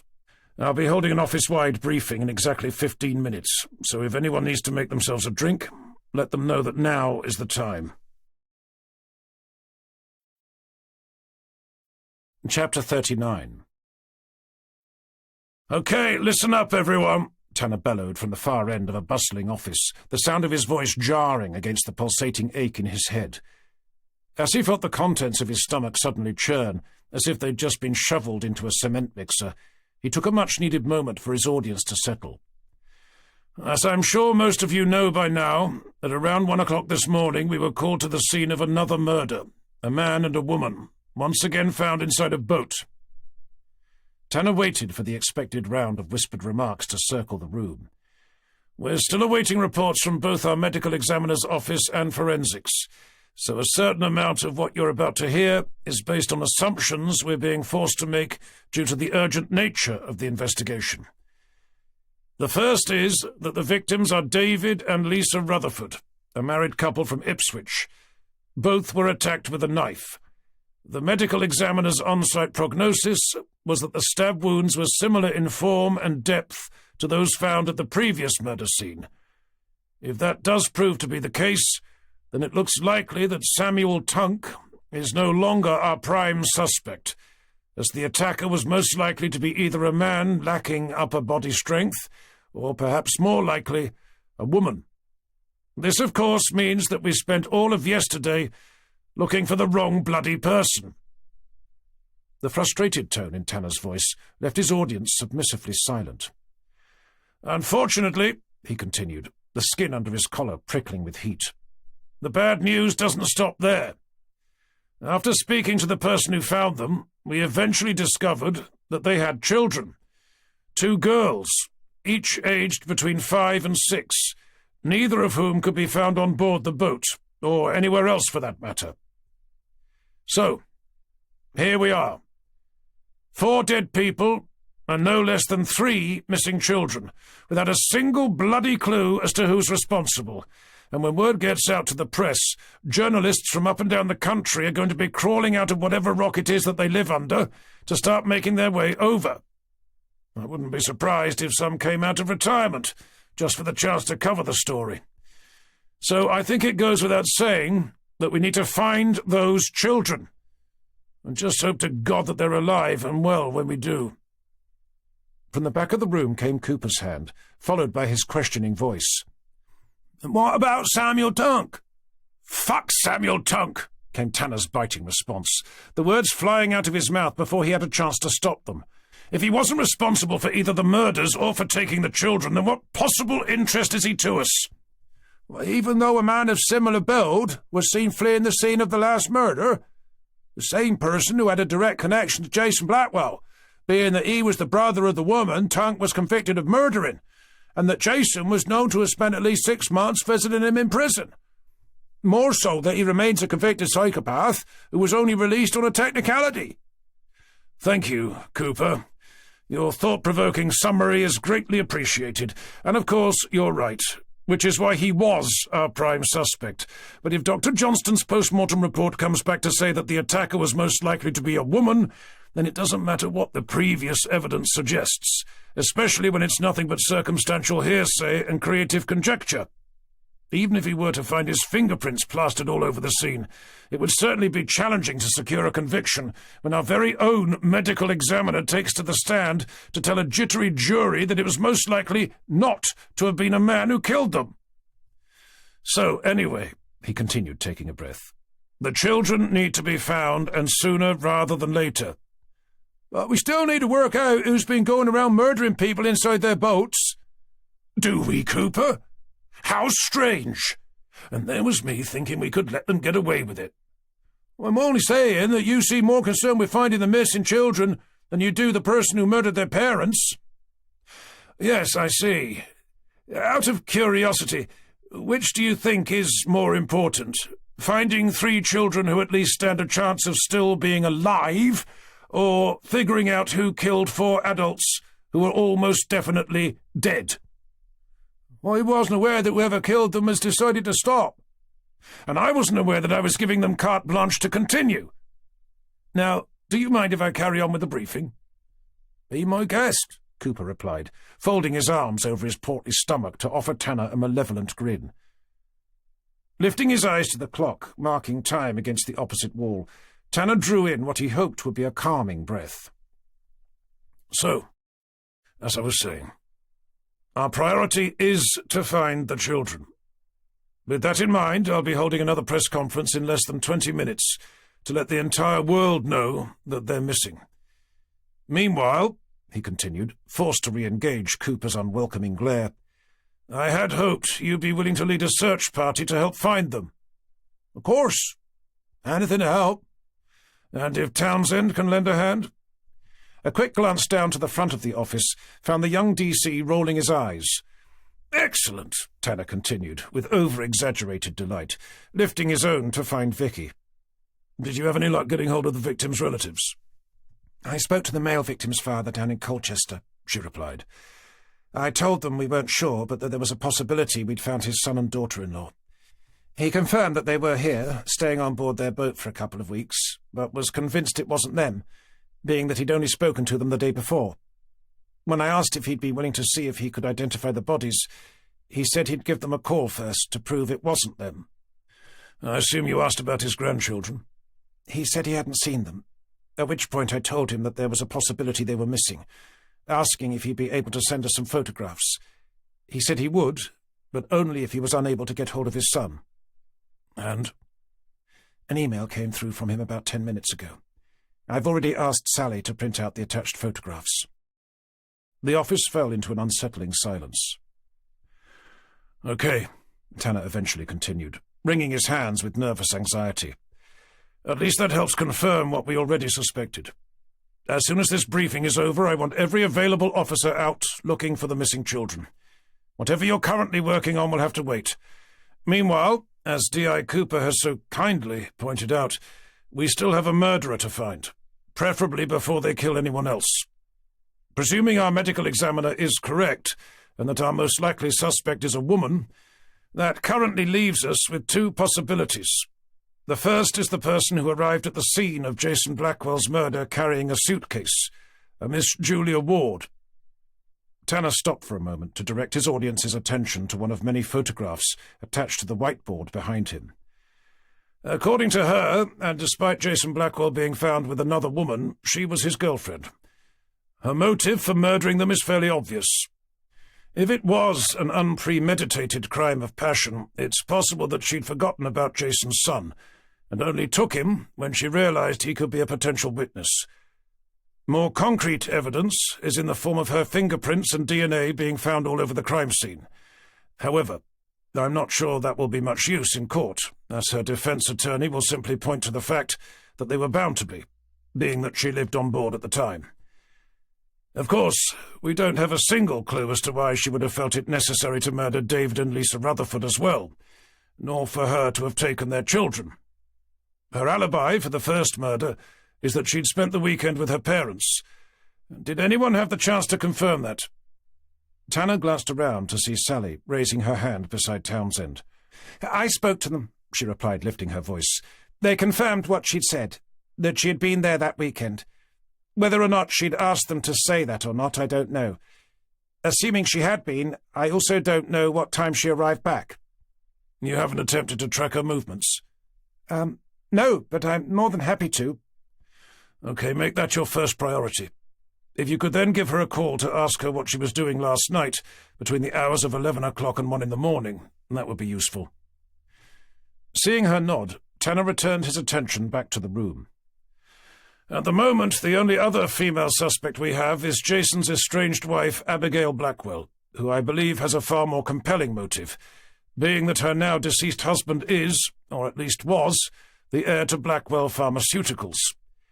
According to Google, Jason has a net worth of approximately $25 million. Being that she was still married to him at the time of his death, it seems likely that she'll inherit the lot. We also know that she's struggling to make ends meet, and that she blamed her husband for the demise of her modelling career. According to her, he refused to let her have an abortion when she fell pregnant, saying he'd cut her out of his will if she did. Allegedly, he then embarked on a series of affairs whilst constantly refusing her demands for a divorce. On top of all that, it took a little coercing, but she eventually admitted to having paid him a visit on the night he was killed, and both her fingerprints and DNA have been found all over the crime scene. If what our medical examiner said last night remains in his final report, that the same person was responsible for the murder of all 4 people, as with Julia Ward, we don't have any idea why Abigail Blackwell would have felt it necessary to attack and kill last night's victims, nor why she would have taken their children. The only possible motive I can think of is that the victims somehow knew what happened, either by having witnessed the event or via some other means. If they did, and they knew the identities of both the victims and their assailant, it's possible that a blackmail attempt was made. If that was the case, then I'd have thought the most likely suspect would be Jason Blackwell's wife, simply because of her newly expected wealth. Either way, we need to start digging into the lives of each. If we can establish a connection between either Julia Ward or Abigail Blackwell and our latest victims, no matter how tenuous that connection might be, then I think we'll be one giant step closer to not only identifying our murderer, but also locating the whereabouts of our missing children. I've already tasked Vicky with the job of starting that process. If I could ask Sally to join her, I'll leave the 2 of you to decide how many uniformed officers you need. Right. If nobody has any questions, that's it for now, Tanner concluded, bringing his hands together. Taking a sultry moment to watch his audience slowly disperse, his eyes were left resting on a solitary figure, standing awkwardly in the middle of the room, with a hand half raised in the air. Instantly recognizing her as being the young woman he'd interviewed the previous day, he stepped briskly over to begin racking his brain for her name. Gina Booth, isn't it? It's Booth, with an E, she corrected, returning to Tanner a nervous smile. With an E, he repeated. Of course, sorry. With everything going on at the moment, I'd somehow managed to forget that I'd asked you to start today. I think that's understandable. To be honest, I wouldn't have thought to bother you, had it not been for one small problem. What's that? I don't seem to have a desk, she replied, glancing about. Oh, right, yes, of course, a desk. Something else I'd managed to forget. He continued, endeavouring to follow her furtive gaze. I don't suppose you'd be willing to work out in reception. At least there are plenty of chairs out there. Seeing her staring open-mouthed at him from the corner of his eye, he turned to offer her a mischievous grin. Sorry, that was my rather peculiar idea of a joke. Bear with me and I'll see what I can do. Chapter 40. Leaving Gina with the duty sergeant to help sort out a desk, Tanner couldn't help but notice the gaggle of reporters already assembled in the front car park. Before girding his loins to address them, he knew he had one more job, to update Forrester on the previous night's events, preferably before it appeared on his Twitter feed. Good morning, sir, it's Tanner, he began, closing the door to his office. Yes, Tanner, how can I help? Came his superintendent's reply, the rumble of traffic humming quietly in the background. Is now a good time? He continued, half hoping it wasn't. I suppose that depends. If it's to ask for a pay rise, then probably not. Then I suppose I'd better call back next month. What is it, Tanner? I'm expecting another call. Tanner poured himself another much-needed coffee. I'm afraid we found another murdered couple in the early hours of the morning. Very similar to the last, I'm afraid. Regretfully, the victim's children are missing as well. There was a sullen pause from the end of the line, broken only by the distinctive thud of a car door slamming. How old? 5 and 6. 2 girls. Are you sure they're not staying with family or friends? We're about as sure as we can be. Shit. I'm about to give a press conference asking if anyone's seen them. What about the victims?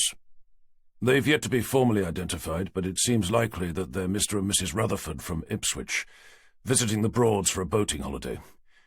Johnston seems confident that the same person is responsible.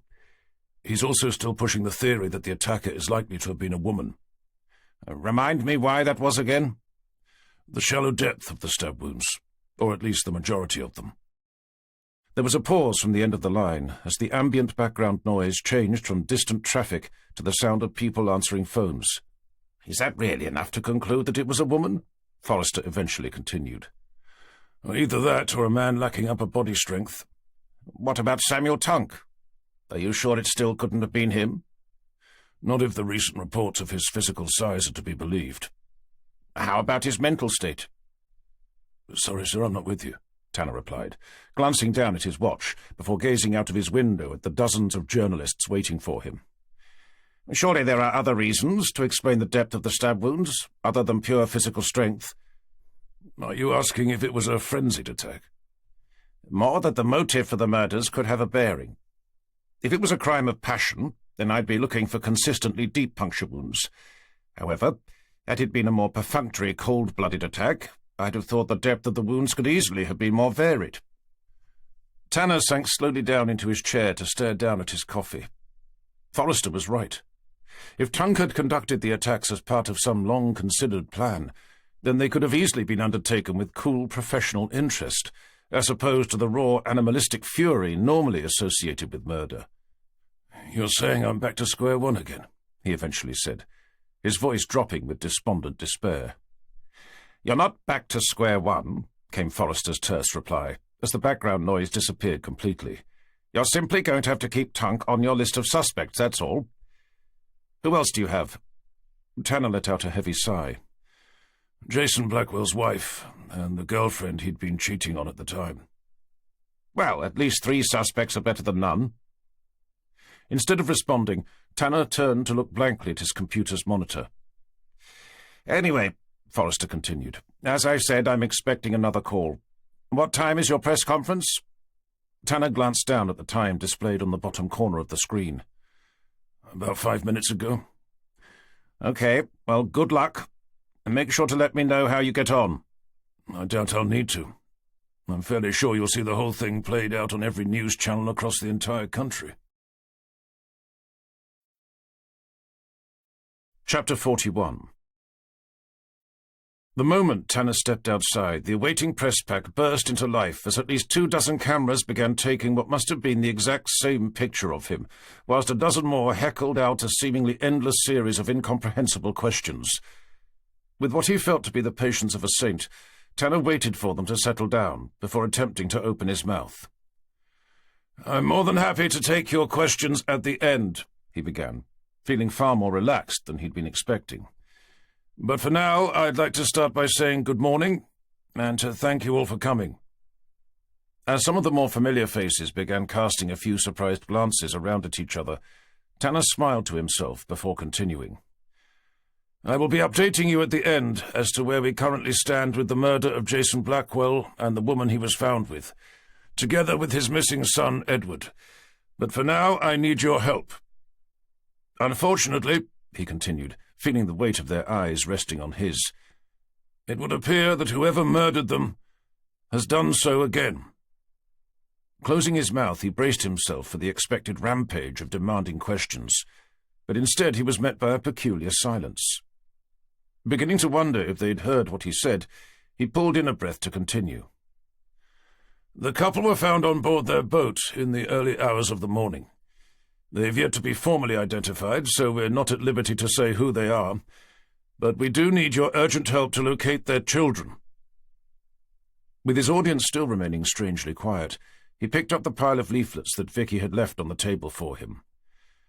"Their names are Susan and Isabella, aged 5 and 6, he continued, handing the pile to the nearest reporter, "and were last seen on board their parents' boat, moored up at the entrance to Catfield Staithe.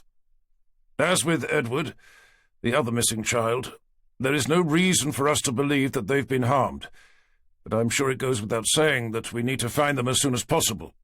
So anything you can do to help get the word out that they're missing would be gratefully appreciated." "Any sign of Samuel Tunk?" came a voice Tanner instantly recognized as belonging to the belligerent reporter from the Norfolk Herald. "While Mr. Tunk does remain a suspect, there are currently 2 other people we're in the process of talking to." "That didn't answer my question." "Sorry, my mistake. Unfortunately, we've yet to locate Mr. Tunk, but as I said, or at least hinted at, he's no longer considered to be our prime suspect." "You're saying that a previously convicted psychopath, one who was released the morning before Jason Blackwell and his lover were found brutally killed, the same person who was found guilty of having murdered his sister, isn't your prime suspect?" Tanner closed his eyes to roll them discreetly inside his head. It had been a good run, but it had been fairly obvious that it wasn't going to last. "We are still keen to talk to Mr. Tunk," he eventually replied, reopening them to stare about. "And again, if anyone has any information that would help us locate him, the phone number remains the same. But as I said before, at this precise moment in time, he isn't our prime suspect." "If he isn't, then would you mind telling us who is?" "At this stage in our investigation, we're unable to say." "Do you know if there's any connection between the 2 sets of victims, or do you think they were picked purely at random? I'm only asking, as I'm fairly sure that our readership would like to know if they should continue to be on the lookout for an as-yet unidentified psychopath, one waiting for an opportune moment to butcher them inside their beds before making off with their children, for seemingly no other reason than there was nothing to watch on TV." "We believe there is a strong likelihood that the victims do share a connection. But with the latest incident having only taken place," he made a point of looking at his watch, "less than 10 hours ago, we are still at the very earliest stage of the investigation. Our forensics department is still in the process of collecting evidence from the scene, and we're still awaiting a provisional post-mortem report from our medical examiner." "Despite that, you've still decided to change your mind about Samuel Tunk?" "We haven't simply changed our minds," Tanner bit back, feeling the tentative hold he'd had on his temper ebbing quickly away. "We go where the evidence takes us." "But I thought you just said you didn't have any, being that you hadn't heard back from either your forensics department or your medical examiner." "Our thoughts regarding Samuel Tunk are based on evidence already uncovered from the crime scenes." "So what you're really saying is that you don't have any real idea if it was Samuel Tunk or not. Neither do you know if he's following some sort of methodical plan, or if he's simply choosing to spend his newfound freedom going around murdering just about as many of us Norfolk residents as possible before being caught, which, by the sounds of it, could be a while. Clasping his hands firmly behind his back to begin wringing them raw, Tanner fixed the eyes of the obstinate reporter to offer him a razor-sharp smile. "Sorry, what was your name again?"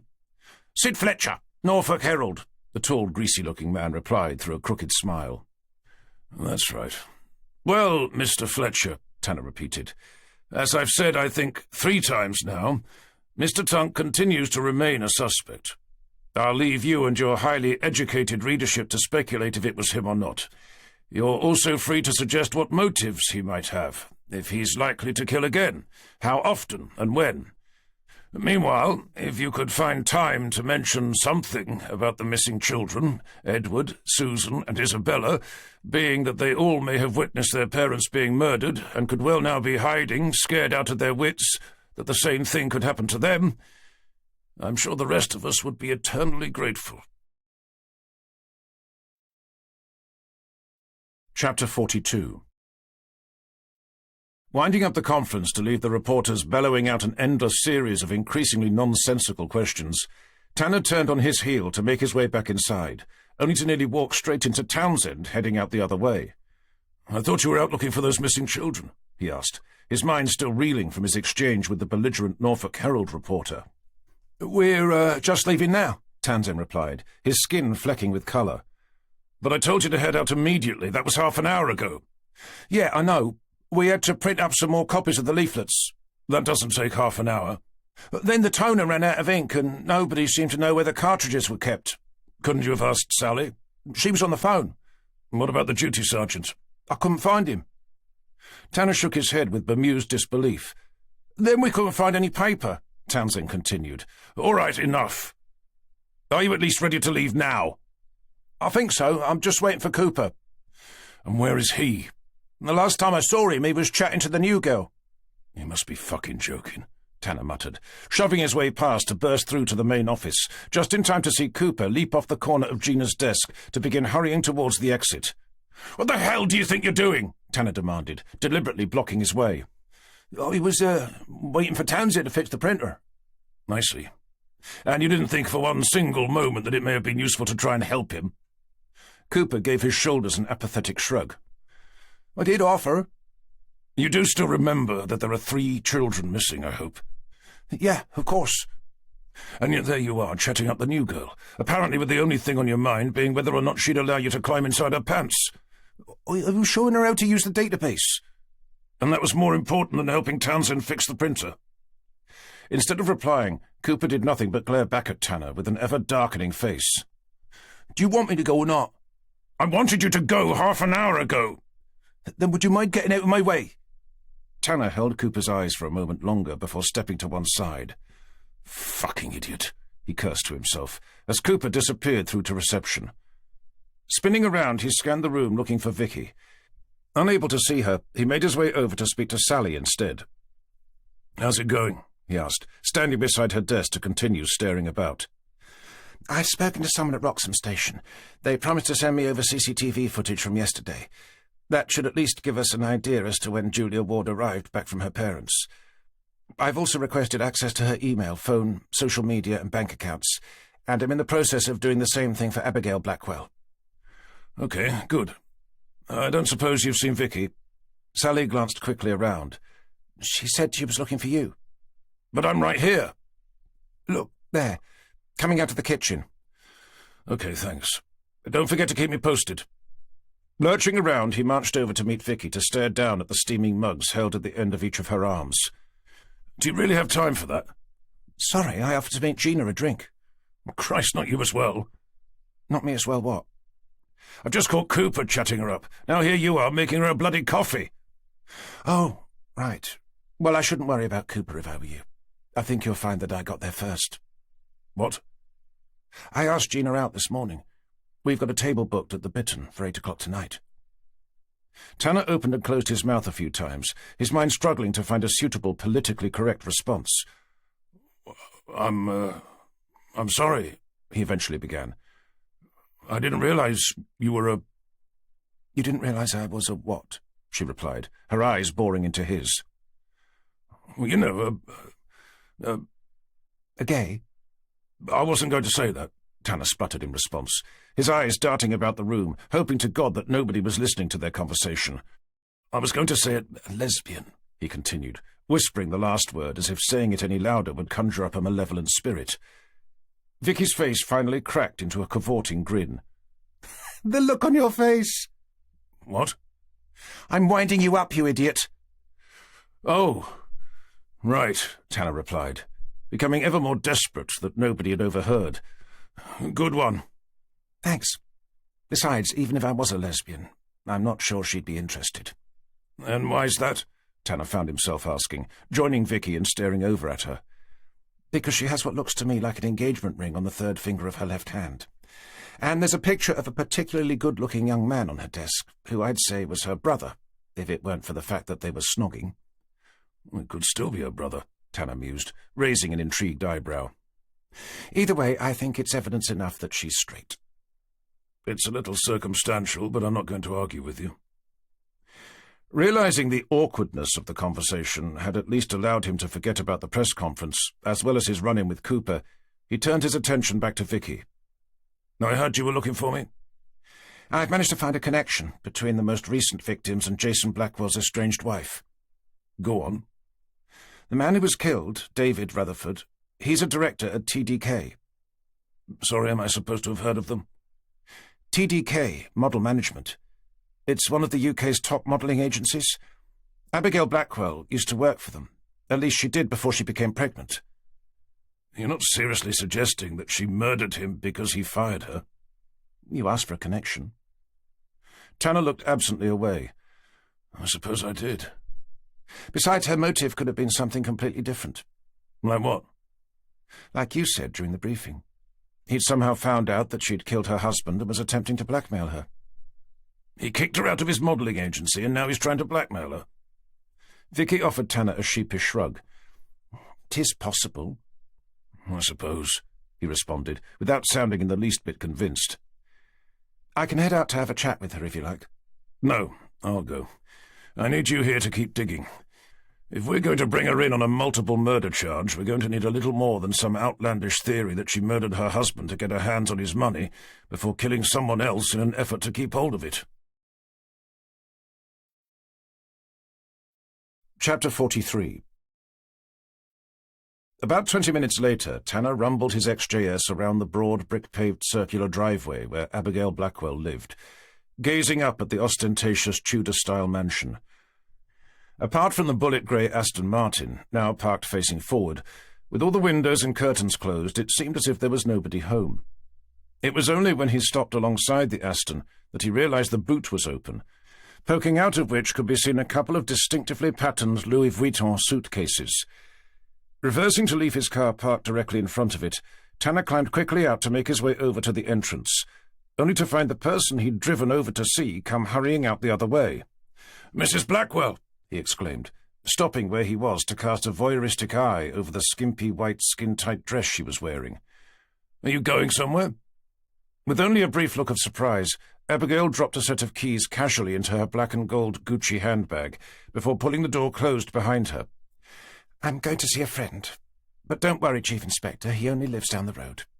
Of course, Tanner replied, stepping to one side with a subservient nod. I was just hoping to ask you a few more questions. I take it that means you still haven't found my son?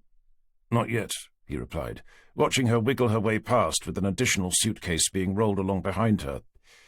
But I can assure you that we're still doing everything we can to find him. I should hope you are, she replied, reaching the car's open boot to glare back. Did you hear the news?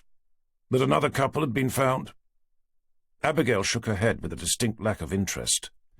The last thing I heard was that you were looking for that skunk character.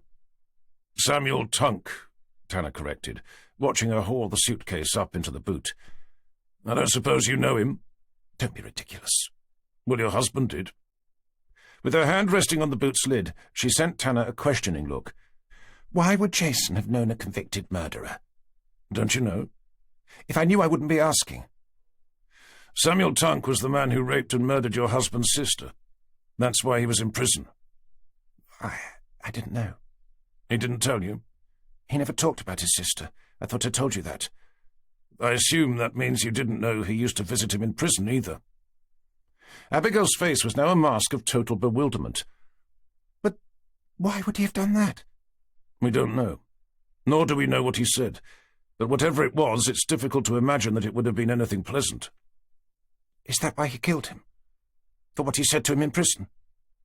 Oh, sorry, we don't think Tunk was responsible. At least not anymore. That's not what you said on the news just now. So you did watch it? I caught the tail end, she replied, turning away to close the Aston Martin's boot. As I was walking out the door. Tanner took a step back to watch her navigate her way around to the driver's side. If you'd watched all of it, you'd have heard that we have 2 more suspects in mind. Please don't say one of them is me, she responded, tugging open the door. I've already told you that I was at a party the night my husband was killed. Not before stopping by to see him. Which I've already explained. You've also yet to tell us where you were last night, between the hours of 11 and 1. You haven't asked. I'm asking now. I was here, she immediately continued, her eyes boring into Tanner's. Where else would I have been? Not attending another party? Since news came out of my husband's death, my social diary's been surprisingly empty, which is why I'm going to stay with a friend for a few days. Besides, why on earth would I decide to murder some random people who I don't even know? I wasn't aware we'd given out the victims' names. In fact, now that I think about it, I know we didn't. It doesn't make the slightest difference who they are. Even if one of them was the co-founder of your former modelling agency? I'm sorry? David Rutherford, of TDK Model Management.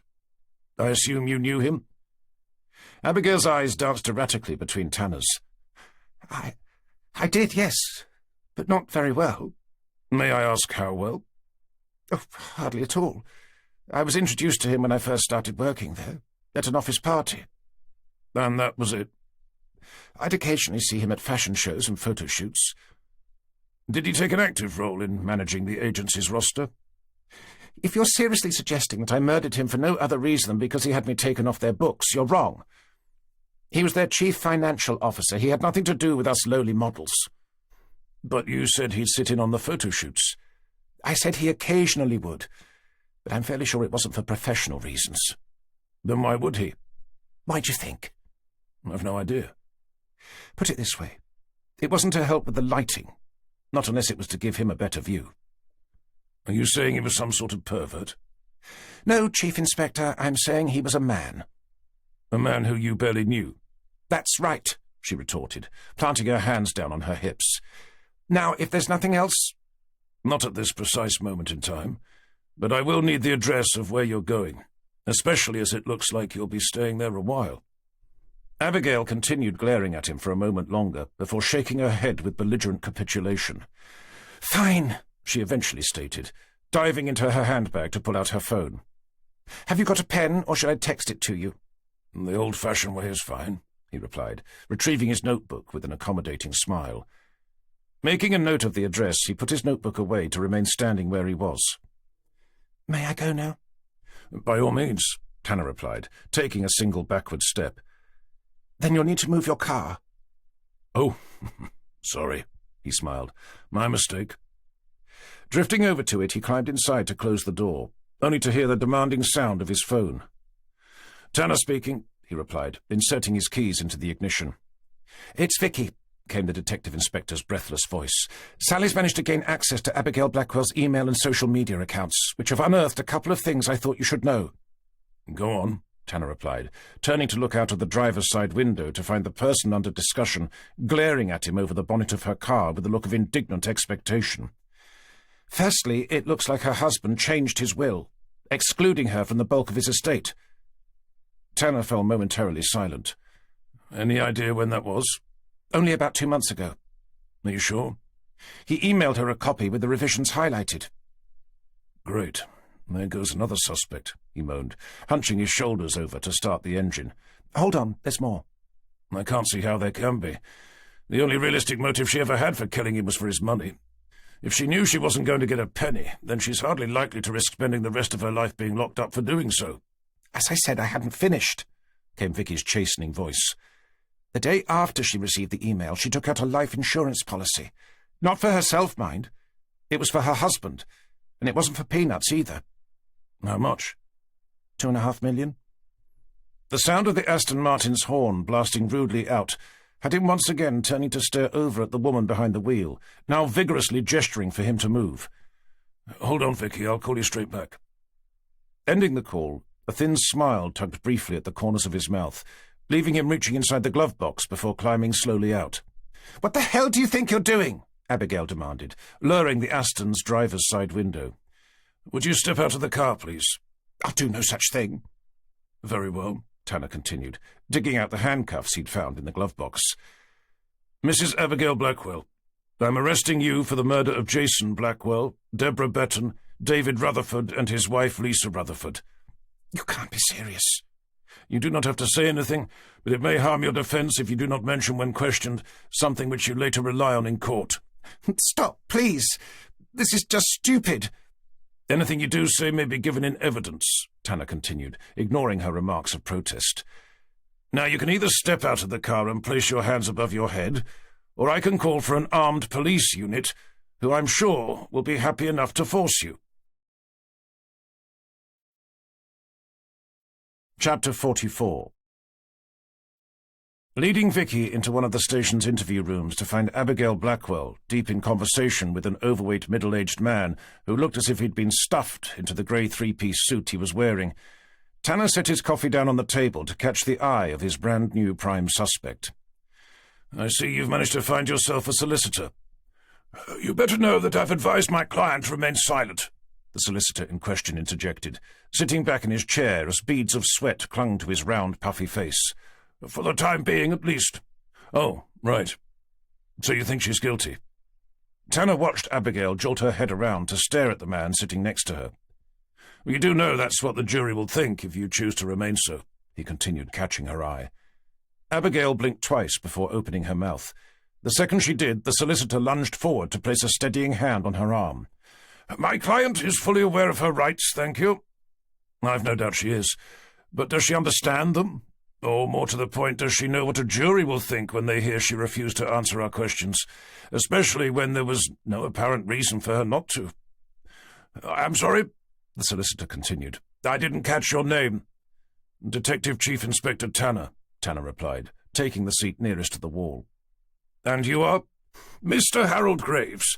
I'm here at Mrs. Blackwell's request, that is, until such a time as you admit your mistake and offer her a formal apology in front of the hordes of press parked outside, the same ones you so insensitively paraded her in front of on your way in." Inviting Vicky to take the seat next to him, Tanner smiled first at Abigail, then at her gleeful solicitor. "Shall we begin?" "By all means." Tanner started the recording device mounted on the wall to speed his way through the formalities. Once done, he asked Vicky for the file she'd brought in with her to lever out a photograph.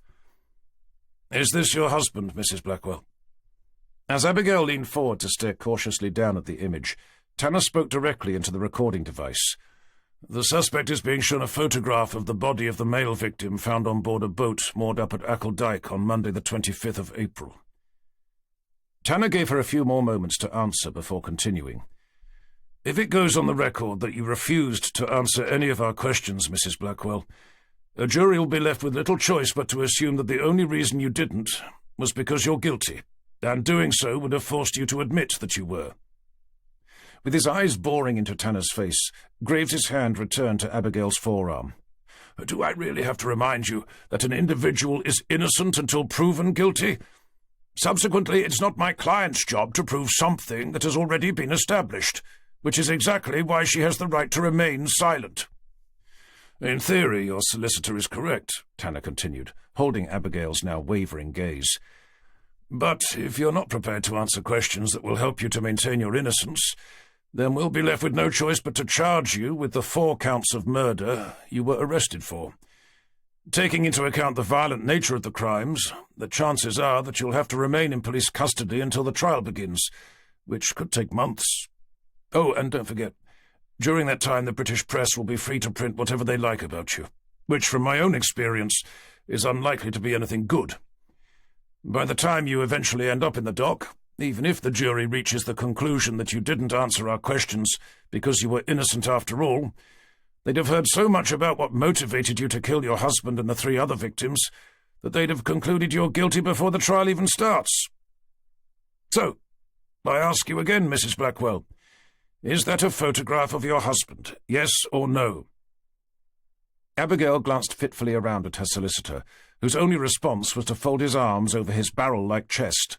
"Yes," she finally replied, sending daggers into Tanner's eyes. "That is my husband, but I didn't do that to him."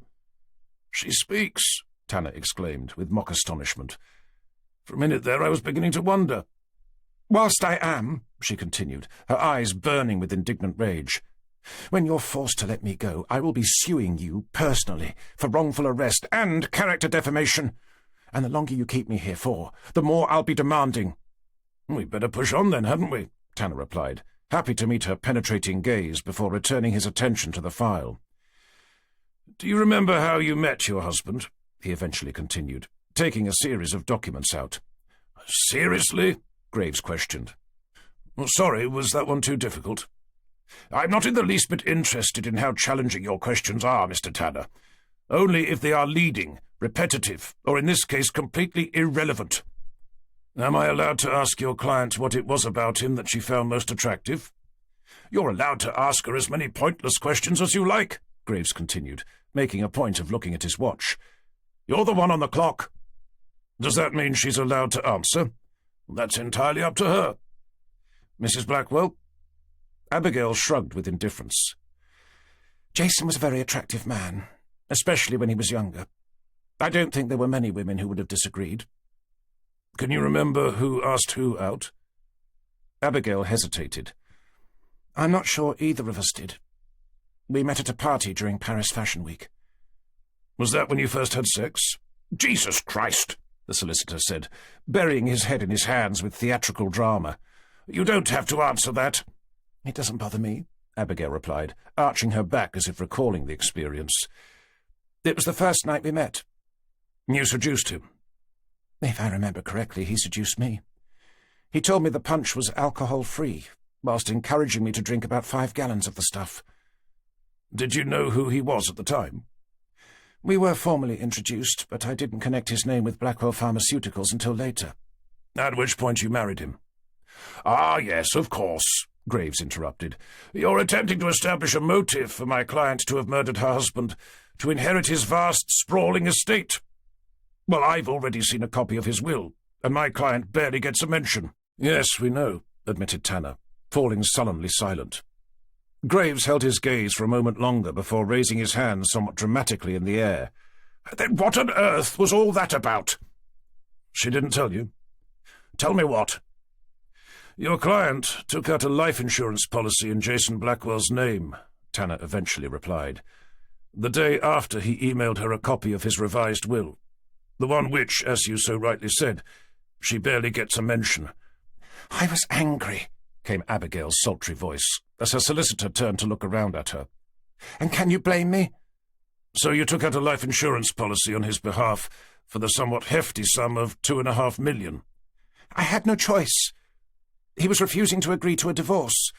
If anything happened to him before he did, I'd have been left with nothing." "Did he have any adverse medical conditions?" "Well, no, but—" "Then why did you think something might happen to him?" "Because of how much he drank," she stated. "When you combine that with the fact that he was stupid enough to live on board a boat without ever having had the good sense to learn to swim first, the man was an accident just waiting to happen, and I couldn't take the chance that one day it would, not until he'd agreed to a divorce." "I see. Well, that makes sense, I suppose. The only problem is one of time." "Time?" "If he wasn't prepared to divorce you, the only way you'd be able to get your hands on the money you seem to be in such desperate need of is if he either got so old he had a heart attack, or so drunk that he fell off his boat and drowned, neither of which were guaranteed to happen any time soon. The quickest solution would be to simply stab him and the woman you found him in bed with at the time, to then attempt to make it look as if they'd been attacked by the psychotic lunatic who'd coincidentally been released from prison the morning before." "I didn't kill my husband. Certainly not for something as ridiculous as money." So it's because you found him in bed with someone else? I've already told you. I couldn't give a shit who he slept with. But you did pop round to see him the night he was killed. That was to ask for a divorce, and I've told you that as well. Perhaps it was the first time you'd actually seen him in bed with another woman. It may be one thing to hear your husband having sex with someone else, but quite another to see him doing so. This is very entertaining, interjected the solicitor. Really it is, but it fails to include what I think you're going to need if you're to have any chance of a conviction. Something called evidence. Perhaps you've heard of it? Tanner smiled at him. I was just coming to that. Fortuitously, the forensics report came in just as your client did. Then why haven't I seen a copy?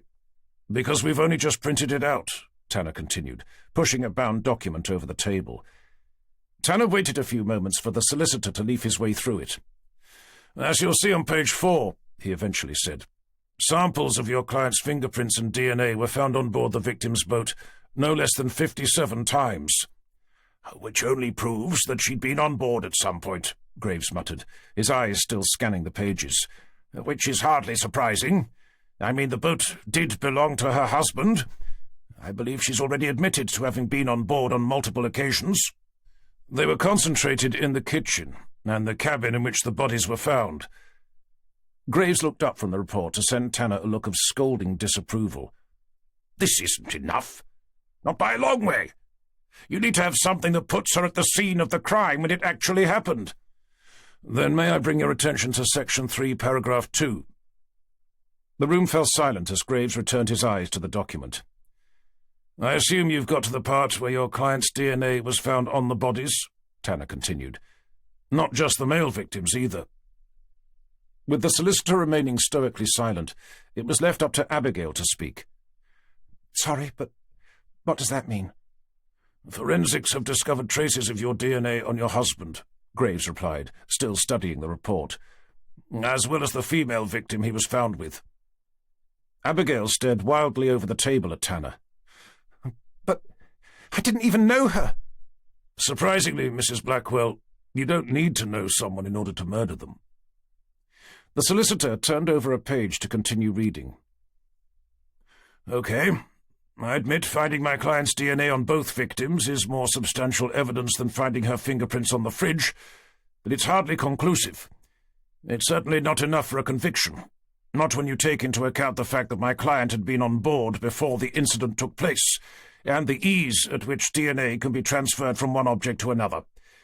The female victim could have picked it up from any part of the boat where my client had previously been. To be honest, I'd be more surprised if she hadn't.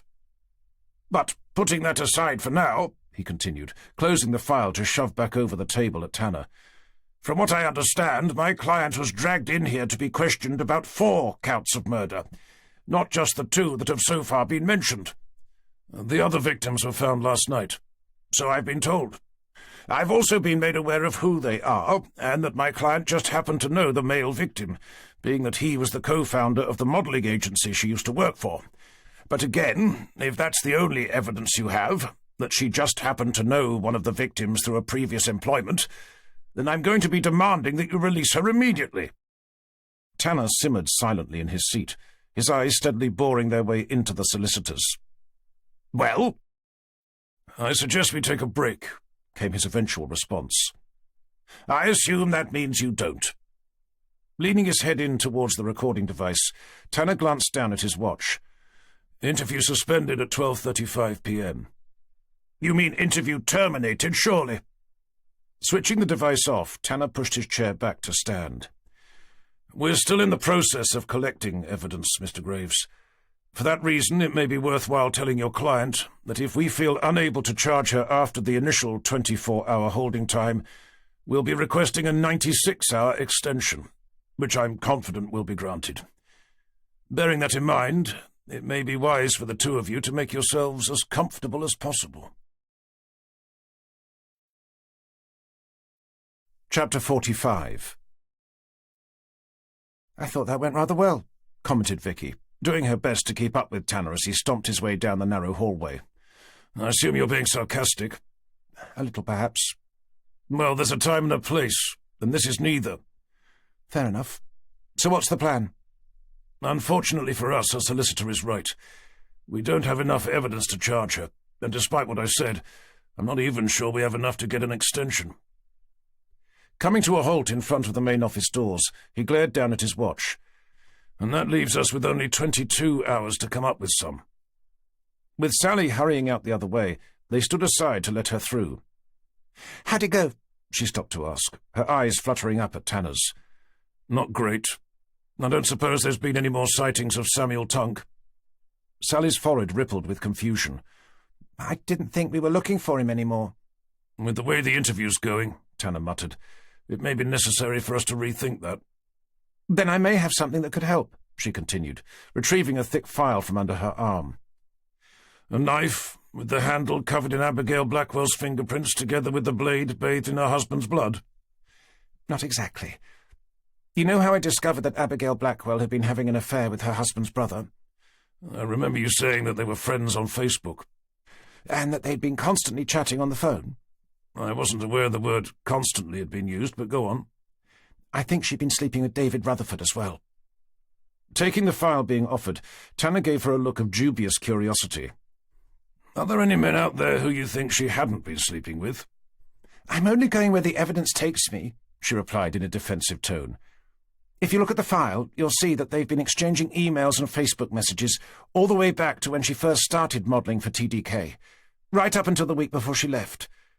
From what I can work out, she was having a relationship with him even before she met her husband. It also looks like he ended it a few months ago." Tanner fell silent as he skipped through the pages.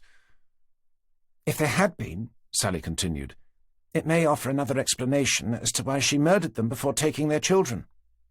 "Go on," he replied, stopping to read one of what did appear to be over 100 email exchanges. "Maybe she was in love with him first, but he married someone else instead. She could have then married Jason on the rebound. If that was the case, it's possible she thought the children the Rutherfords had together should have been hers." "You're saying she murdered her husband for the money she'd get from his life insurance, to then do something remarkably similar to her former lover, that time to take possession of his children?" "As I said, it's possible." Closing the file, he handed it to Vicky. "Okay, look, it's an interesting theory, but I'm not sure it has the legs to stand up in court. Or anywhere else, for that matter. I certainly wouldn't want to hear what her solicitor would say, if I was to suggest it. What we really need is something that places her at the scene of at least one of the crimes." "I thought forensics discovered her DNA on the woman found in bed with her husband." "They did, but it was only a particle of skin, which, as her solicitor rather annoyingly pointed out, could have been picked up from anywhere. I don't suppose forensics have come back with anything from the second scene?" "Nothing that's come through to me." "Me neither," added Vicky, checking her phone. Tanner let out a frustrated sigh. "If we can't find the necessary evidence, then we'll be left with no choice but to try and make her confess, which will be difficult, especially with that solicitor of hers telling her to remain silent all the bloody time. I don't suppose there's been any news on the missing children?" "We had a few calls," Sally replied, "but nothing of substance." "I assume Cooper and Townsend are still out looking?" She nodded in response. "Have you had a chance to ask the suspect about them?" "Not yet," Tanner replied, realizing he perhaps should have. "Well, if you want her to confess, it may be an idea to." "How do you mean?" Vicky looked up from her phone. "I think Sally may have something there. If we can get her to start talking about her son, what he was like, that sort of thing, I'd be surprised if she doesn't become emotional, especially if she has done something to hurt him. She may not appear to, but every mother has a special connection to their children. Even if they don't like them very much, deep down they still love them. If we push her hard enough, she may just admit to having taken him, the others as well. And if she does that—" "It's worth a shot, I suppose," Tanner replied, his mind already thinking of possible questions. "Sally, can you chase forensics for me? We really need something from the second crime scene, even if it's just an interim report. Meanwhile," he continued, looking at Vicky, "I suggest we grab ourselves a coffee and get back to it." Chapter 46. "Anyone for coffee?" offered Tanner, joining Vicky in placing 2 steaming mugs onto the table. "Oh, thank you," came Graves's somewhat hesitant response, leaning forward to take hold of the nearest. Retaking his seat, Tanner turned the recording device back on to formally recommence the interview. "I'd like to start by asking your client about her son," he eventually began. "I was wondering when he was going to get a mention. I take it you haven't found him yet?" "We're still looking. I believe my client has already told you that she doesn't know where he is. I don't suppose you'd allow her to speak for herself for a change." With an indifferent shrug, Graves leaned back in his chair to rest his coffee mug on top of his bulging waistcoat. "Mrs. Blackwell?" Tanner prompted. "As my solicitor just said, I don't know where he is." "I must admit I've always been a little surprised by your seeming lack of interest in his welfare. Don't you care about him at all?" Abigail sat up straight to glare over the table at him. "Of course I care. But I've already told you. Jason forced me to have him, leaving me with a child I didn't want, instead of a career I actually did." "Yes, of course.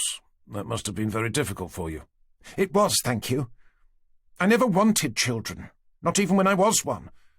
I was never cut out to be a mother. And yet there I was, forced to bring up a child who was about as abnormal as the rest of the Blackwell family." "You mean he was gifted in some way?"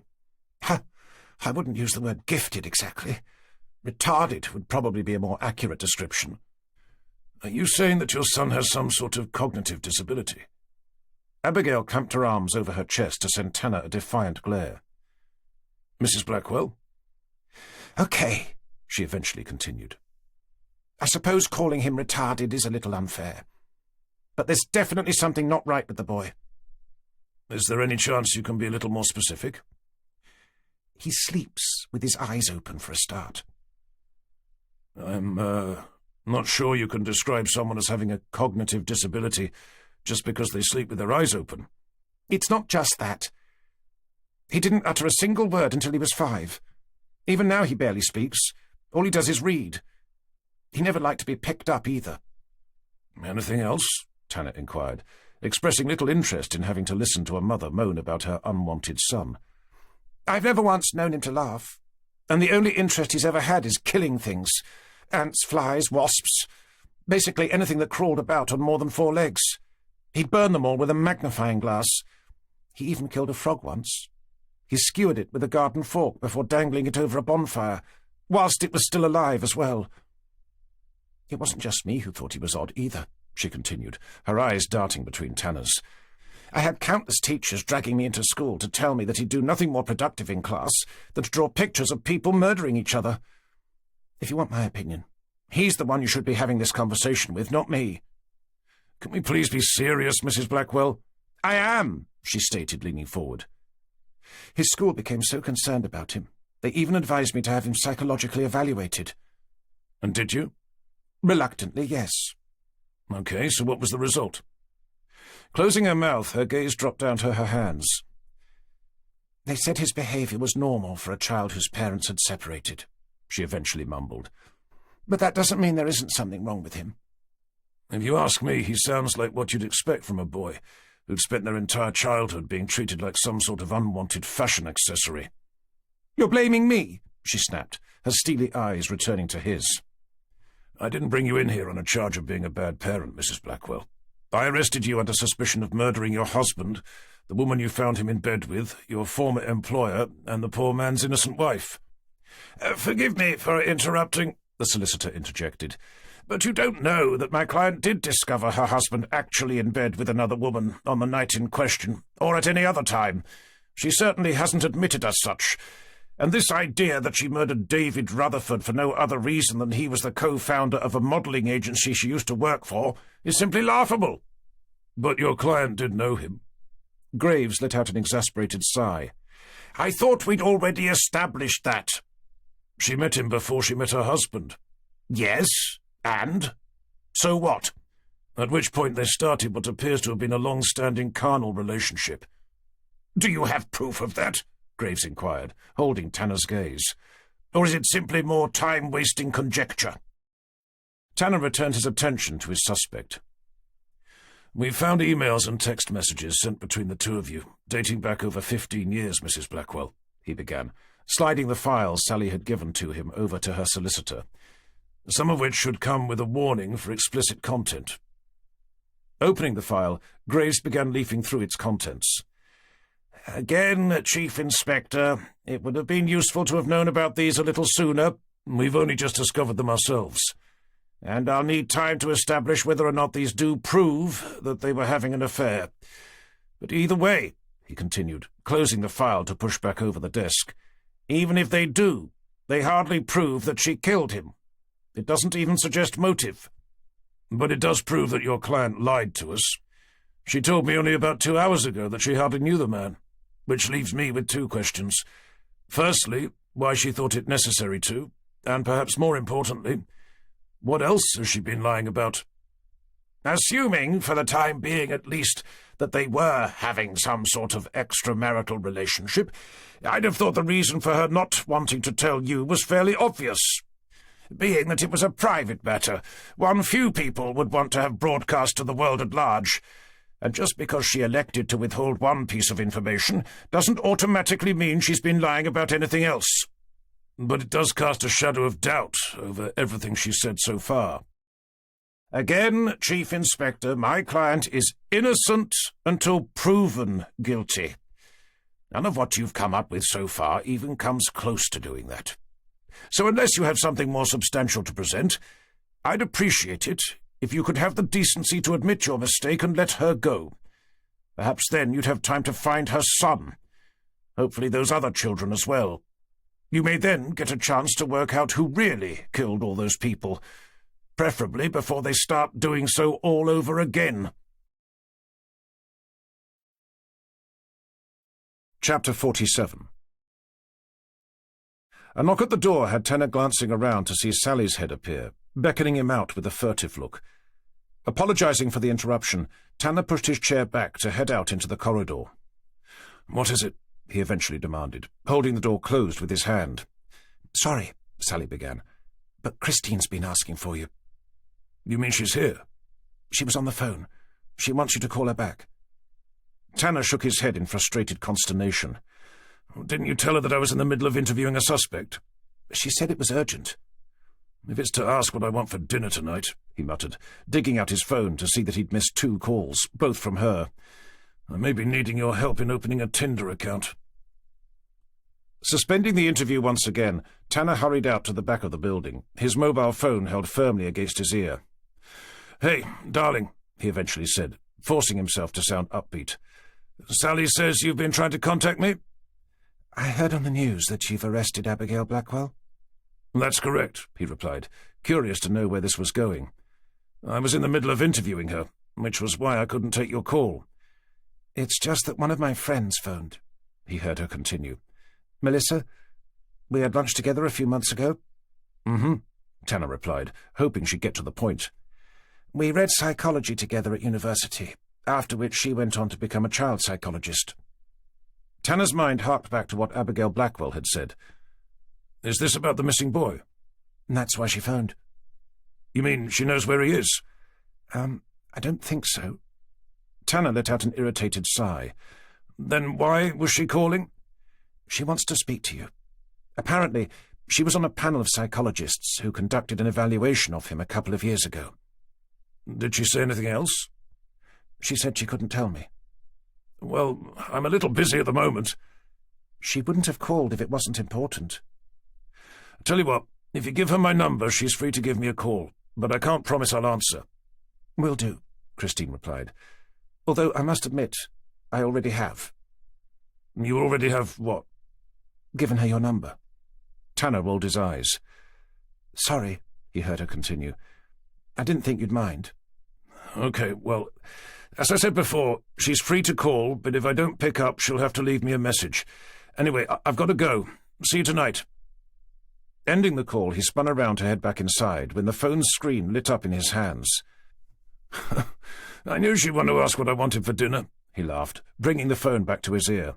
"Hey, darling, if it's about what I want to eat tonight, I'm happy with whatever's in the fridge." "I'm sorry," came the uncertain sound of a woman's voice. Wrenching the phone away from his ear, Tanner stared down at the screen to see that it wasn't Christine after all. "Well, sorry about that," he apologized. "This is John Tanner speaking. May I ask who's calling?" "Dr. Melissa Redbridge. Christine was kind enough to give me your number." Right, yes, of course. How can I help? It's about one of the missing children, Edward Blackwell. So she said. Did she tell you that I was one of the child psychologists who met with him? She did, Tanner continued, making his way back inside. But to be honest, we already know about this. His mother told us about 10 minutes ago. I assume she told you what the results were from the official report. The official report, Tanner repeated, stopping where he was. The woman's voice fell momentarily silent. I don't suppose it would be possible for you to come to my office to discuss the matter in private. Well, yes, I could, I suppose, but to save time, couldn't you just tell me now? Our conversation isn't being recorded, if that's what's worrying you. There was another pause before the psychologist's voice came back over the line. There were 3 of us who were asked to evaluate him on behalf of social services. Dr. Philip Alexander, Dr. Thomas Hodge and myself. Go on, Tanner prompted, digging out his notebook. It was supposed to have just been me. The other 2 were called in at the last minute. I found out later that they both knew Alfred Blackwell, the boy's grandfather. Apparently they all went to Oxford together. Are you saying that the evaluation wasn't perhaps as impartial as maybe it should have been? Far from it. As far as I was concerned, it was obvious that the boy was displaying clear signs of having an extreme form of antisocial personality disorder, otherwise known as ASPD, which isn't good at the best of times, the psychologist continued. Far worse if the subject is a 10-year-old boy. Am I to assume that the other 2 doctors disagreed? They both said he was more likely to have had only a mild form, which was nothing unusual in a child whose parents had been separated. After much heated debate, I eventually gave in. But if I'd known that the only reason they were there was because Lord Blackwell had asked them, I most definitely would not have. Are you honestly trying to tell me that you think Edward Blackwell murdered his own father? Not in so many words. But you're saying it's possible, though? Based purely on my own psychological evaluation, yes, I am. Chapter 48. Ending the call, Tanner re-entered the building to find Vicky back behind her desk. What was all that about? She asked, as he reached her chair. Disappointed to find that she'd been doing nothing more productive than watching the news on her computer, Tanner cast an anxious eye over at the vans parked outside. One of Christine's psychologist friends wanted to have a word. About what? She was one of 3 who were asked to evaluate Edward. According to her, the other 2 weren't as impartial as perhaps they should have been, being that they were only there because Lord Blackwell had insisted on it. And what does that have to do with our investigation? She would appear to be in agreement with the boy's mother. You mean she thinks Edward Blackwell, a 12-year-old boy, stabbed his own father to death? She didn't say he had. She only said that she thought it was possible. But that's ridiculous. Maybe, maybe not. Do you remember what Dr. Johnston said about the stab wounds? That he thought it possible they were made by a woman. Or a man lacking upper body strength. Vicky leant back in her chair. Okay, I suppose I can just about believe that the boy could have murdered his own father. I'm sure we'd have all liked to have done that at some stage in our lives. But the woman he was with as well? According to the psychologist, Tanner continued, pulling out his notebook, the boy had an extreme form of ASPD. And that means he's a crazed psychopathic lunatic, does it? Surprisingly, she didn't use the term crazed psychopathic lunatic, but from what Christine's told me, whether someone is classed as being a psychopath or a sociopath, they're all considered to have ASPD, at least in some shape or form. And what about the other couple? Vicky continued. What possible reason could he have had for killing them? I must admit I don't know, Tanner replied, hearing a phone ring in the background. It sounds to me like this psychologist you've been talking to needs counselling herself. Are you sure she is who she says she is? Having only just got off the phone with her, I haven't had much of a chance to find out. OK, let me have a look, said Vicky, pulling herself towards her desk. What was her name again? Dr. Melissa Redbridge, Tanner replied, referring to his notes. I don't suppose she has a haggard face with a mop of tangled grey hair, the latter of which looks like it's been dragged through a hedge backwards. I'm not sure. Why? Because there's a particularly deranged-looking woman currently being interviewed on Channel 4 News, who would appear to have the exact same name. Leaning over her desk, Tanner stared at her monitor to see that there was indeed a woman meeting Vicky's description, being interviewed over the internet, The name Dr. Melissa Redbridge highlighted along the bottom of the screen. It was when another headline appeared underneath, telling the audience that she was a child psychologist currently working with Norfolk Police, that Tanner began fuming quietly to himself. "Looks like she's attempting to promote a book," commented Vicky, as the woman produced one from under her desk. "Inner Secrets of Your Child's Mind."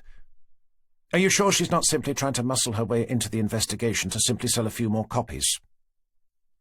Cursing, Tanner looked furiously away, only to find his brand-new detective constable standing quietly behind him, her hands held innocently in front of her as she stared down at the floor.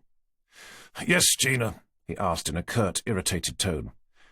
"Sorry to bother you," she began, looking cautiously up, her face far paler than he remembered. "But a call's come through.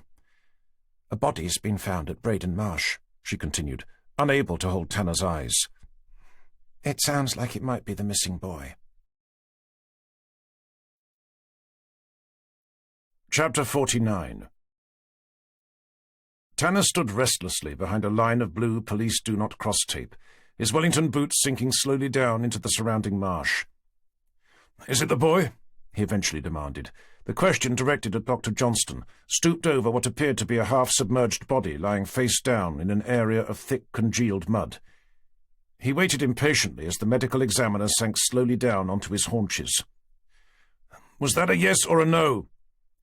"Listen, John," Johnston replied, glaring back. "I know you're under a lot of pressure at the moment, but I've only just arrived myself. Can't you at least hazard a guess?" "That's hardly my job." "How about making an exception?" Standing back up, Johnston let out an ungratified sigh. "Well, it's a human being, roughly 5'2", with short dark hair. Judging by its condition, I'd say it hasn't been here all that long. On that basis, I'd say that there's a fair chance that it could be. However, until we dig it out and get it back to the lab, that's about as much as I'm prepared to say." As Johnston turned his attention back to the body, Tanner remained where he was, staring blankly out over the grim, unforgiving Norfolk marsh, as an unwelcome sense of being utterly alone gnawed steadily down into the depths of his soul. The sound of a distant phone had him glancing around, only to realize that it was his own, reverberating from inside the faded, threadbare sailing jacket Jenny had given him for Christmas all those years before. "Tanner speaking," he said, digging it out to begin traipsing his way back to his car. "Hi, it's Vicky. I just thought I'd call to see how you were getting on." "Johnston's taking a look now," Tanner replied, glancing fitfully over his shoulder. "Is it him? Is it the boy?" Reaching his car, he turned back to where the medical examiner could still be seen, crouching over where the body lay. "We won't know for sure until he's been dug out and taken back to the lab, which I suspect could be a while. But being that there can't be all that many 5'2" people with short dark hair, whose bodies have been left lying face down in the middle of a Norfolk marsh, I think it's probably safe for us to assume that it is." The line fell momentarily silent. "I'm sorry, John," he eventually heard her say. "I know you were hoping to find him alive." "We all were, weren't we?" "Yes, of course." "Anyway, at least it throws out the theory that our book-publishing child psychologist was trying to sell us on. How have you been getting on?" "I think it's possible that I may have some good news." "That would be a first." "Forensics have emailed over a preliminary report for the second murdered couple. Once again, they found traces of Abigail Blackwell's DNA." "On the bodies or just the boat?" "Both." It was Tanner's turn to fall momentarily silent.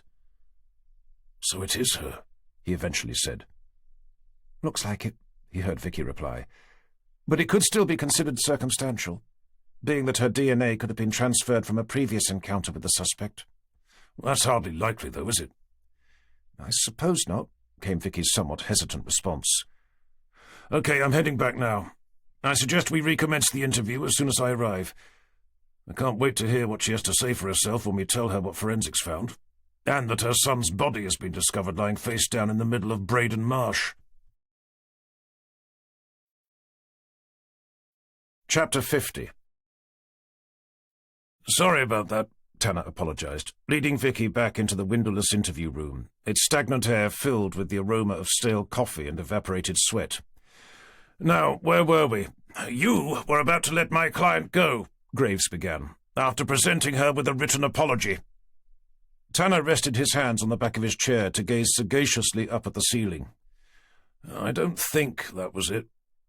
You mean you've managed to find some actual evidence? Something like that, he replied, offering first Graves, then Abigail a spurious smile. Shall we begin? Having formally restarted the interview, he opened the file he'd brought in with him to begin leafing through its contents. We've had a report back from forensics regarding the scene where the bodies of David and Lisa Rutherford were found. I don't suppose I'm going to be allowed to see a copy? Tell me, Abigail, Tanner continued, deliberately ignoring Graves's request. Did you ever step on board your former lover's boat? Don't answer that, the solicitor snapped. Tanner stopped to offer him a disapproving scowl. Mr. Graves, I do hope we're not going to have to go through all this again. I'm more than happy for my client to reply, Chief Inspector, but only after I've had a chance to review the contents of the forensics report being referred to. You mean this one? Tanner queried, gesturing down at it with a whimsical smile. She's not answering any more of your questions until I know what's in that report, especially when you're so obviously trying to trick her into incriminating herself. I was only asking if she'd been on board Mr. Rutherford's boat before. I assume you've managed to unearth some evidence that would suggest that she had? Apart from her DNA being found all over it. Not really, he replied, closing the report to push over towards him. On their bodies as well, as it happens, he added, leaving Graves to begin leafing his way through it, whilst offering his suspect a whimsical smile. Yes, is the answer, Abigail finally replied. Sorry, but it's been so long since I asked, I've forgotten what the question was. You asked if I'd been on David's boat before, just like you did my husband's, the answer to which is yes. I've been on board both their stupid boats.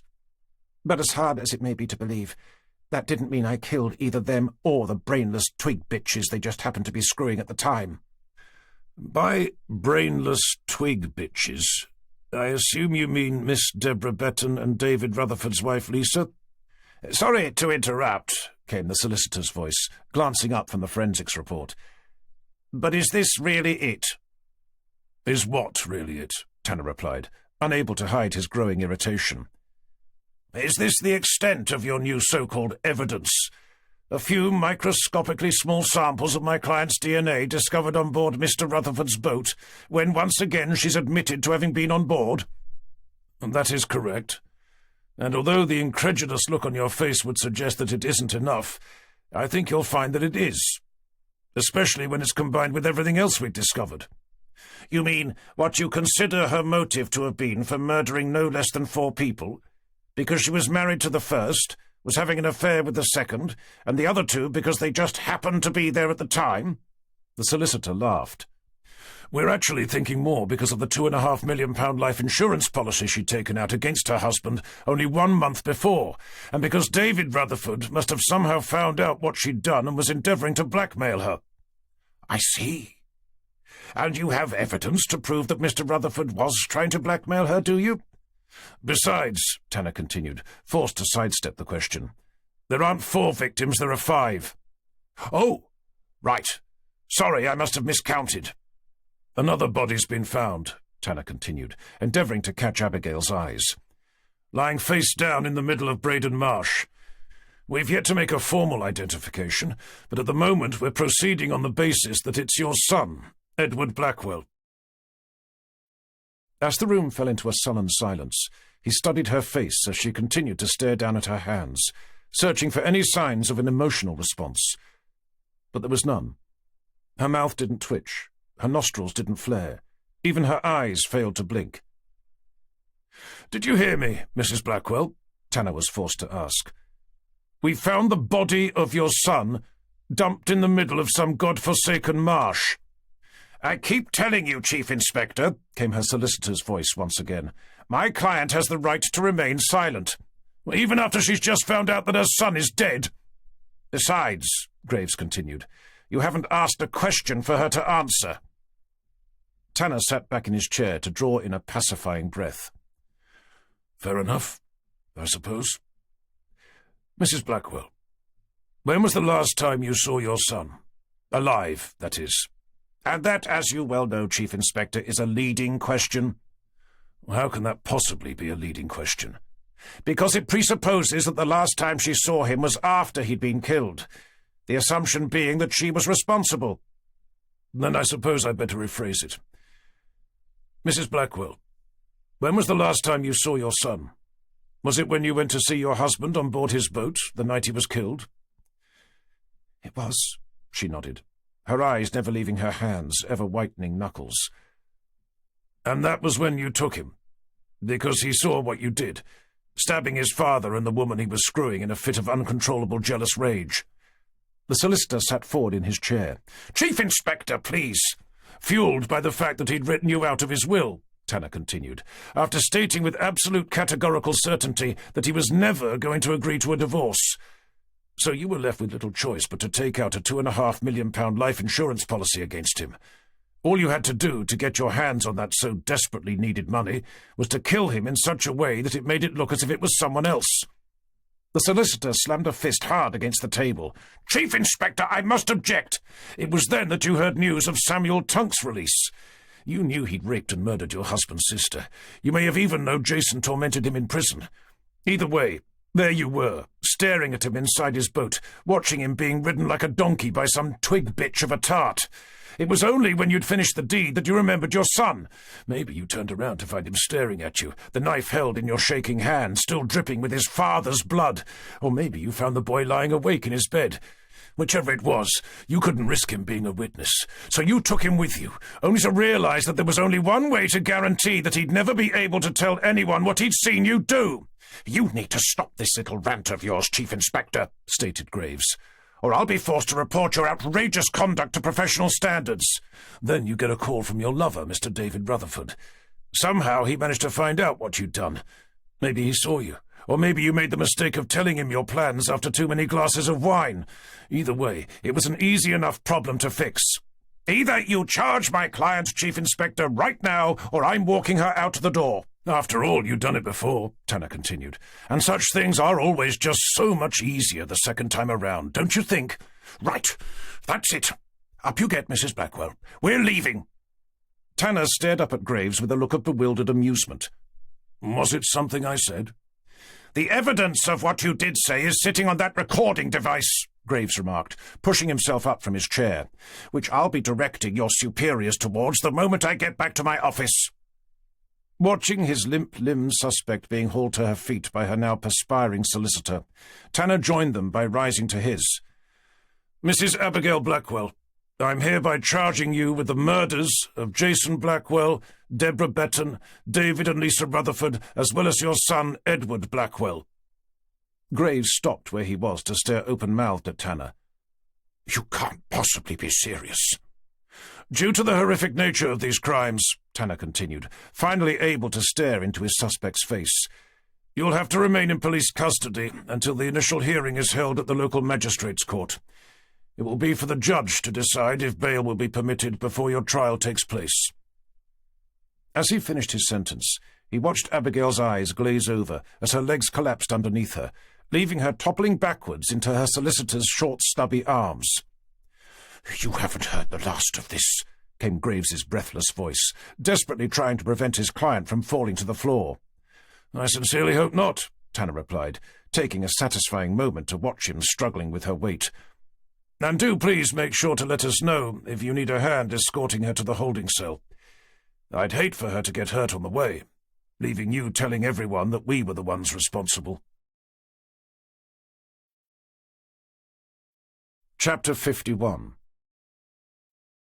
Leaving Vicky to fill out a charge sheet, Tanner instructed the duty sergeant to help escort Abigail Blackwell to the holding cell before heading back to his office.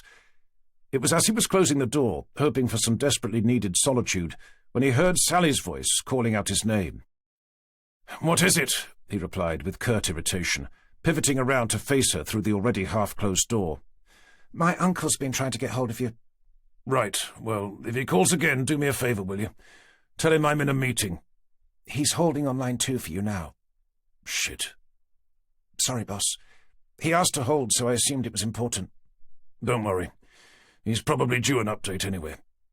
I don't suppose Cooper and Townsend have had any luck finding the remaining children." They just called in. And? Sally shook her head, her eyes holding his for a moment before sinking to the floor. Then maybe it's time we began searching Braden Marsh, he sighed, turning to stare at his desk phone, where a red light could be seen flashing with demanding impatience. Anyway, I'd better pick up your uncle's call before he drives over to pay us a more personal visit. Superintendent Forrester, it's Tanner speaking, he said, the moment Sally had left. Sorry to have kept you. No problem, he heard his superior say. Just calling to see how everything's been going.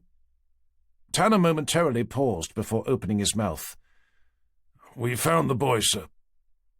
Expecting to be asked if he was alive or dead, Tanner waited in solemn silence, the phone's receiver held hard against his ear. But the tone of his voice must have been answer enough, as no such question came.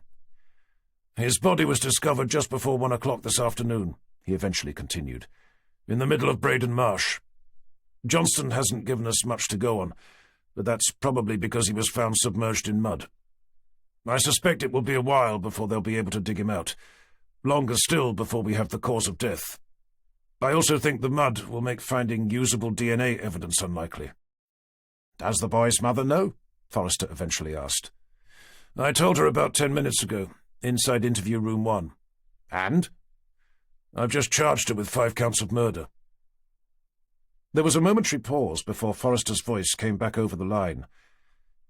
Don't you think it would have been wise to run that by me first? Oh, I'm sorry, came Tanner's terse reply. For a minute there I thought I was the station's DCI. You are, of course, but only since last month, and taking into account the family involved, it may have been sensible to have asked me before doing so. The fact that they're some of the richest people in the country makes a difference, does it? It's got nothing to do with how much money they have, as you well know. It's the interest the British press has in them that makes it an issue. Such people can barely buy some milk from their nearest corner shop before journalists start lining up to take photographs of them. And that's before half their family's been murdered. Tanner smouldered with indignant resentment. He knew Forrester was right. The fleet of news vans parked bumper to bumper outside was proof of that. Fair enough, I suppose. But if I'd known I was going to have to ask your permission every time I wanted to do something, I doubt I'd have taken the job. We're not talking about ordering staples, Tanner. This is about charging Lord Blackwell's daughter-in-law with multiple counts of murder, and I'm not saying you had to ask my permission. I was simply suggesting that it may have been prudent to have consulted with me before doing so. Tanner opened his mouth to tell him that the very next time he was about to charge some biblically rich guy's daughter-in-law with 5 counts of murder, he definitely would, before changing his mind. He knew the evidence they held against her was unlikely to stand up in court. He also knew that the only reason he'd charged her was because he'd lost his temper. So, instead of saying anything at all, he closed his mouth to await the next obvious question, which came just a few moments later. Anyway, that aside for now, what evidence do you have? Tanner dug his fingers into his eyes. Her DNA has been found at the first 2 crime scenes, on all 4 bodies as well. That sounds positive. What about motive? She'd taken out a £2.5 million life insurance policy against her husband just 1 month before, after he'd written her out of his will and had refused to sign their divorce papers. And for the other couple? The suspect and the male victim knew each other. He was the co-founder of the modelling agency she used to work for. It also looks likely that they'd been having an affair, which had come to an acrimonious end. It's possible he'd somehow managed to find out about what she'd done and was attempting to blackmail her. And what about the boy? Being that he was on board his father's boat at the time, it seems likely that he was a witness. You really think she could have killed him as well? Forrester queried, his voice wavering with uncertainty. Well, she's openly admitted to having had little love for him. He was basically an unwanted child. The only reason she had him was because her husband threatened to cut her out of his will if she didn't. How about a murder weapon? All our energy's been spent trying to find the missing children. Right, yes, of course. Hopefully we'll find the girls alive. But if they haven't turned up by tomorrow morning, then I'm going to be ordering a search of the marsh, where the boy's body was found. Forrester exhaled sharply down the end of the phone. I suppose we better just hope and pray that it doesn't come to that. I assume you haven't mentioned any of this to the press? Not yet. How about the remaining members of the Blackwell family?" "To be honest, I hadn't given them a second thought." "OK, well, I think it might be a good idea if they were told. I can't imagine they'd be particularly happy if the first time they hear about it is with their feet up watching the evening news." "I suppose I could give them a quick call." "Do you really think informing Lord Blackwell that his grandson has been found lying in the middle of a marsh, and that you've just charged his daughter-in-law with his murder, is something you should be doing over the phone?" Tanner let out a petulant sigh. "Then I suppose I'd better drive over there." "Yes," Forrester responded. "I suppose you had." Chapter 52. Resentfully taking Forrester's advice, Tanner arrived at the end of the Blackwell Estate's tree-lined drive to find the place seemingly deserted. There wasn't a single car parked outside. The fleet of gleaming classic motorcycles he'd been admiring during his first visit were nowhere to be seen, and every single one of the stately home's windows appeared to have had either their curtains drawn or were covered by painted wooden shutters. Assuming someone had to be home, even if it was only a lowly housekeeper, he made his way up a short series of smooth stone steps to its resplendent entrance to begin searching for some sort of a bell. With nothing in sight, he used its heavy black cast-iron knocker to hammer against the door before standing back to listen. But the only reply came from the door knocker's sound, echoing back at him from the acres of parkland behind. As the echo faded to be replaced by the lonely chatter of a single magpie, he hammered again, this time to be rewarded by the muffled sound of a door being slammed from somewhere deep inside the sprawling stately home. Expecting to hear hurrying footsteps, he turned to spend a few moments watching a small herd of deer grazing lazily in the distance. When it became obvious that nobody was coming, he turned to look back at the house. "There must be someone in," he eventually exclaimed, fully aware that he was talking to himself. Realizing he should have had the good sense to call ahead before driving over, he cast a frustrated eye back at his car. "Sod it," he cursed, returning his gaze to the building to see if there was some way he'd be able to look around the back. Stopping occasionally to peer through some of the firmly shuttered windows, he crept his way along the front of the building, past where Lord Blackwell had his motorcycle collection assembled before. When he eventually rounded the corner at the end, he came to a pair of giant black wooden gates, set in the middle of a crumbling brick wall, so high that only the ivy that covered it seemed able to climb.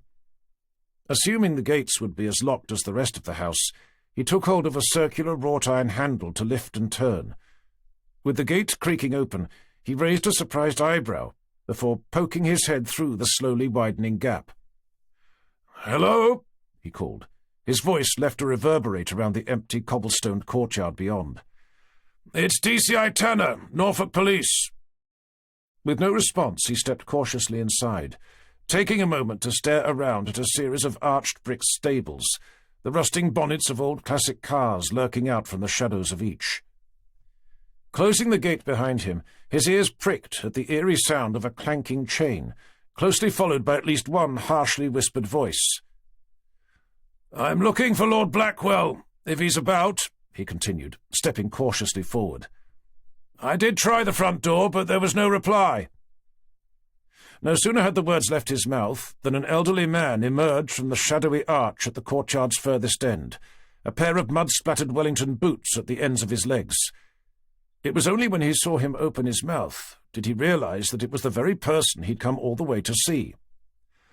"Chief Inspector!" Lord Blackwell's voice echoed out, busily tucking an old checked shirt into a pair of faded corduroy trousers. "I'm most dreadfully sorry. I wasn't expecting you." "And I'm sorry for not calling ahead," Tanner apologized, finding himself peering over the approaching man's shoulder, half expecting to see someone else emerge from the shadows behind. "How on earth did you get in?" The curious nature of the question had Tanner returning his attention to the man in front of him. "Through the gate," he replied. "I think it's only classified as breaking and entering if it's locked," he joked.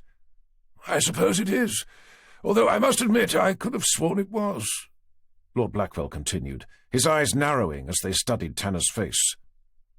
"Anyway, you're here now. What can I do for you?" Tanner took a moment to clear his mind. "I'm afraid I've come with news." "Is it about my grandson?" Unable to hold the man's eyes, Tanner gazed around, his mind searching for the most suitable words. "Is there somewhere we could maybe sit down?" "I'm not your average old-aged pensioner," Lord Blackwell replied. "Whatever you have to tell me, I'm quite capable of hearing it standing up."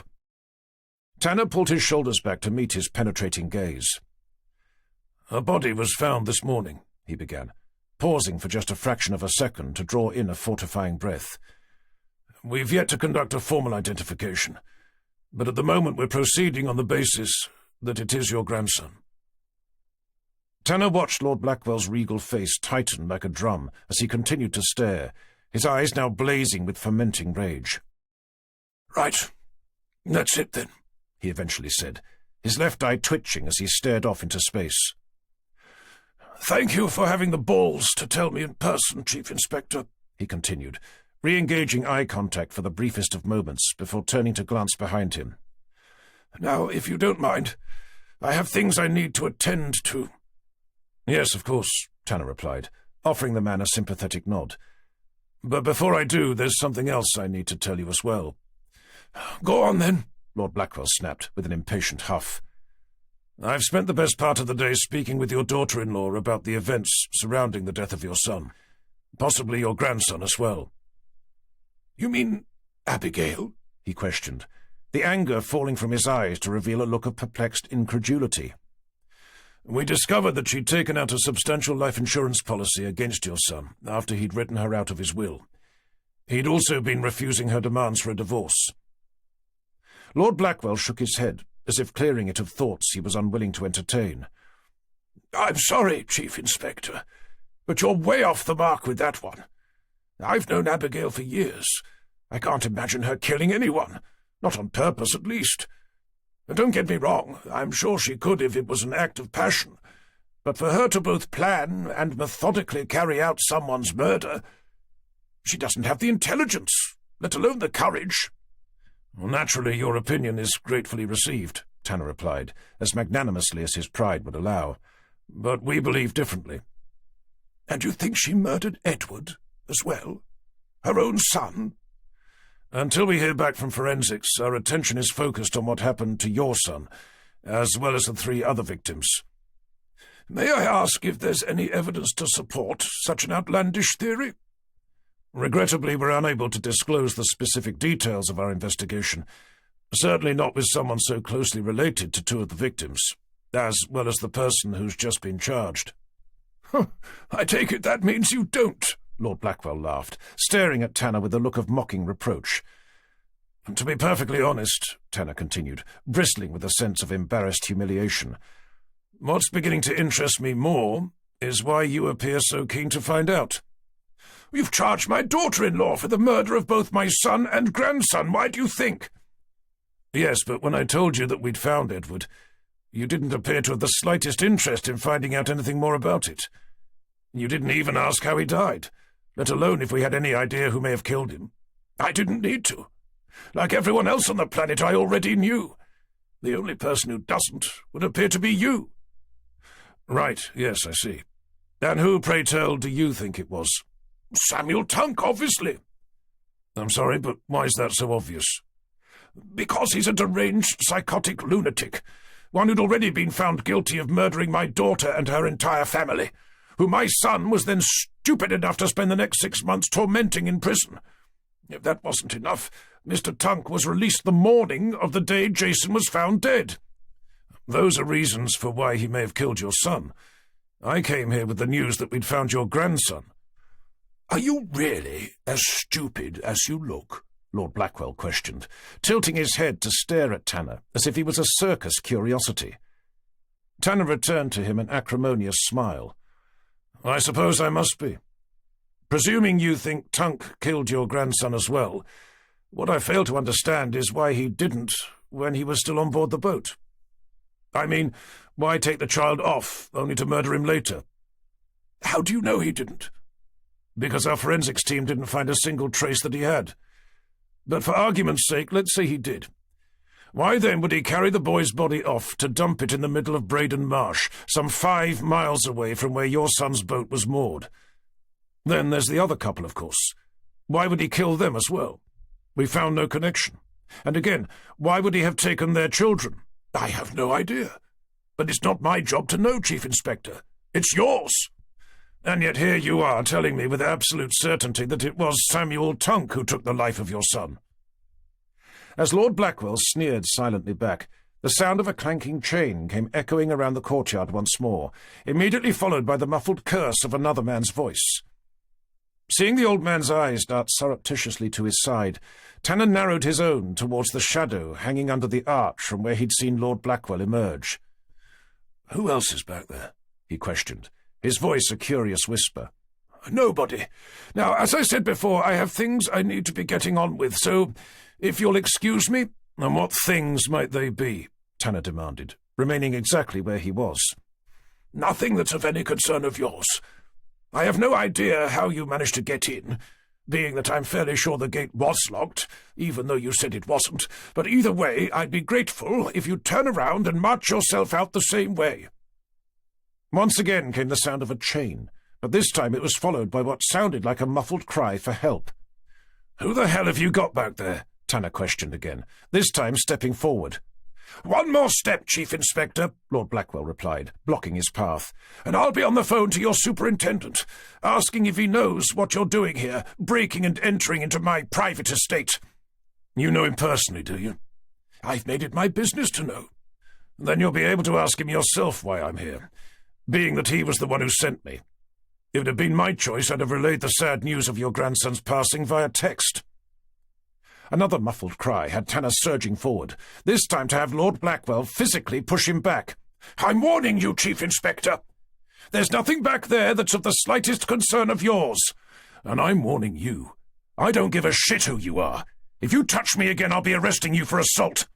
You're the one who broke into my estate, and you're the one who left the gate open. Now, if you'll excuse me—" "I'll be more than happy to step aside," Lord Blackwell continued, his eyes boring into Tanner's like a pair of diamond-tipped drills, "just as soon as you present me with the necessary search warrant."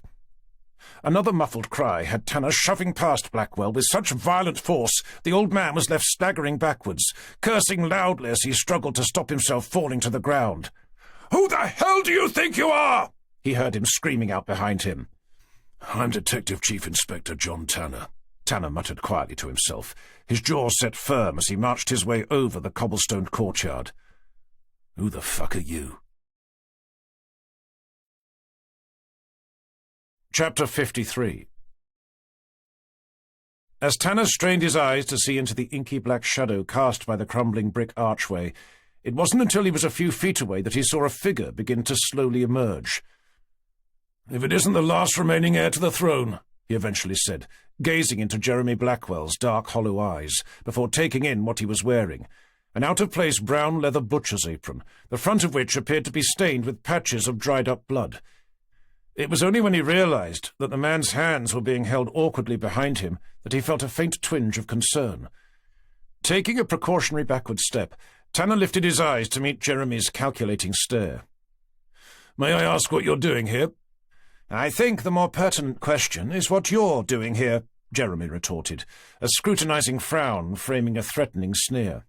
"He must have broken in," said Lord Blackwell, coming to a breathless halt beside them. "But don't worry," he continued, digging out his phone. "I'm about to call his superior officer to let him know that not only has one of his wayward DCIs gained illegal entry into our private residence, but decided to assault me in the process." The same distinctive sound of a rattling chain had Tanner tilting his head to gaze past Jeremy's head into the impenetrable shadow beyond. As curiosity overcame caution, he lurched instinctively forward, only to find Jeremy blocking his way to reveal what he'd been holding in his hands. A sharpened axe in one, a stick with a double-pronged end in the other. Recognizing the stick as being a particularly lethal-looking cattle prod, Tanner returned Jeremy's still sneering gaze. "Just what exactly is going on here?"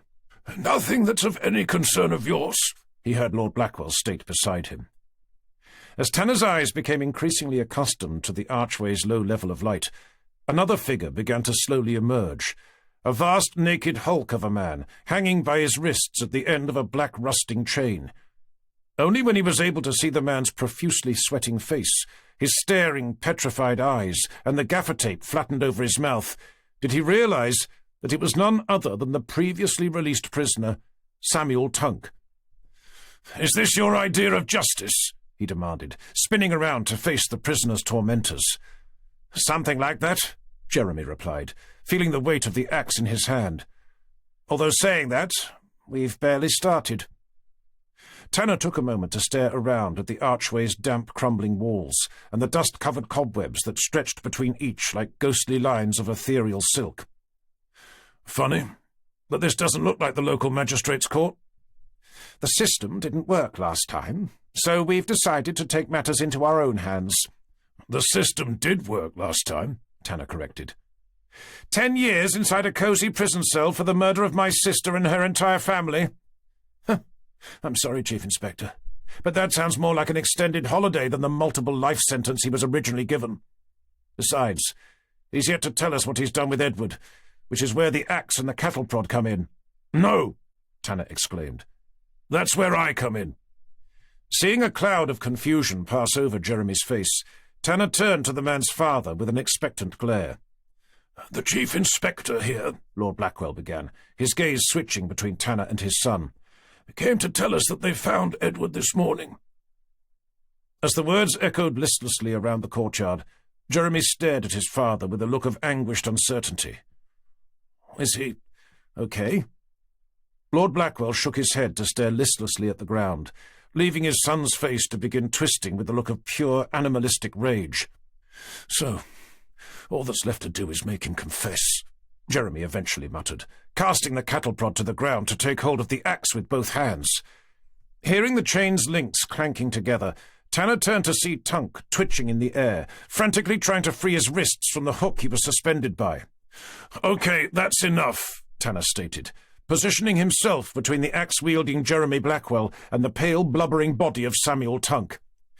"I suggest you stand to one side, Chief Inspector. It would be a shame to have to hurt you, as well as that sad excuse for a human being, the one squealing like a pig behind you." "I'm afraid the Chief Inspector's right, Jeremy," came Lord Blackwell's capitulating voice. "I'm sorry, son, but we brought him here to find out where Edward was. We know that now. There's nothing more to be gained from this. We're going to have to let him go." Jeremy glared over at his father. "You're not being serious." "I don't think we have much of a choice." "Right. Well, fair enough. But he's still going to have to confess," Jeremy retorted, his grip on the axe's handle tightening as he inched inextricably closer to Tanner and the man he was endeavouring to protect. "And just exactly how is he going to do that with gaffer tape still covering his mouth?" Tanner questioned, remaining resolutely where he was. "He's going to have to apologize as well," Jeremy sneered, his focus now fixed on Samuel Tunk's bulging, bloodshot eyes. "I said that's enough," Lord Blackwell ordered, charging forward to pull back on his raging son's arm. "That psychotic bastard raped and killed our Sarah," Jeremy spat back in response, wrenching himself away. "Then he murdered Jason. Now Edward as well? I'm sorry, Father, but it's only right that he's made to suffer. Please, Jeremy, put the axe down before you do something you'll spend the rest of your life regretting. Don't worry, I'm not going to kill him. I'm just going to fuck him up a little." Shoving past both his father and Tanner, Jeremy swung the axe behind him, his eyes fixed on Tunk's wide, barrel-like chest. As the axe's head arced ever higher, Tanner threw himself forward, lifting a hand to catch its handle, just below the now rapidly descending blade. But one hand was only enough to deflect it from its intended target. Seeing it miss Tunk's chest by no more than an inch, Tanner watched in horror as the blade continued down, the handle being wrenched from his hand, leaving the sharpened blade to plunge deep into his unprotected shoulder. It wasn't until his now cursing assailant pivoted the axe head out that the pain came tearing through his body, as if his entire arm was being ripped from its socket. As hot pulsating blood spurted up into his face, Tanner could do nothing but watch him wield it once again. It was the harrowing cry from his father that made Jeremy suddenly stop, casting his eyes to his side. There, struggling to push himself up from the ground, lay Lord Blackwell, a blood-soaked hand clamped against the side of his ashen-grey face. "Father?" Jeremy questioned, his body turning slowly around. "Stop, please," the old man pleaded, his voice nothing more than a faltering whisper. Jeremy's eyes drifted slowly down to the axe still clutched in his hands. As if being woken from a horrifying dream, he let it clatter to the ground, his eyes shifting to where Tanner lay. "Jesus Christ! What have I done?" Blinking blood from his half-blinded eyes, Tanner caught a glimpse of Tunk's huge hulking figure, heaving himself up behind Jeremy Blackwell. A split second later, one of Tunk's giant, sinuous legs caught fast around the man's elegant neck, the foot on its end hooking around the other to begin closing the gap between calf and thigh like a steel industrial vice. As Jeremy gasped frantically at the air, his hands clawing hopelessly at Tunk's ever-tightening leg, Tanner tried hauling himself up, desperate to do something to help.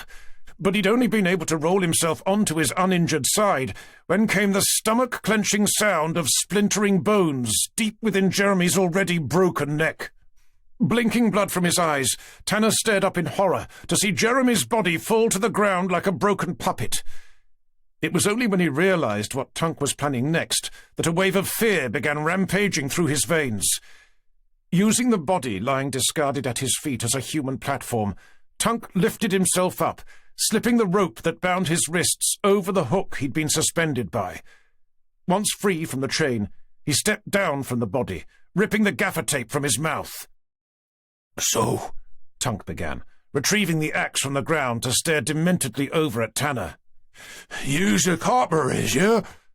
As incoherent words began stumbling out of Tanner's juddering mouth, he tried desperately to push himself away. "Don't worry, mate," the hulking man continued, watching the heels of Tanner's shoes slip uselessly on the dust-covered ground. "I'll do my best to make it quick." Lunging forward, Tanner swung the axe back before rotating it up and around, its trajectory aiming straight for Tanner's head. Unable to look away, Tanner held up a useless hand to the rotating blade, his voice pleading pathetically out. As that single terrifying moment stretched out for what felt like an eternity, the air was split by the crack of a gun, disappearing a moment later to leave nothing but an all-consuming silence. Through the fingers of his still outstretched hand, Tanner saw the axe's blade hanging high above Tunk's anvil-shaped head.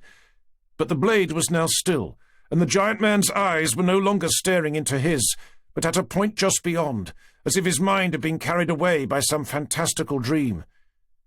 It wasn't until Tanner realized that the side of the man's face was missing, and that the hulking body was falling slowly to the side, that he saw the smoking gun from the corner of his rapidly flickering eyes, and the frail, unsteady hand clasped around its cold metal hilt. Chapter 54. The sound of agitated voices spiraling around his head had Tanner waking up to find himself being laid down onto what he somehow knew to be a stretcher. With the unsettling sense of being lifted into the air, he raised his head to try and examine his injury, only to find a thick white bandage had taken its place. The intense debilitating pain had also gone. All that remained was a dull, pulsating ache. As the stretcher was slid into the back of an ambulance, he took a moment to wonder how long he'd been unconscious for, who had called the emergency services, and what had happened to Lord Blackwell, the man who'd effectively saved his life. The muffled sound of a phone ringing from somewhere nearby made him realize for the first time that he'd been stripped from the waist up, and that his clothes lay in a folded bundle on his pelvis, on top of which was also his mobile. "Mr. Tanner, can you hear me?" came an unknown female voice from somewhere to his side. As he blinked in acknowledgement, a stern young woman's face came drifting into view. "I'm going to insert a saline drip into a vein in the top of your hand. Then you'll be taken to hospital." Tanner opened his mouth to speak, only to find his tongue was as dry as sandpaper. Closing it to swallow, he looked up into the paramedic's eyes. "Do you mind if I answer my phone first?"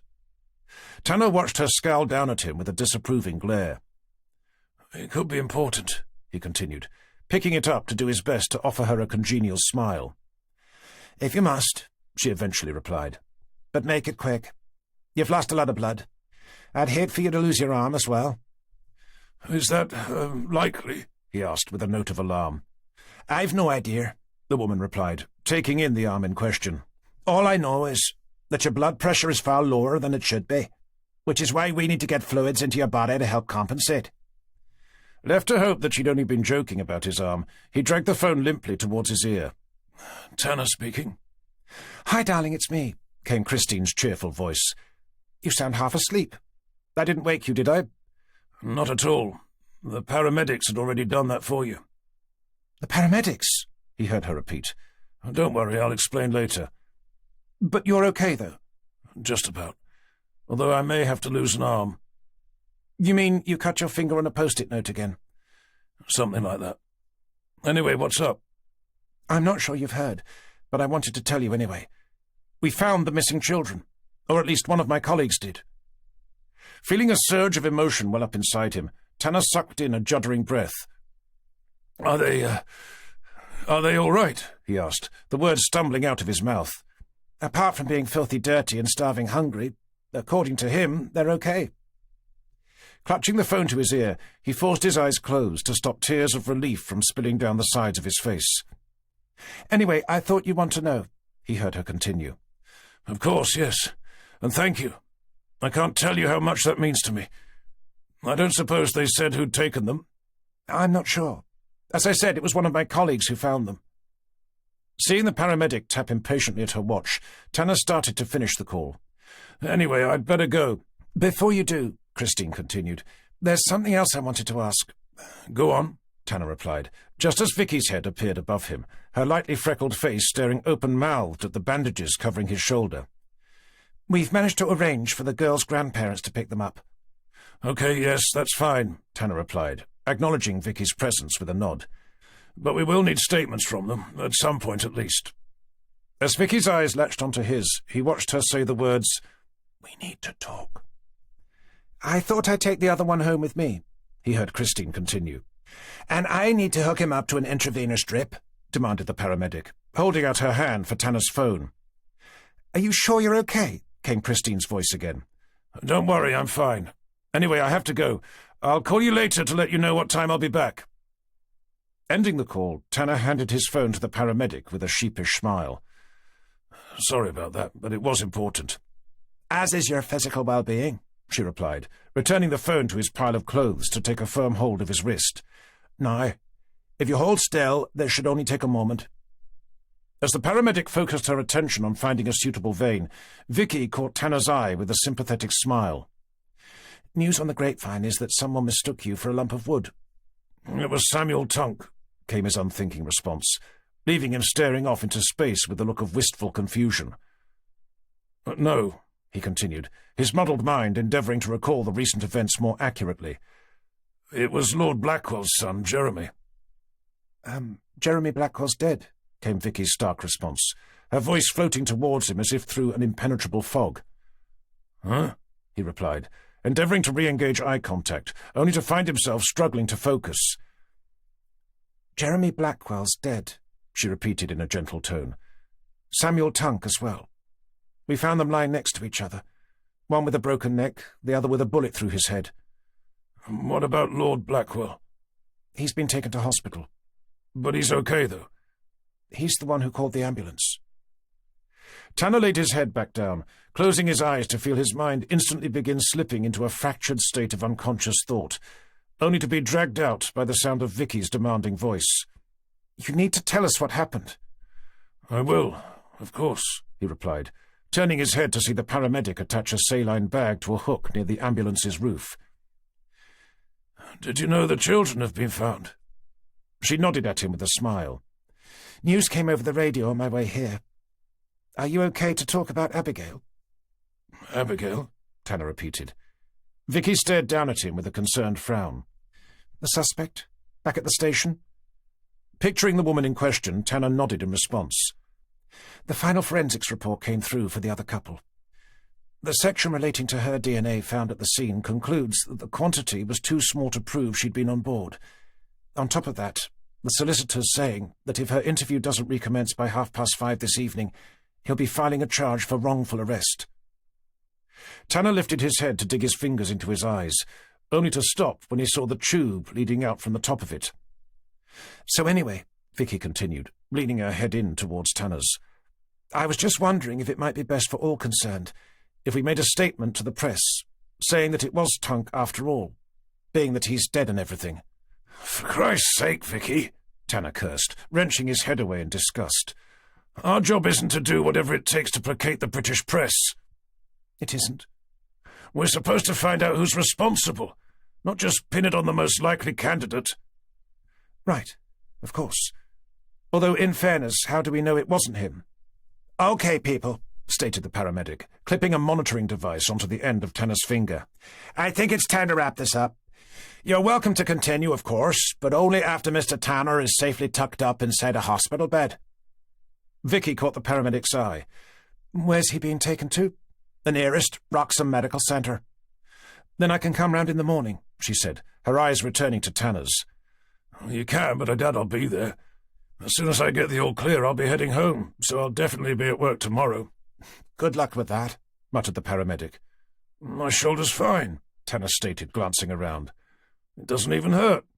"I could be wrong, but that's probably because of the lidocaine I injected you with on our arrival." "Don't worry, I'll be fine. I have a particularly high tolerance to pain." Hearing Vicky laugh in her sleeve, he decided to correct that last statement. "OK, I don't. But that's what painkillers are for, right?" "Of which you'll need a bucket load, if you think you'll be at work tomorrow," the paramedic continued. "I think I'm going to leave you two to it," smiled Vicky. "If I don't find you cursing with pain behind your desk tomorrow morning, I'll drop in to see you at the medical centre." "Don't worry, I'll be there," stated Tanner. "Don't worry, he won't," retorted the paramedic, leaving Vicky shaking her head to climb carefully out. Chapter 55. "Are we ready to go?" the paramedic asked Tanner in a condescending tone. "All set," he responded, offering her a broad, toothy grin, only to hear his phone ring once again. Actually, I'd better see who that is first." Leaving the paramedic staring at him with a look of incredulous contempt, Tanner answered the call. "Hello, yes, Tanner speaking." "Right, then," the paramedic was left to say, staring about as if searching for someone else to continue the conversation with. "I suppose I'll see if I can find myself a coffee. Maybe you can give me a shout when you're ready." "Dr. Johnston," Tanner continued, ignoring her completely. "I thought you'd be safely tucked up in bed by now. If you didn't keep unearthing dead bodies for me to examine, no doubt I would be." "Yes, of course. Sorry about that. Anyway, I'm currently lying in the back of an ambulance waiting to be taken to hospital, so you better push on." "I'm sorry. I'd no idea. Are you okay?" "According to the paramedic who's supposed to be looking after me," Tanner continued, glancing up to realize she'd gone, "I might lose an arm." "Nothing serious, then?" "Not really." "That's a relief. Anyway, I was calling to give you an update on the body found at Braden Marsh." "Oh, right," Tanner replied, wondering why such news necessitated a phone call. "Mainly to confirm that it was a boy, just not the one you were looking for." "I'm sorry?" Tanner questioned, struggling to focus his mind. "It was the mud we found him in. As in, it wasn't." "It wasn't what?" "Mud. If it wasn't mud, then what was it?" "Peat." "And what possible difference does that make?" "Well, I'm not sure if you know, but peat acts as a remarkably effective preservative. The body had been there far longer than I'd first thought." Tanner shook his head, his mind struggling to understand what Johnston was telling him. "Are you trying to tell me that it isn't Edward Blackwell?" "That's correct." "Then who the hell is it?" "It took me a while to figure that one out, but I got there in the end. Its teeth match the dental records of Christopher Jackson." "Who?" "The son of Sarah and Robert Jackson. The victim, Samuel Tunk, was originally found guilty of murdering." "You mean to tell me that his body was never found?" "Apparently not." As the last few words Christine had said to him over the phone began replaying in his mind, a sickening knot began to tighten inside his stomach, leaving him wrenching himself up to begin staring wildly about. "Thanks for your call, Doctor, but I've got to go." Ending the call without waiting for a response, he frantically dialed another number to end up sitting on the edge of the makeshift bed, listening to the tone ring over and over. When it eventually clicked through to voicemail, he immediately called her again. "For Christ's sake, Christine," he eventually cursed, his heart pounding deep inside his chest. "Pick up the bloody phone!" Chapter 56. Leaving Christine a garbled message, instructing her to call him the moment she picked it up, Tanner painfully removed the needle from his hand to lurch out through the ambulance's open rear doors. Once on the ground, he threw his jacket over his shoulders to see Vicky's car driving off, leaving him stumbling after it, his functioning arm waving madly in the air. Relieved to see it come skidding to a halt, he continued charging after, only to be brought to a standstill himself by the sound of the paramedic's sharp, chastening voice. "And where the hell do you think you're going?" He began, glancing sheepishly around to find her glaring at him from the back of the ambulance. "I just need to pop over to see my girlfriend. I won't be long." "Like hell you are!" she exclaimed, stomping over. "What are you doing?" came Vicky's dumbfounded voice, winding down her window. "Looking for a lift," he replied, skulking quickly over. "I thought you already had one." "Hospital can wait. I need to get home." Skirting around her car's bonnet, he saw the paramedic come to a standstill, her hands placed firmly down on her hips. "We're not waiting for you," she called out, as Tanner pulled open the passenger door. "No problem," he replied, offering her an amenable smile. "I'll make my own way." "You do realize that if you carry on without sufficient fluids in your system, your body will go into a severe state of shock, at which point all your major organs will fail, and you'll die?" "Yes, I know. Then my arm will fall off." "I'm not joking." "Honestly, I feel fine, and as I said, I won't be long." Before she could say anything else, Tanner ducked inside to close the car door, only to find Vicky staring at him in much the same way the paramedic had been. "She does have a point, you know." "I'm sure she does, but I need to get home. Can you take me?" "Of course," she replied, shifting the gear lever into first to begin trundling the car forward. "Any particular reason why?" "Johnston just called. The boy's body we found this morning. It wasn't Edward Blackwell after all." "Okay, but so what?" "I should have realized when Christine called," Tanner began, grimacing in pain as he pulled on his seatbelt. "She told me that one of her colleagues had found the missing children. I assumed she was referring to the girls, but then she said she was going to take the other one home with her, which must mean that Edward's been found." "That's good news, isn't it?" "Not if he's the person we've been looking for all this time. Certainly not if he's inside my home," he bristled, clawing out his phone to dial Christine's number again. "And not when my girlfriend is in the kitchen, probably making him a bloody pizza." "Haven't we been over this already?" "That was before I thought he was dead." Vicky shook her head from side to side. "Honestly, John, I really think you're wrong about this. The person responsible is back there, currently being stuffed into a body bag." "As I keep saying," Tanner continued, his phone back against his ear, "just because everyone thinks it was Tunk doesn't mean it was." "Well, he was certainly a more likely candidate than a 12-year-old boy, murdering his father out of spite, the woman he was with just because she happened to be there, and the other couple for no reason whatsoever." "Why the hell isn't she picking up?" "Probably because she's now making him an apple crumble. Either way, I think it's somewhat unlikely that she's busy warding him off with a rolling pin. Unless he didn't like the pizza, of course, and wanted chicken McNuggets instead." Seeing her smirk out of the corner of his eye, Tanner put the phone away to focus his attention on the road ahead. "I'd appreciate it if you didn't laugh at me, Detective Inspector." "I'm not laughing at you, boss," Vicky replied, blushing slightly. "I just don't think it's very likely, that's all." "Then perhaps you could drive a little faster. At the rate you're going, it will be sometime next week before we ever find out." Chapter 57. Arriving outside his riverside bungalow to find Christine's MX-5 parked in its usual place, he waited for Vicky to stop the car before jumping impatiently out. With his colleague doing the same, albeit at a more subdued pace, Tanner remained where he was, his ears tuned for the faintest of sounds. When he heard the clatter of a saucepan, followed by the faint but unmistakable voice of Christine cursing, he glanced over to see Vicky offering him a supercilious smile. "That was either young Edward," she commented, "bashing Christine over the head with a frying pan, or you've got yourself a broken floor tile." Tanner gave her a dismissive scowl before hurrying over the driveway to the front door.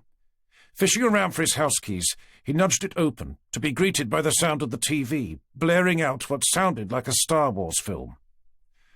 "Hello?" he called, creeping inside. "Is anyone home?" "I'm in the kitchen," came Christine's normal, welcoming response. Relaxing a little, Tanner made his way into the living area to see her preparing something next to the sink. Another step inside presented him with the pale, unblemished face of a thin, dark-haired boy, staring at the TV with a look of apathetic indifference to the intergalactic battle being played out in front of him. "Good God!" he heard Christine suddenly exclaim. "What on earth happened to your arm?" "Oh, sorry," he replied, turning to face her with an apologetic grimace. "I thought I told you." "And I thought you were joking." Is, everything okay here?" he continued, his eyes drifting back to the boy slumped back against the sofa, his chin resting on top of his thin, narrow chest. "Is there some reason why it shouldn't be?" "And Edward?" "As I said on the phone, apart from being starving hungry and in desperate need of a shower, he seems to be okay." "You're all right, aren't you, Edward?" she asked, lifting her voice above the sound of the film. Seeing him nod silently in response, Tanner pivoted himself around to make his way cautiously over. "Hello, Edward," he began, gently lowering himself down onto the adjacent edge of the L-shaped sofa. "My name's John," he continued, reaching for the TV's remote. "I'm a police detective inspector. You don't mind if I turn this down a little, do you?" Without waiting for a response, he pointed the remote at the TV to do so, only to find the boy still staring at the screen. "I was hoping you'd be able to tell me what happened on board your father's boat a couple of nights ago." With still no reply, Tanner glanced around at Vicky, looking for inspiration, but all she did was to shrug her shoulders at him with a particularly blank expression. Rolling his eyes, he turned back to find the boy still transfixed by the film, just as he had been when they'd first walked in. "Your father was on board," Tanner continued, "as was a friend of his. A young lady called Deborah. Did you meet her?" Still nothing. "Maybe you were already in bed when she came on board." By this time, even Christine had stopped what she was doing to quietly watch, appearing to be as curious as Tanner was as to how the conversation was going to unfold. "Perhaps you heard them talking together." More silence. "Maybe you heard them doing something else." The sound of Vicky clearing her throat had him glancing over his shoulder to find her glowering at him with a look of stern reproach. "Okay, well," Tanner continued, "do you know if anyone else came on board? Was that the person who took you away?" With still nothing from the boy but unblinking silence, Tanner felt Vicky's hand rest gently against his shoulder. "Maybe it's best if we left this till later," she whispered discreetly into his ear. "Give me a minute," came his terse response, pushing her hand away. "Okay," he heard her continue, "but you have to tread carefully." Tanner again pointed the remote at the TV, this time turning it off completely. Resting his elbows on his knees, he leaned slowly forward, hoping to garner a little more of the boy's attention. "Edward, it's really important that you listen to me. We have to find out what happened on board your father's boat. Can you tell me anything? Anything at all?" The boy's eyes finally slipped off the screen to drift down to his chest. "Did someone else come on board? Was that the person who took you away?" For the briefest of moments he thought he saw the corners of the boy's mouth lift into an almost indiscernible smile. Tilting his head to try and look into Edward's still lowered eyes, Tanner narrowed his own to draw in a delicate breath. "Did you see what happened to your father?" he whispered, barely loud enough for the boy to hear. "Was it the person who came on board your boat after you'd gone to bed? Or maybe it was you who killed him?" As if rising from the depths of hell, the boy's dark hooded eyes lifted themselves up to glare menacingly into his. "Excuse me," came Vicky's mortified voice. "May I have a word with you, Chief Inspector? In private?" "It was you, wasn't it?" Tanner continued, daring to stare back into Edward's soulless gaze. Now, John! With a cold shiver running down the length of his spine, as if the devil himself had stepped over his grave, Tanner forced himself up.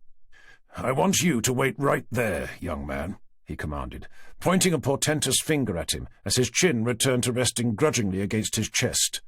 "I'm not finished with you yet." Chapter 58. With Vicky virtually dragging him into the hallway, all the way down to the front door, she eventually turned on him with a furious gaze. "Just what the hell do you think you're doing?" "Questioning the boy about the death of his father," Tanner responded, offering her an indifferent shrug. "But he's only 12. "And that means he didn't do it, does it?" "Of course it doesn't.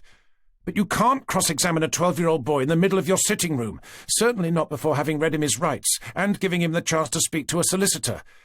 I'm fairly sure you're supposed to ask his parents for permission as well." "Well, yes, I would have, of course. But one of them is dead and the other is back at the station." "There's also supposed to be an appropriate adult in attendance," Vicky continued.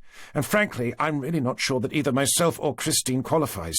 Not when I'm your work colleague and she's your girlfriend. If all that wasn't enough, you're not even recording the bloody conversation." "He did it," Tanner whispered, the words hissing out of his mouth. "I know he did." "Then you'll need to caution him. Escort him down to the station, ask permission from his mother to interview him, and then wait patiently for both a solicitor and an officially appointed childcare officer."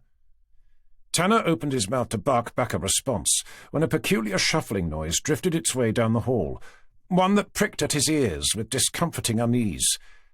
Distracted by the sound, he tilted his head to one side, listening with more focused attention. It took him a full moment to work out what it was.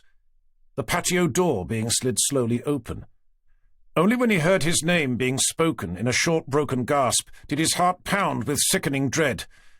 "Christine!" he exclaimed, shoving past Vicky to plunge back down the hall. Bursting into the living room, his eyes balked against the scene his mind had already pictured. Edward Blackwell, backing out through the half-open patio door, the cold steel edge of a glistening blade held firmly against Christine's oh-so-delicate throat. As Tanner's eyes met with hers, staring over at him with ever-widening horror, he felt his head spin as he came to an unsteady halt. "Edward, you need to put the knife down and let Christine go." "Sorry, I can't do that," came the boy's sultry response. "But to be honest, I've never been very good at doing what adults tell me, especially when not one of them has ever given a single shit about me." "I'm sure that isn't true." "Really?" "My own mother tells me as much just about every time she opens her mouth." Tanner paused for a moment before reopening his. "What about your father?" "You have to ask him that yourself." "Oh, sorry, I forgot. You can't. Being that he's dead and everything." "It was you, wasn't it?" Edward narrowed his eyes to the point where Tanner could barely see them. "The bastard had been asking for it for years," he eventually said. "Did you know he used to beat me?" "I'm sorry, I didn't." "Whenever he got drunk, which was pretty much all the time. When he wasn't, he called me a retard. Actually, he called me a miserable fucking retard, but let's not split hairs. I'm fairly sure that was probably because I never said very much. I learnt early on to keep my mouth shut, especially when I was around him. Of course, I would have preferred to have stayed just about as far away from him as was humanly possible, but my mother had other ideas. She'd dump me on him whenever she wanted to go out, which was about as often as my father got drunk. So I'd be left abandoned on board his stupid boat, forced to listen to him doing the most disgusting things to whichever whore of a woman he was with at the time." "Was that what happened on Monday night?" Tanner watched Edward's bottom lip tremble ever so slightly. "He told me a friend was coming over, and that I was to stay in my cabin. For once I had the courage to tell him that I didn't want to which he said I could either do what I was told or fuck off back to my mother's house. I must admit to becoming a little upset. I seem to remember asking him why he seemed to want to spend all his time with women who were only interested in his money, but never with me." As Edward's eyes began filling with tears, he removed the knife from Christine's throat to wipe at the first to escape. "It was only later," he continued, returning the knife to her neck, "after I had to endure listening to them screwing each other for what felt like hours, that I heard what he said to her about me, that she should try and make a man out of me. He then changed his mind, saying it would be impossible, being that my dick was so small she'd need a searchlight just to find it, something they both seemed to find hilariously funny. So I went into the kitchen, pulled a knife from the drawer, slit the woman's throat whilst she was still sitting on top of him like a pregnant cow, then stabbed my father repeatedly in the chest, something he seemed unable to do anything about, being that his hands had been tied to the light above his head. What I didn't understand was why neither of them seemed to find it funny. Personally, I thought it was hilarious. Whilst talking, Tanner had been inching his way around the L-shaped sofa, hoping to get close enough so that if Edward removed the knife from Christine's throat again, he'd have the chance to pull her away. "What did you do then?" Edward lifted his chin to offer Tanner a defiant glare. I took their money, grabbed some food and left. At first, I was going to follow Weaver's way. I knew it led to my grandfather's house. He was just about the only person who ever showed the slightest bit of interest in me. Him and my uncle. But then I discovered my new calling. "And what was that?" Tanner questioned, edging himself inextricably closer. Helping others like me. "Others like you?" Well, not exactly like me. I'm beginning to realize that few people are. I found myself beside a quiet stretch of water where only a couple of boats had been moored. My original plan was to sneak on board each for some food. I didn't have any intention of hurting anyone. But then I heard a couple on board one of them start yelling and screaming at each other. At first I thought it was funny, but then I realized they had two girls, one who I saw being hit, hard across the face. She couldn't have been more than 6. The scene brought back memories of my parents arguing, he continued, his whole face now trembling as fresh tears welled up into his eyes.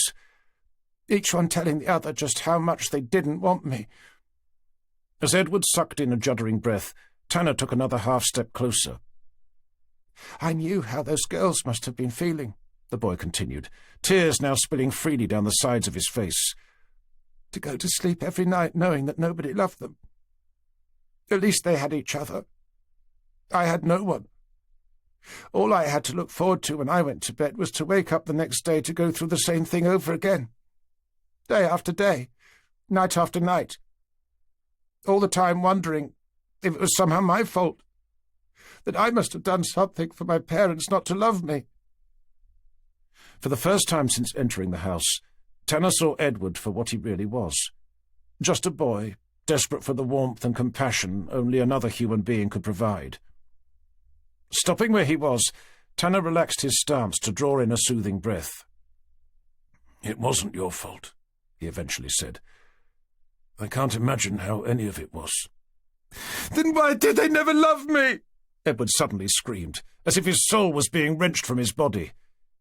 As he began sobbing with uncontrolled emotion, his body slowly collapsed like a crumbling block of flats, leaving him sinking to his knees, the knife that had been held against his hostage's throat clattering harmlessly to the floor.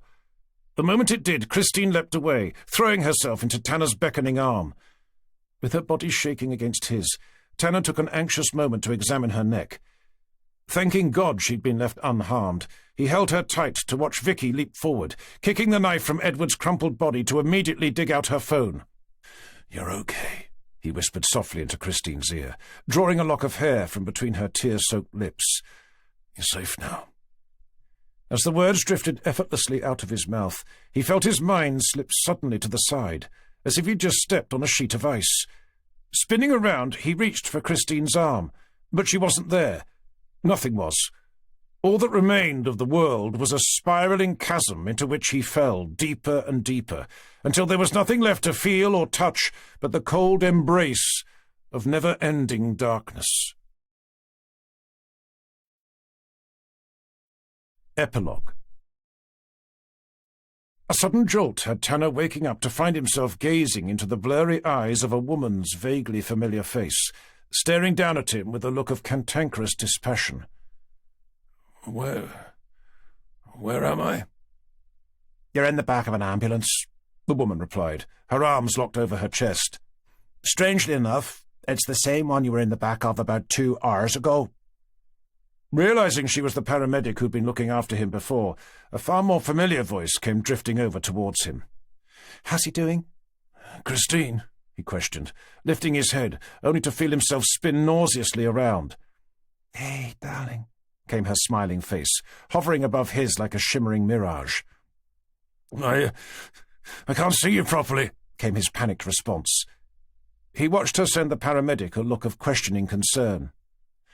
"Don't worry," the woman replied, peering at a monitoring device. "It's a side effect of his body's lack of fluids, but it's where it's supposed to be now, so his eyesight should be returning to normal." "And the rest of him?" "Everything seems to be okay. Apart from his arm, of course."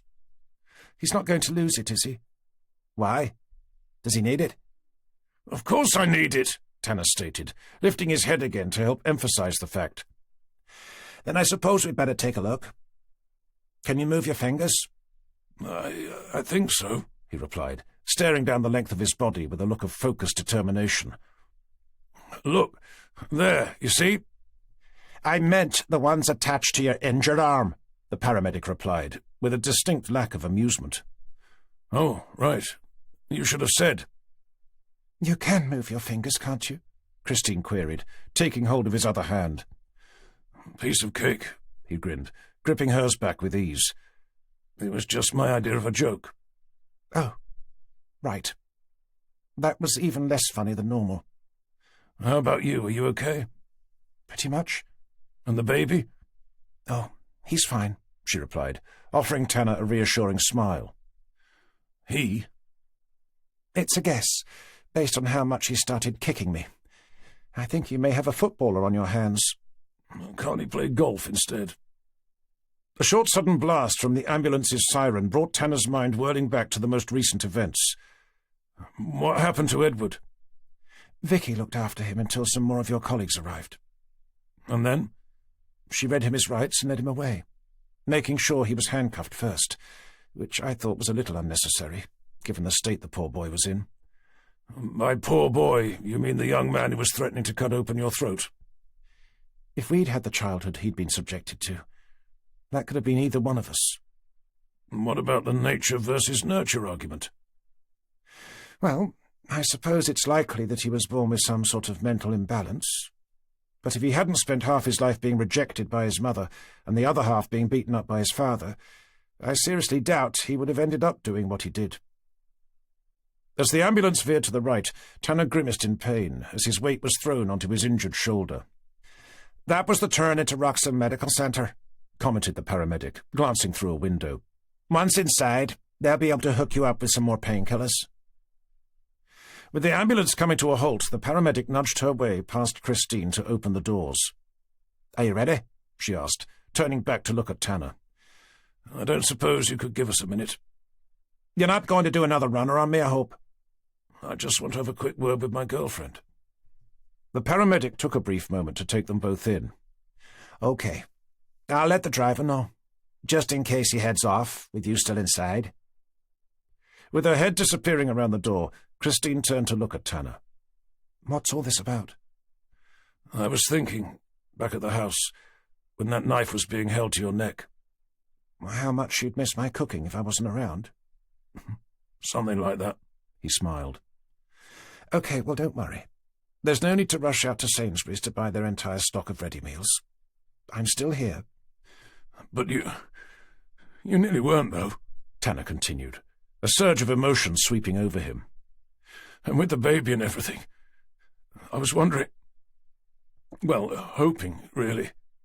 With tears stinging his eyes, he took hold of Christine's hand. "Hoping what?" she asked, her own darting between his. "For permission to ask your father for your hand in marriage?" Tanner watched her first open and then close her mouth, the edges of her face flecking with colour. "Just your hand, mind," he added. "He's welcome to keep the rest of you." Christine snorted with laughter.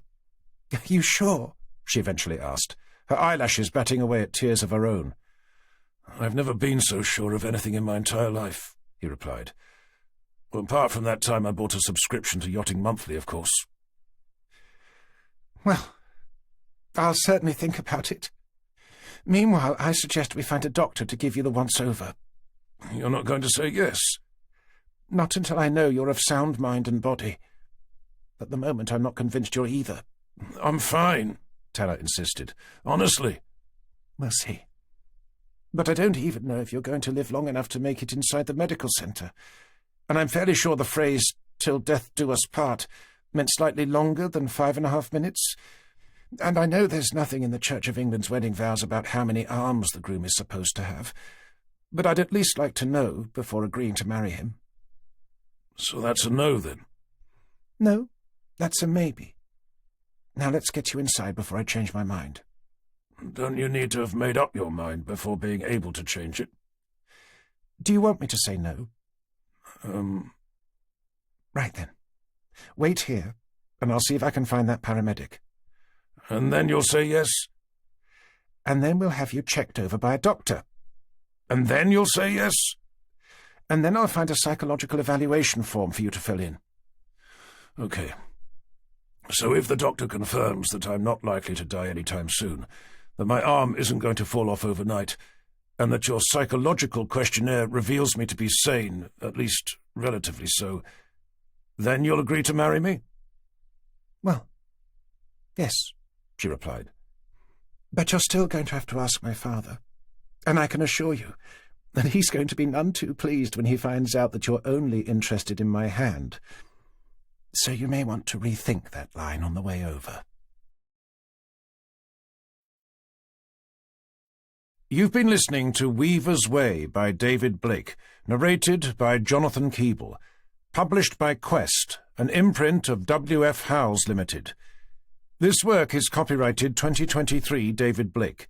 This recording is copyrighted 2023 W.F. Howells Limited.